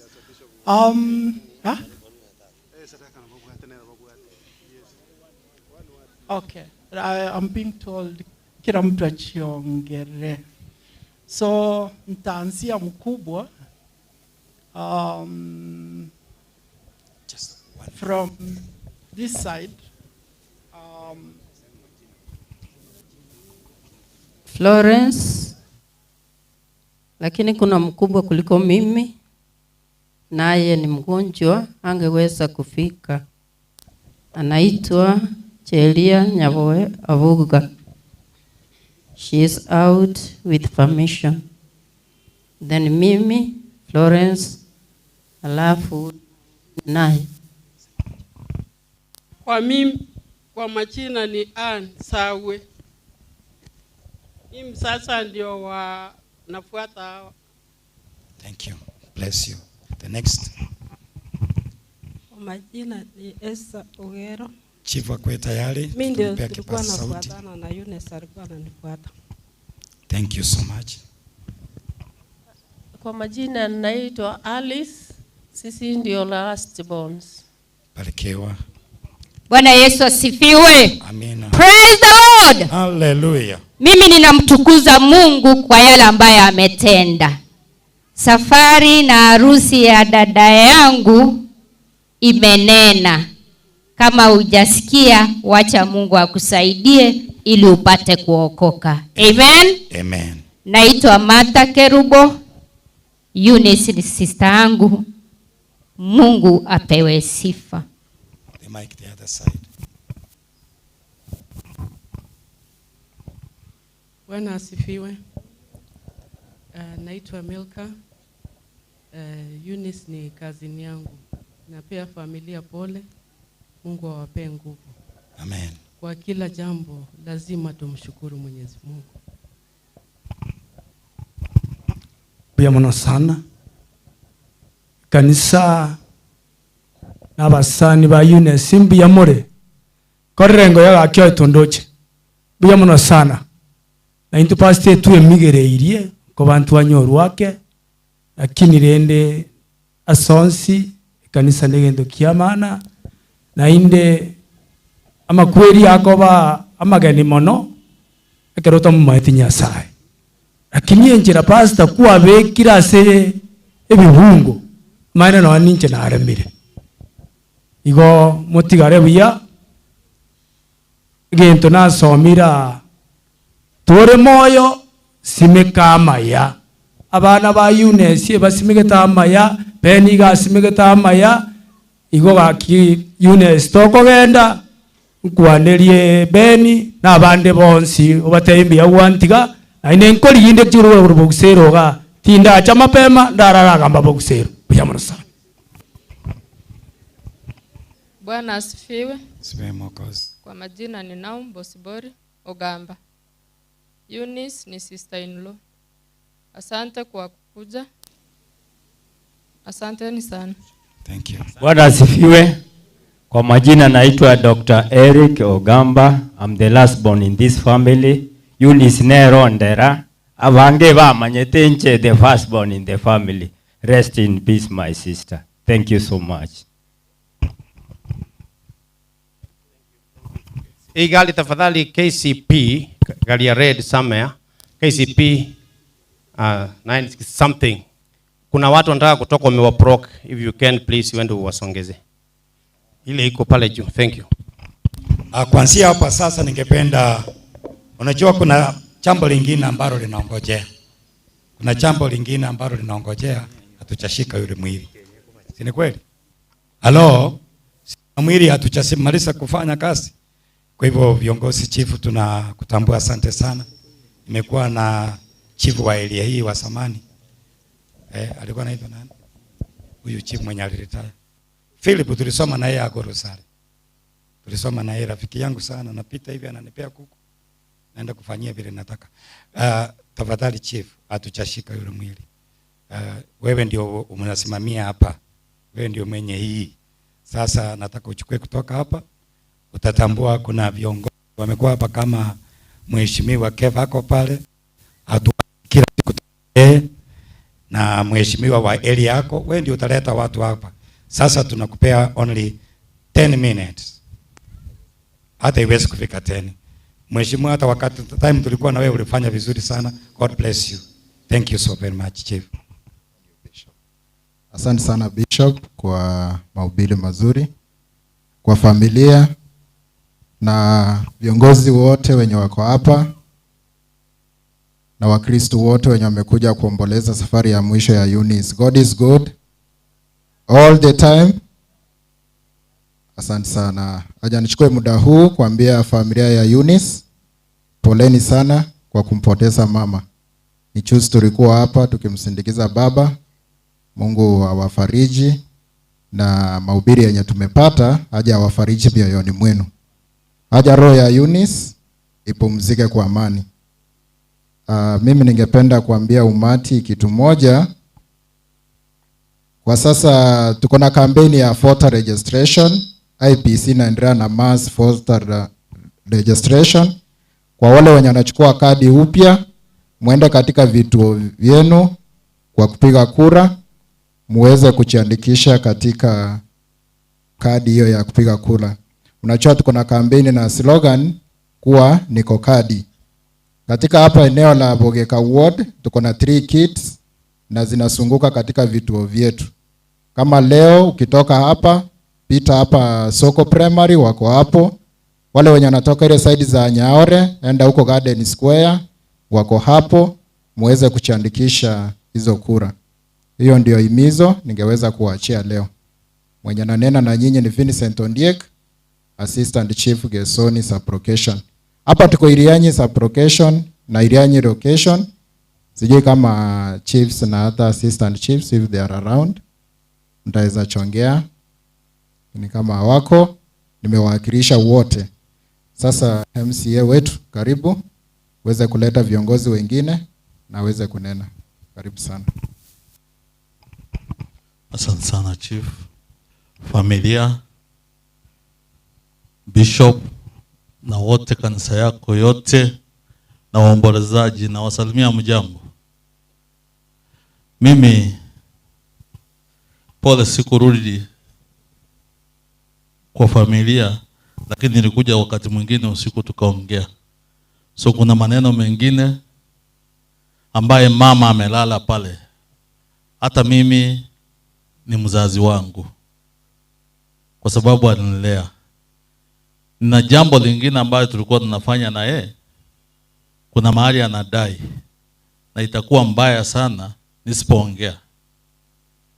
Yule mama amelala pale anadai Nyaore Polytechnic shilingi karibu 1,700. Kwa hivyo nilipofika hapa nilikuwa nimeambia manager mwenyewe akuje hapa. So nilikuwa nataka aongee. Lakini nahakikishia familia kwamba mahali tulikuwa tumeongea na mama, mahali tulikuwa tumefikia, tutafuatana nao, nihakikishe ya kwamba familia imelipwa hiyo pesa. Kuna documents zilikuwa pale, kuna jamaa alikuwa pale. Mama alikuwa anapeleka mahindi, maharagwe. Lakini sasa jamaa anaandika kwa kitabu amemlipa, ila hali hajamlipa. So hiyo kitu inajulikana. Minister wa education anajua, tutafuatilia. Kwa hiyo familia, nafikiria nitarudi, nitapata uzuri hii weekend yote niko hapa.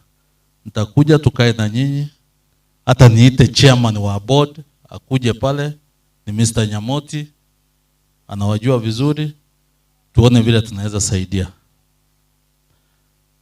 Kipindi ambao kiko hapa mbele yetu, ningeomba hata kama unauliza kura, hata kama una kitu ya siasa unataka kuongea, leo tusiongee hapa. Simu nikubalie hivyo. Ukikuja hapa, taja tu jina lako, mimi ni fulani, nataka kiti fulani, nimepeana hii. Hivyo tu.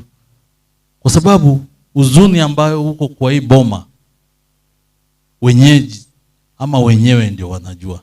Sasa sitaki siasa. Naomba sahani hapa. Leta kiti hapa.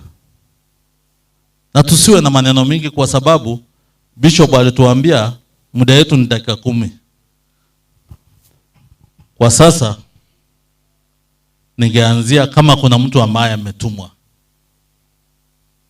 Ondenare ga otomire no mwana siasa onde bwensi. Ngo sieka iko na asiekira.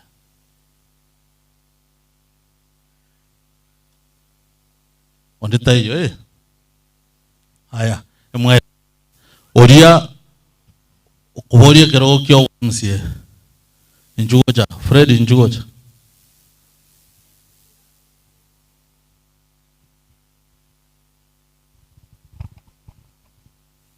Bishops, pastors, family,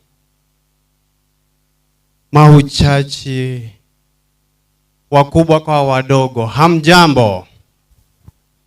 God is good and all the time. Kwa familia poleni, inchi asalieta Marungu Maisiba Fred. Ekirogo nkurigia nikyo mugambio ya ikaransite. Nyasaye atokonye 2027 enema yaye etoisane. Egetoro kiana se family narure 1000 na Mungu awabariki. Digo, no mwana umuya.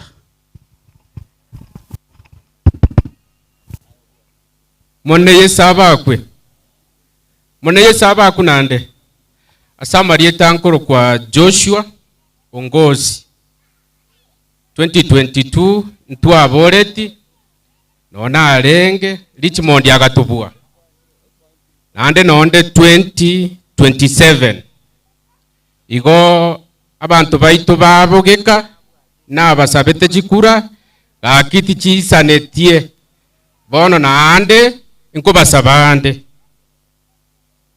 na ikakorwerongera liane igaiga ya 2000 abakorwa nesengencho baicha late igo umwishimiwa Richmond dili nabo gwakwanete tokwererie genteke lakini buna gwakwanete rende mangana alitachi etikoba igo ndoje nabonda atengo sukume mbia mono nase family y'umwarimu pen ye kerasirete tinare ngange nero mfundishete bugeka primary school nero renge head teacher yane then no mongi na Eunice tuanchaine sana na bwata maskani igo narure ngora yane.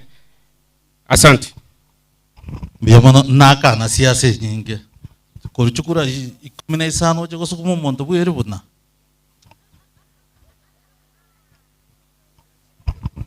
Thank you, Bishop and the family, some of them who are my brothers and sisters.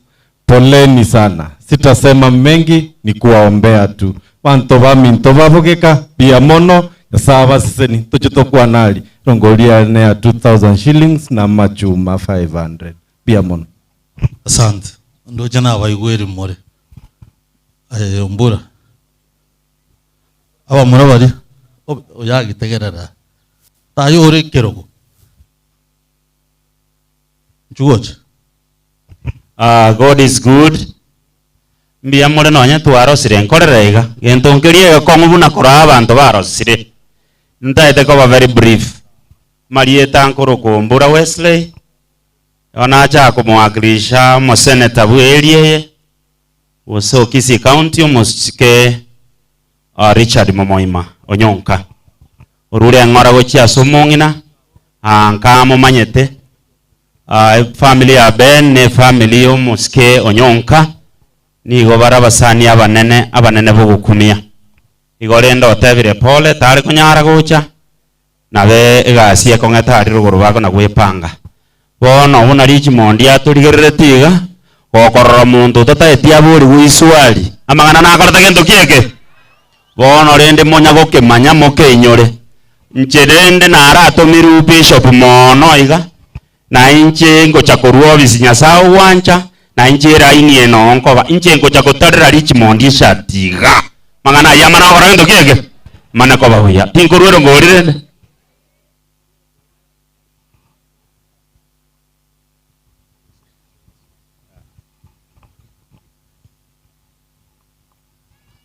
Na 5000 no Nyonka aba murabari bakore mabanya ora shilingi 1000 chiribunya kisose family neri buyanere nanje ngonya koraberi yamono nabone geretanga naigo mbarenga gakitogo support matiangi abe matiangi ntoko na komo support gatona komo saberania aina aro tutagete totebe simba bwara atia toira ngora. Mbura kura njiriko gigusa matanga tumera ne binyoro maria. Mbia mono kegima. Inche Jared Maingo Kindo. na inde nje ngokorega asiru mheshimiwa Kibagendi umujumbe webunge yetu ya Bugitutu Chache South ndete ngora yana ya bene senjo korara kumungi na Eunice who happens twabeire tokobanerange mono kabere ndete ngora yo mheshimiwa Kibagendi mubungo itoga ase family ya Ben n'abantu baito bonsi pibabogekaga mungi nuri orairaria nabate historia yaye mokorana twachire iga nasengencho yobwanjani tobwate no mungi nuria. May he so rest in eternal peace.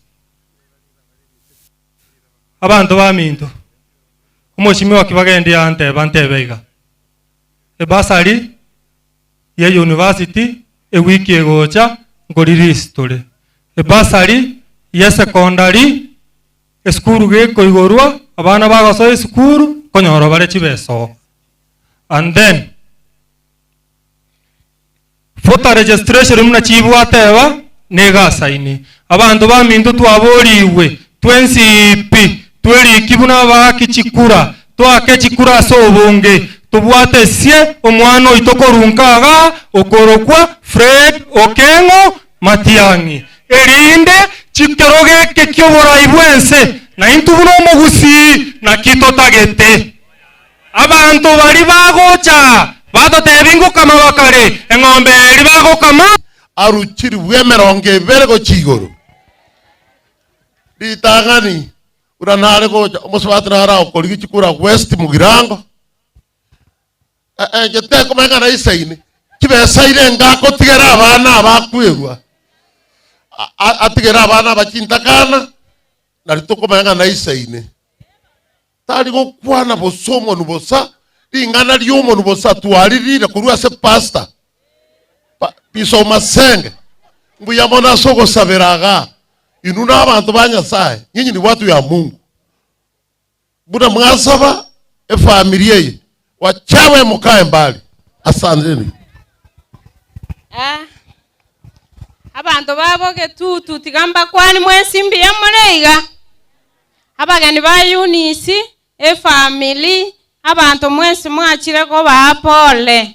Asante sana asogoika amaliete ngoroku Honorable Edina Mora Abere nkobolie kirogo kyobo MP koru West Mugirango bono rere nanyoromo murefu ogocha peni nimo maete na Eunice nimo maete ogonteina matanga kominyoka gocha iga na inche nateba tiganke iga indue ngora yane mbobe nakoragake bono umugambi agoteba totigamangana siasa umwana siasa insiasa umorandi no korandi buno morandi arandiri buyeiga gakinto igwati ngana bono siasa na intunto gokwane ngana yemo gaki bono mugusie round yeye twamuirenga ntobwato omwana ito okoroku Fredi Okengo Matiang'i abantu mwesi mumaeti gaki omwana ito Fredi Okengo Matiang'i gasi akorire moko mubwati stwensi bono abantu bande basoire kominyoki omweshimiwa tobwatega okorokunga Kibagendi aseng'encha kubwati si Fredi Okengo Matiang'i na ndare mustari wa mbere bachakire komuminyoki na komoite biboko abantu baboge tutu sao tinko basabaiga rusi chianga tokure kiba akore gasi asabage tutu enarigereria skuruga njechi skuru chaito Nyamira no eneri bati ndiyo gachi skuru echiakire rangi amabati are buya gaki omwana ino wo mwando ogotetea omwana okoroku Fredi Okengo Matiang'i mwesipi bwekerana buna bagetutu South tigantigera abuga wa karwe aiga to gukwano ta ikoro bese esi michire aya gendo to megar chiri bukomi kai tigato michiri bukomi Biamono Richmond abantu bamintu mbiamore tumusibi Yesu Kristo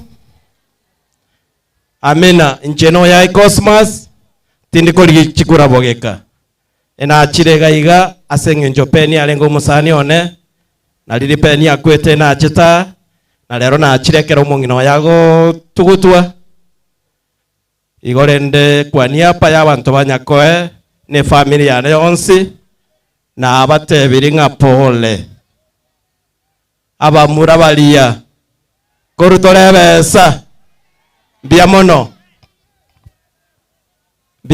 na inche na arure chibesa chiarega iga shilingi 2000 biamono tiganya saba sen aya wana yake ninje nkore Bishop Onganchire daka yamo orande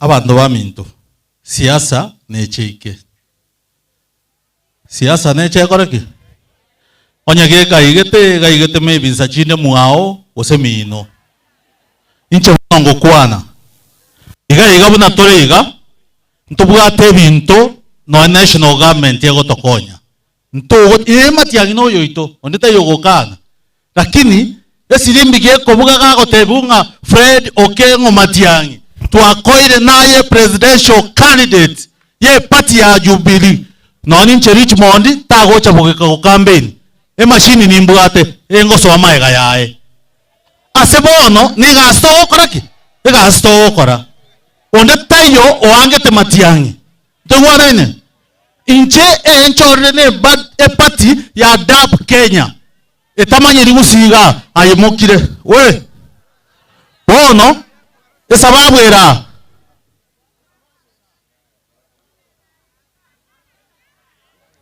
esababu erega eserikali buna murefu ateba ebira kitambia chete kipara chita across the county ngocha korosu kuchire mwaro chigoro gabana na igo TMCH enyagitari enene asinyanza region ya chakire gas ebinto binde stadium yetongorosu gwere kipara nchire none ward ye murefu ago chikobori chikura chigo chikorosu wone president etokora ebere engori tokonyora kego ikangori obeire tutavuka aina no Jubilee yo emoko nyora nche ngoso Jubilee ai kirari chareri kira bono egento kende aya egento kende kyo mwario nganchere ndwe bese yane tigankore tororane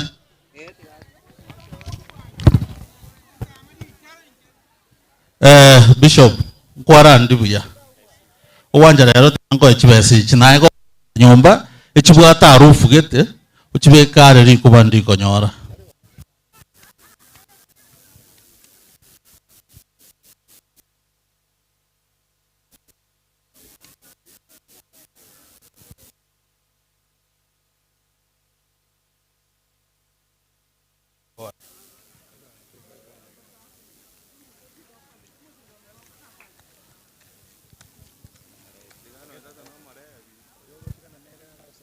Majuma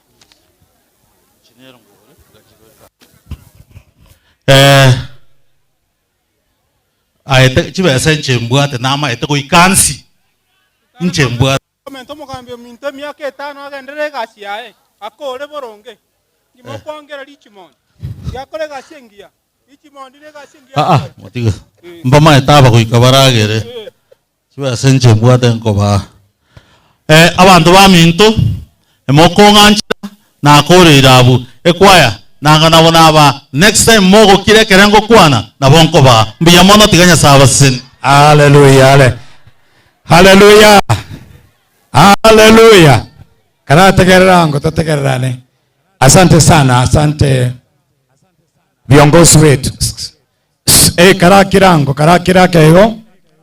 karakira kego biyamana sogokira bogambi mbali raisi onyo muntu gusinyuko gambero mukioye muntu asinyuko gambere kanisa yemo bogambi mbali raisi igole mereriane nyasaba seseni talibo bono tuacha seng'encho yoko wa binto pole Ningependa tuingie katika mahali pa eulogy. Watoto wale wasimame tuingie kwa eulogy. Na nataka niambie hivi. Vijana wanasema tuko kadi. Na kwa niaba ya kanisa nasema kanisa iko kadi. Si ni kweli? Hata kanisa iko kadi, wacha tufanye kazi, Mungu awabariki sana. Kwa hivyo eulogy, tafadhali those ones who are concerned. Tusikize sala za mwisho kwa jamii. Tuweze kufanya kwa upesi sana kwa sababu kuna shughuli nyingine inaendelea upande ule.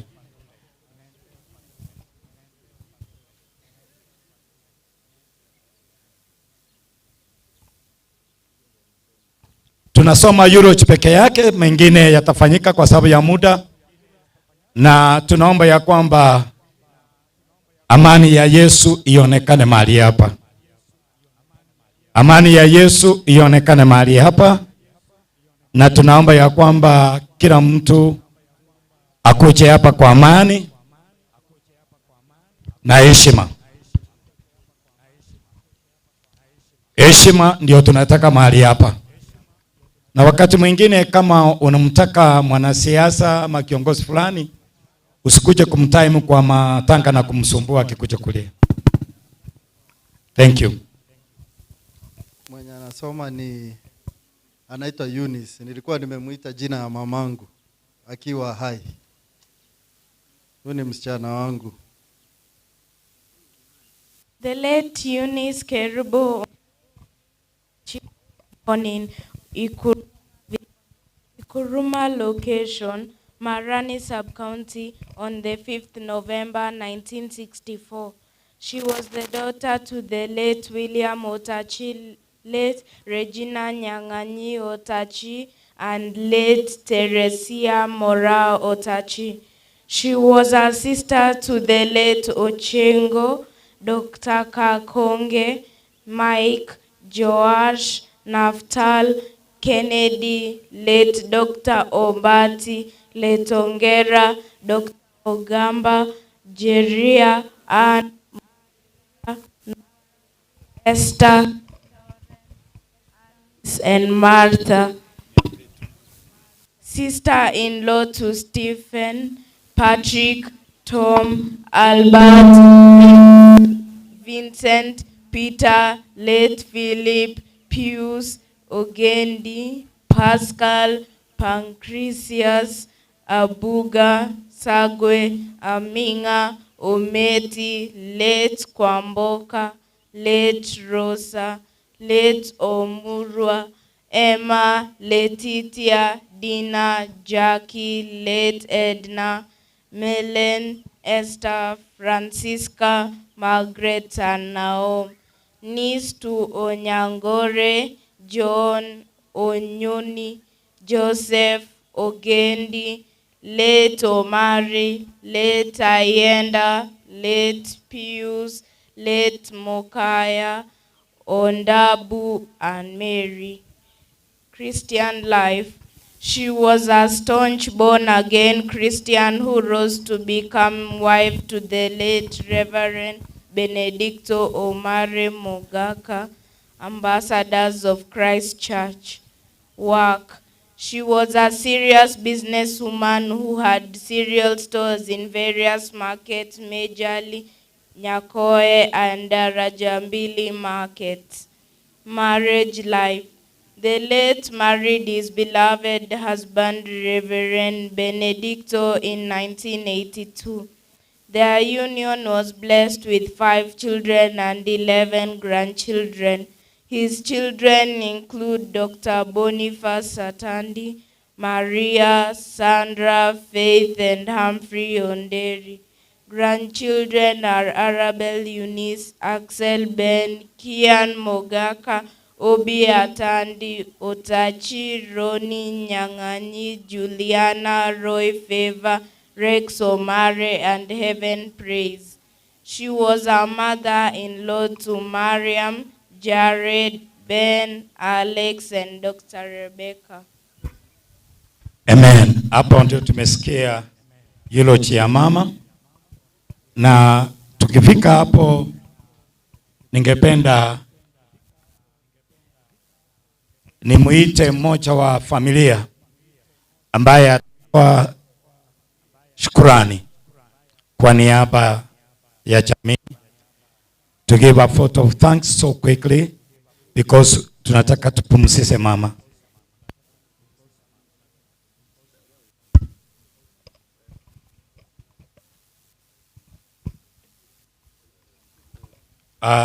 Because of time, kuna vitu tutakatisha kwa sababu kuna kazi ambayo ni kubwa huko. Ningependa tuweze kupata hiyo vote of thanks and some. Ningependa kwanza kuchukua fursa hii kumshukuru Mwenyezi Mungu kwa sababu ya kipawa cha maisha ambacho ametupatia sisi na kutuwezesha kuhudhuria sherehe hii ya mwenda zake mwenzetu Eunice. Pili, ningependa kushukuru kanisa la Christ Ambassadors kwa vile ambavyo limepanga hii sherehe na kuleta haya mafanikio ambayo tumeona sana sana kupitia kwa mahubiri ambayo tumepata kutoka kwa bishop wetu mpendwa. Tatu, ni kwa kila mmoja wetu, kwa sababu yako na mimi kuchukua wakati wako ambao si rahisi kupatikana, kukaa haya masaa yote mpaka yamefika midani ya hii jioni, wakati ambapo tunaenda kumlaza mwenzetu kule kaburini.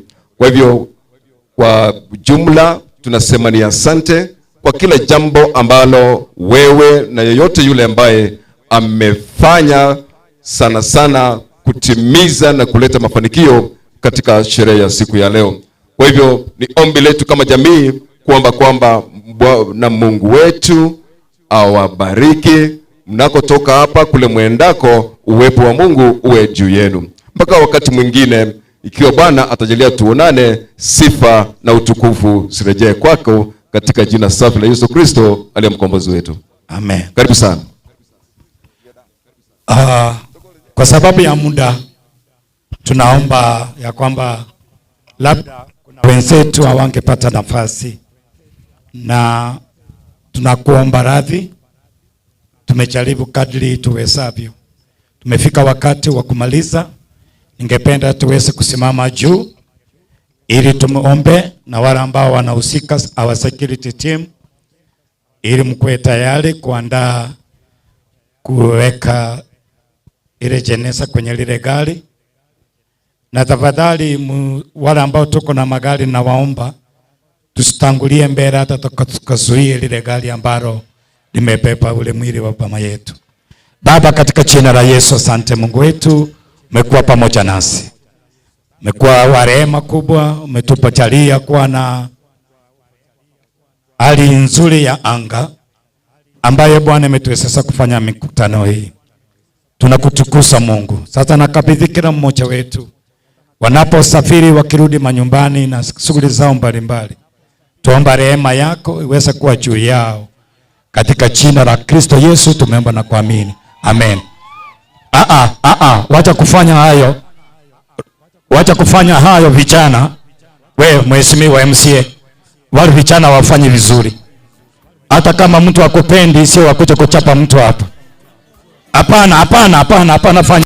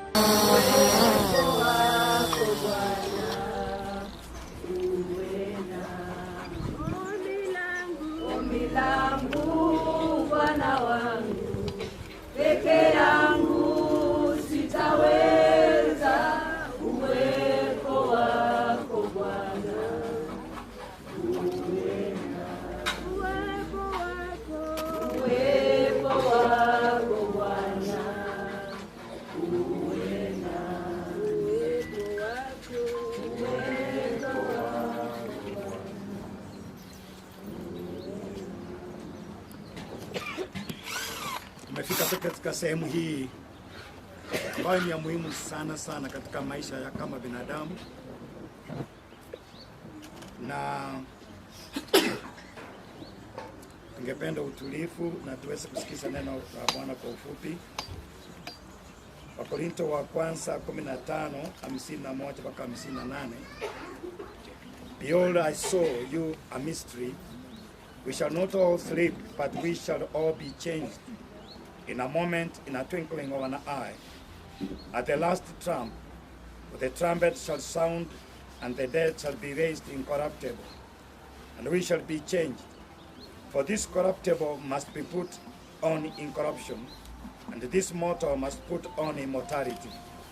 So when this corruptible shall have put on incorruption, and this mortal shall have put on immortality, then shall be brought to pass the saying, what is written, death is swallowed up in victory.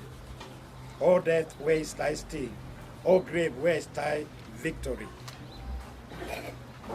The sting of death is sin, and the strength of sin is the love, but thanks be to God, which giveth us the victory through our Lord Jesus Christ. Therefore, my beloved brethren, be of ye steady, unmovable, always abounding in the works of the Lord, for as much as you know that your labor is not in vain. Umesikia neno la Bwana kama vile tumeweza kusikia hapo awali ya kwamba sisi ambao tuko hapa ni waaminio, tunaamini ya kwamba hii ni hatua moja ya maisha na kuna tumaini la kufufuka tena, ya kwamba ule mwili ambao ulikuwa na uharibifu Mungu ataufanya usiwe na uharibifu. Sahihi mwili huu tunaona uko na uharibifu, lakini siku itafika ya kwamba uharibifu hautakuwa na nguvu, mauti hayatakuwa na nguvu, na kufa kwa milele hakutakuweko na nguvu, bali tutakuwa na uzima wa milele. Kwa hivyo tunayo tumaini ya kwamba dada yetu ametutangulia, nasi siku itafika ya kwamba katika ile trumpeta itakayopiwa watu wote wataweza kufufuliwa na kumlaki Bwana Yesu, na miili yetu ambayo itakufa itapoteza ile uwezo wa kufa. Kwa hivyo wakati huu ningependa kuweza kuteremsha hii jeneza ya mwenzetu, na pale baadaye tutaendelea kutoka hapo. So Outlast we roll this program now.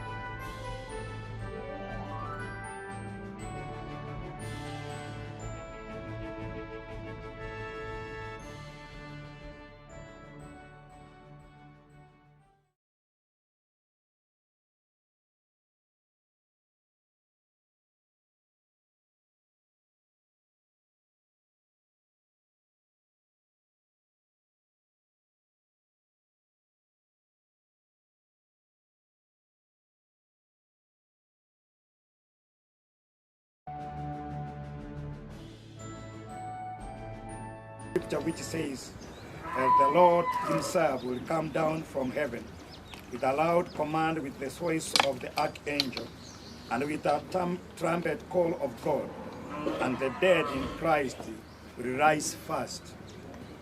After that, we who are still alive and are left will be caught up together with them in the clouds to meet the Lord in the air. And so we will be with the Lord forever. We therefore encourage ourselves with these words. As we commit this body into the ground, we know that this is not a hopeless situation. We do it with hope and with faith in the name of Jesus Christ. Amen. So I would like to have some soil.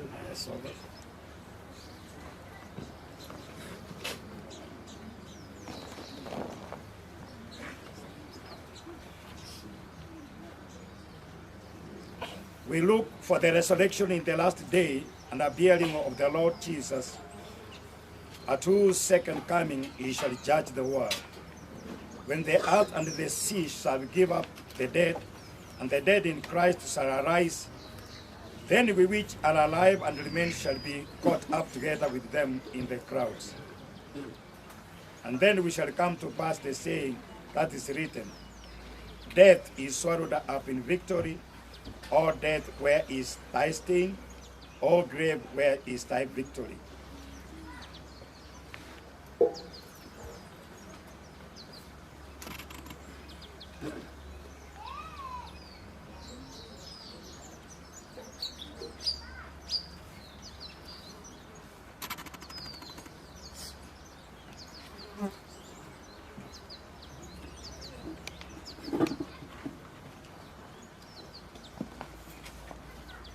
Because of some little procedure, we want to do some covering, then we shall proceed from there. Thank you.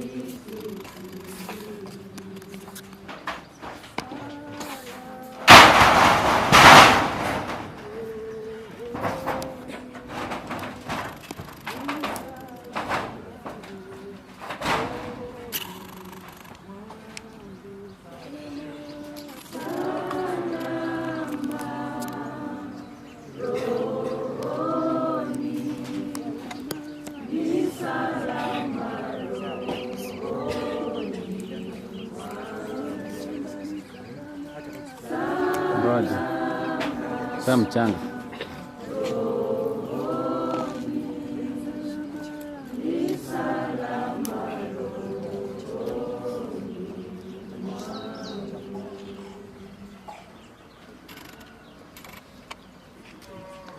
For as much as the spirit of our deceased sister Eunice has returned to the Lord who gave it, we therefore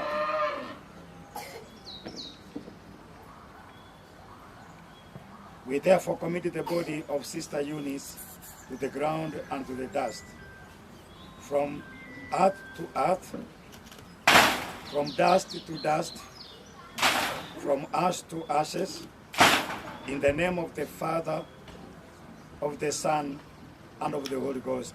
Amen. Amen. We have come to this final end, and I will invite the family members to come and witness the last ceremony for Mama. Tufuatane jamii.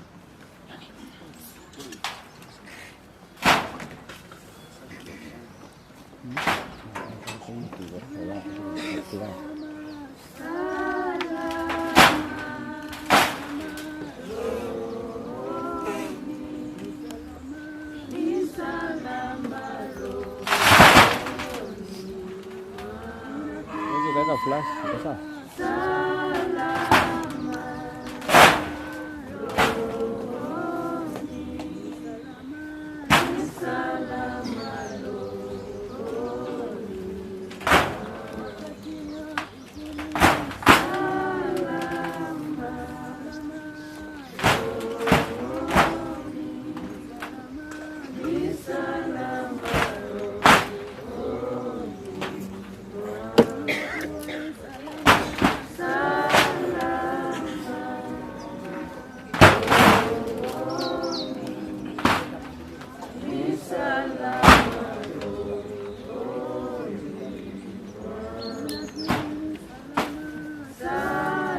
Brothers,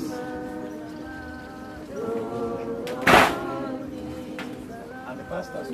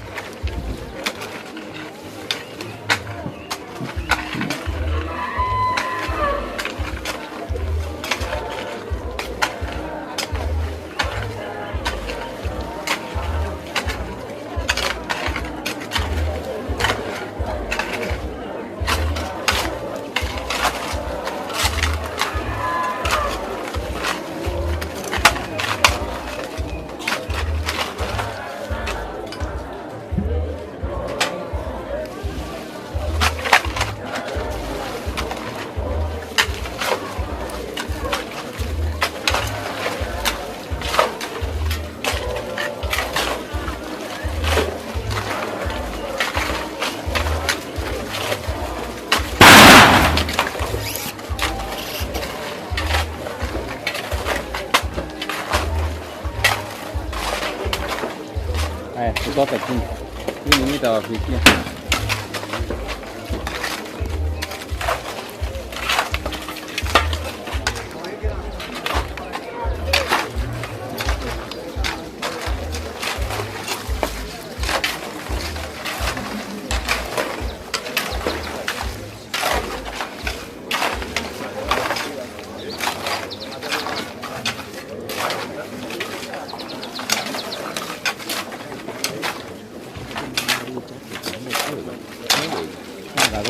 Todo el mundo me cayó valiendo. Bueno, ahora es que tienen que llegar a tu agua. Ah, es un niño de alipea, cuando yo hice de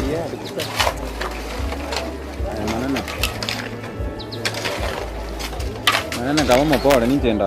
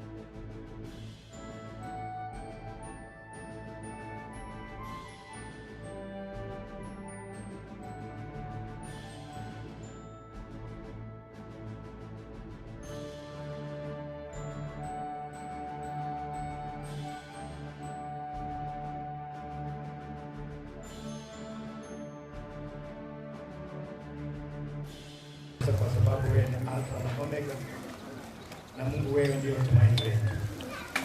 Asante Bwana, tumefanya sehemu yetu ya wanadamu ya kupumzisha mwenzetu dada yetu. Tuomba Bwana faraja yako ya kipekee, mkono wako wa nguvu kwa washikilia watoto hawa na watu wa jamii yote ambao Mungu wameweza kupigwa na tukio hili. Naomba baraka zako na ushindi wako uonekane. Ni katika jina takatifu la Kristo Yesu tumeomba na kuamini, watu wa Mungu sema amen. Amen. Hivyo tunaanza kwa utaratibu wa kuweka maua.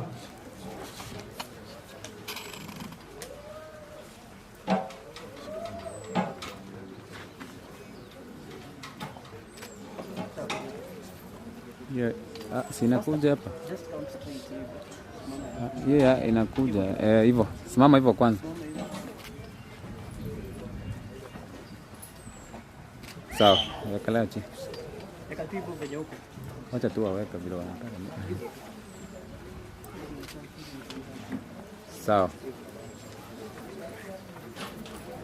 Simamia tu hapo hivyo kwanza. Nani kuja hapa? Kidogo tu. Songa nyuma kidogo. Haya, wekelea.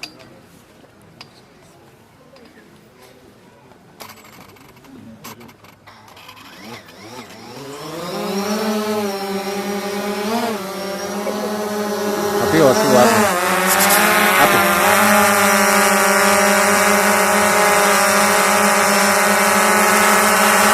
Sawa.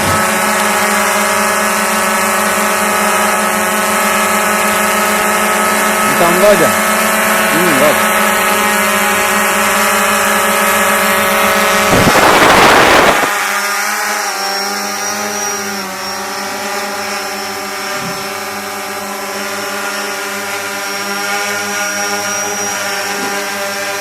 Simama hivyo. Wapige wote. Simama hapo, hapo.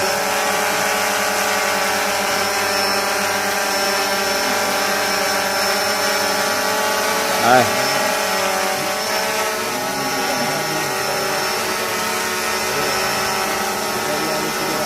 Angalia picha. Sawa. Picha wale wako.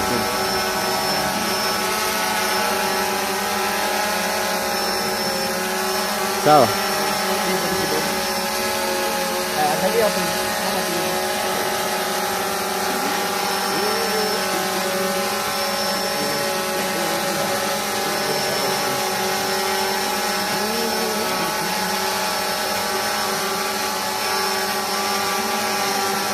Weka.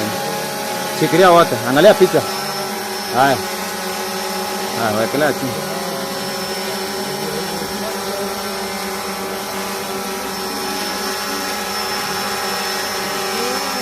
Piga wale ndio piga.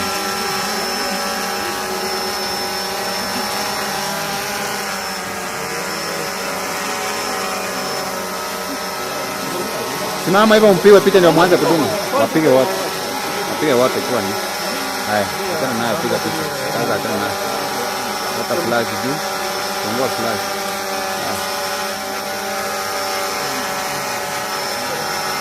Piga zaidi. Wengi.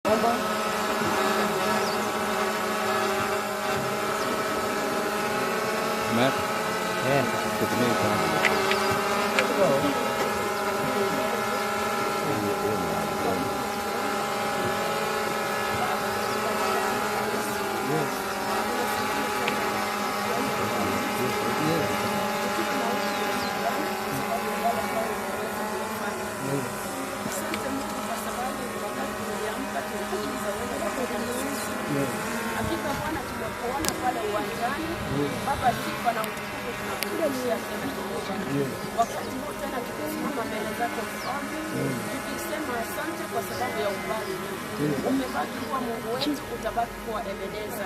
Tunalisifu, tunalipenda jina lako, maana hakuna siku umewahi kutuaibisha. Kila siku naona mkono wako. Mpaka wakati huu Yesu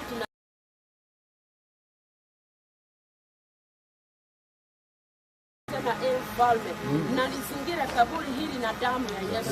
Ninakuja kinyume na kila nguvu zote zitakazotaka kuinuka kinyume na maisha yetu, kinyume na kila hali na maisha yetu Kristo, kinyume na maisha ya watoto wetu, kinyume na kuendelea kwetu. Wakati huu katika hili jina la Yesu tunafunga midomo yote katika jina la Yesu Kristo, mwana wa Mungu aliye hai. Tunafunika mahali hapa na damu ya Yesu. Tunafunika mji huu na damu ya Yesu. Tunaomba malaika wa mbinguni wakaweze kuweka kituo mahali hapa. Uwepo wako na nguvu zako zikaweze kwenda mahali hapa Jehova. Ushirika wako Yesu ukaweze kuandamana pamoja nasi. Jehova, kazi ya mikono yetu tunaizingira na damu ya Yesu. Baba, tunapotoka, tunapoingia, Roho Mtakatifu ukaweze kutuzingira. Wewe ni Mungu wa mayatima. Baba wa mbinguni, tunakuita.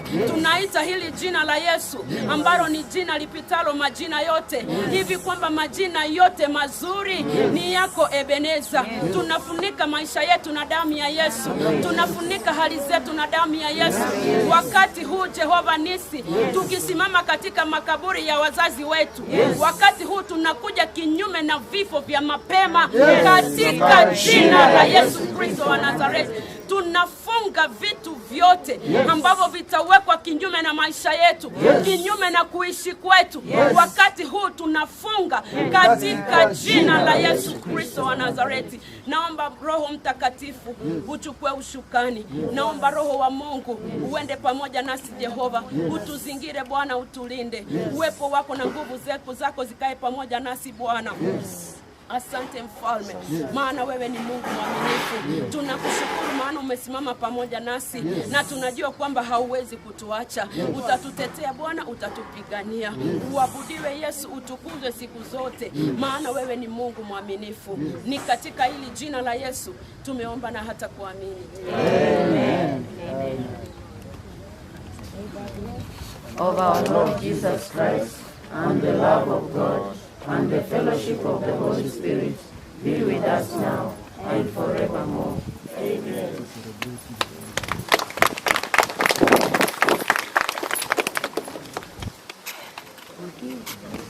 Sawa. Sema kidogo hivi. Kupigia simu katika chakula. Popo hapo na ndio ndio chakula na kisheria wasiki tuendelee kwa ndoto.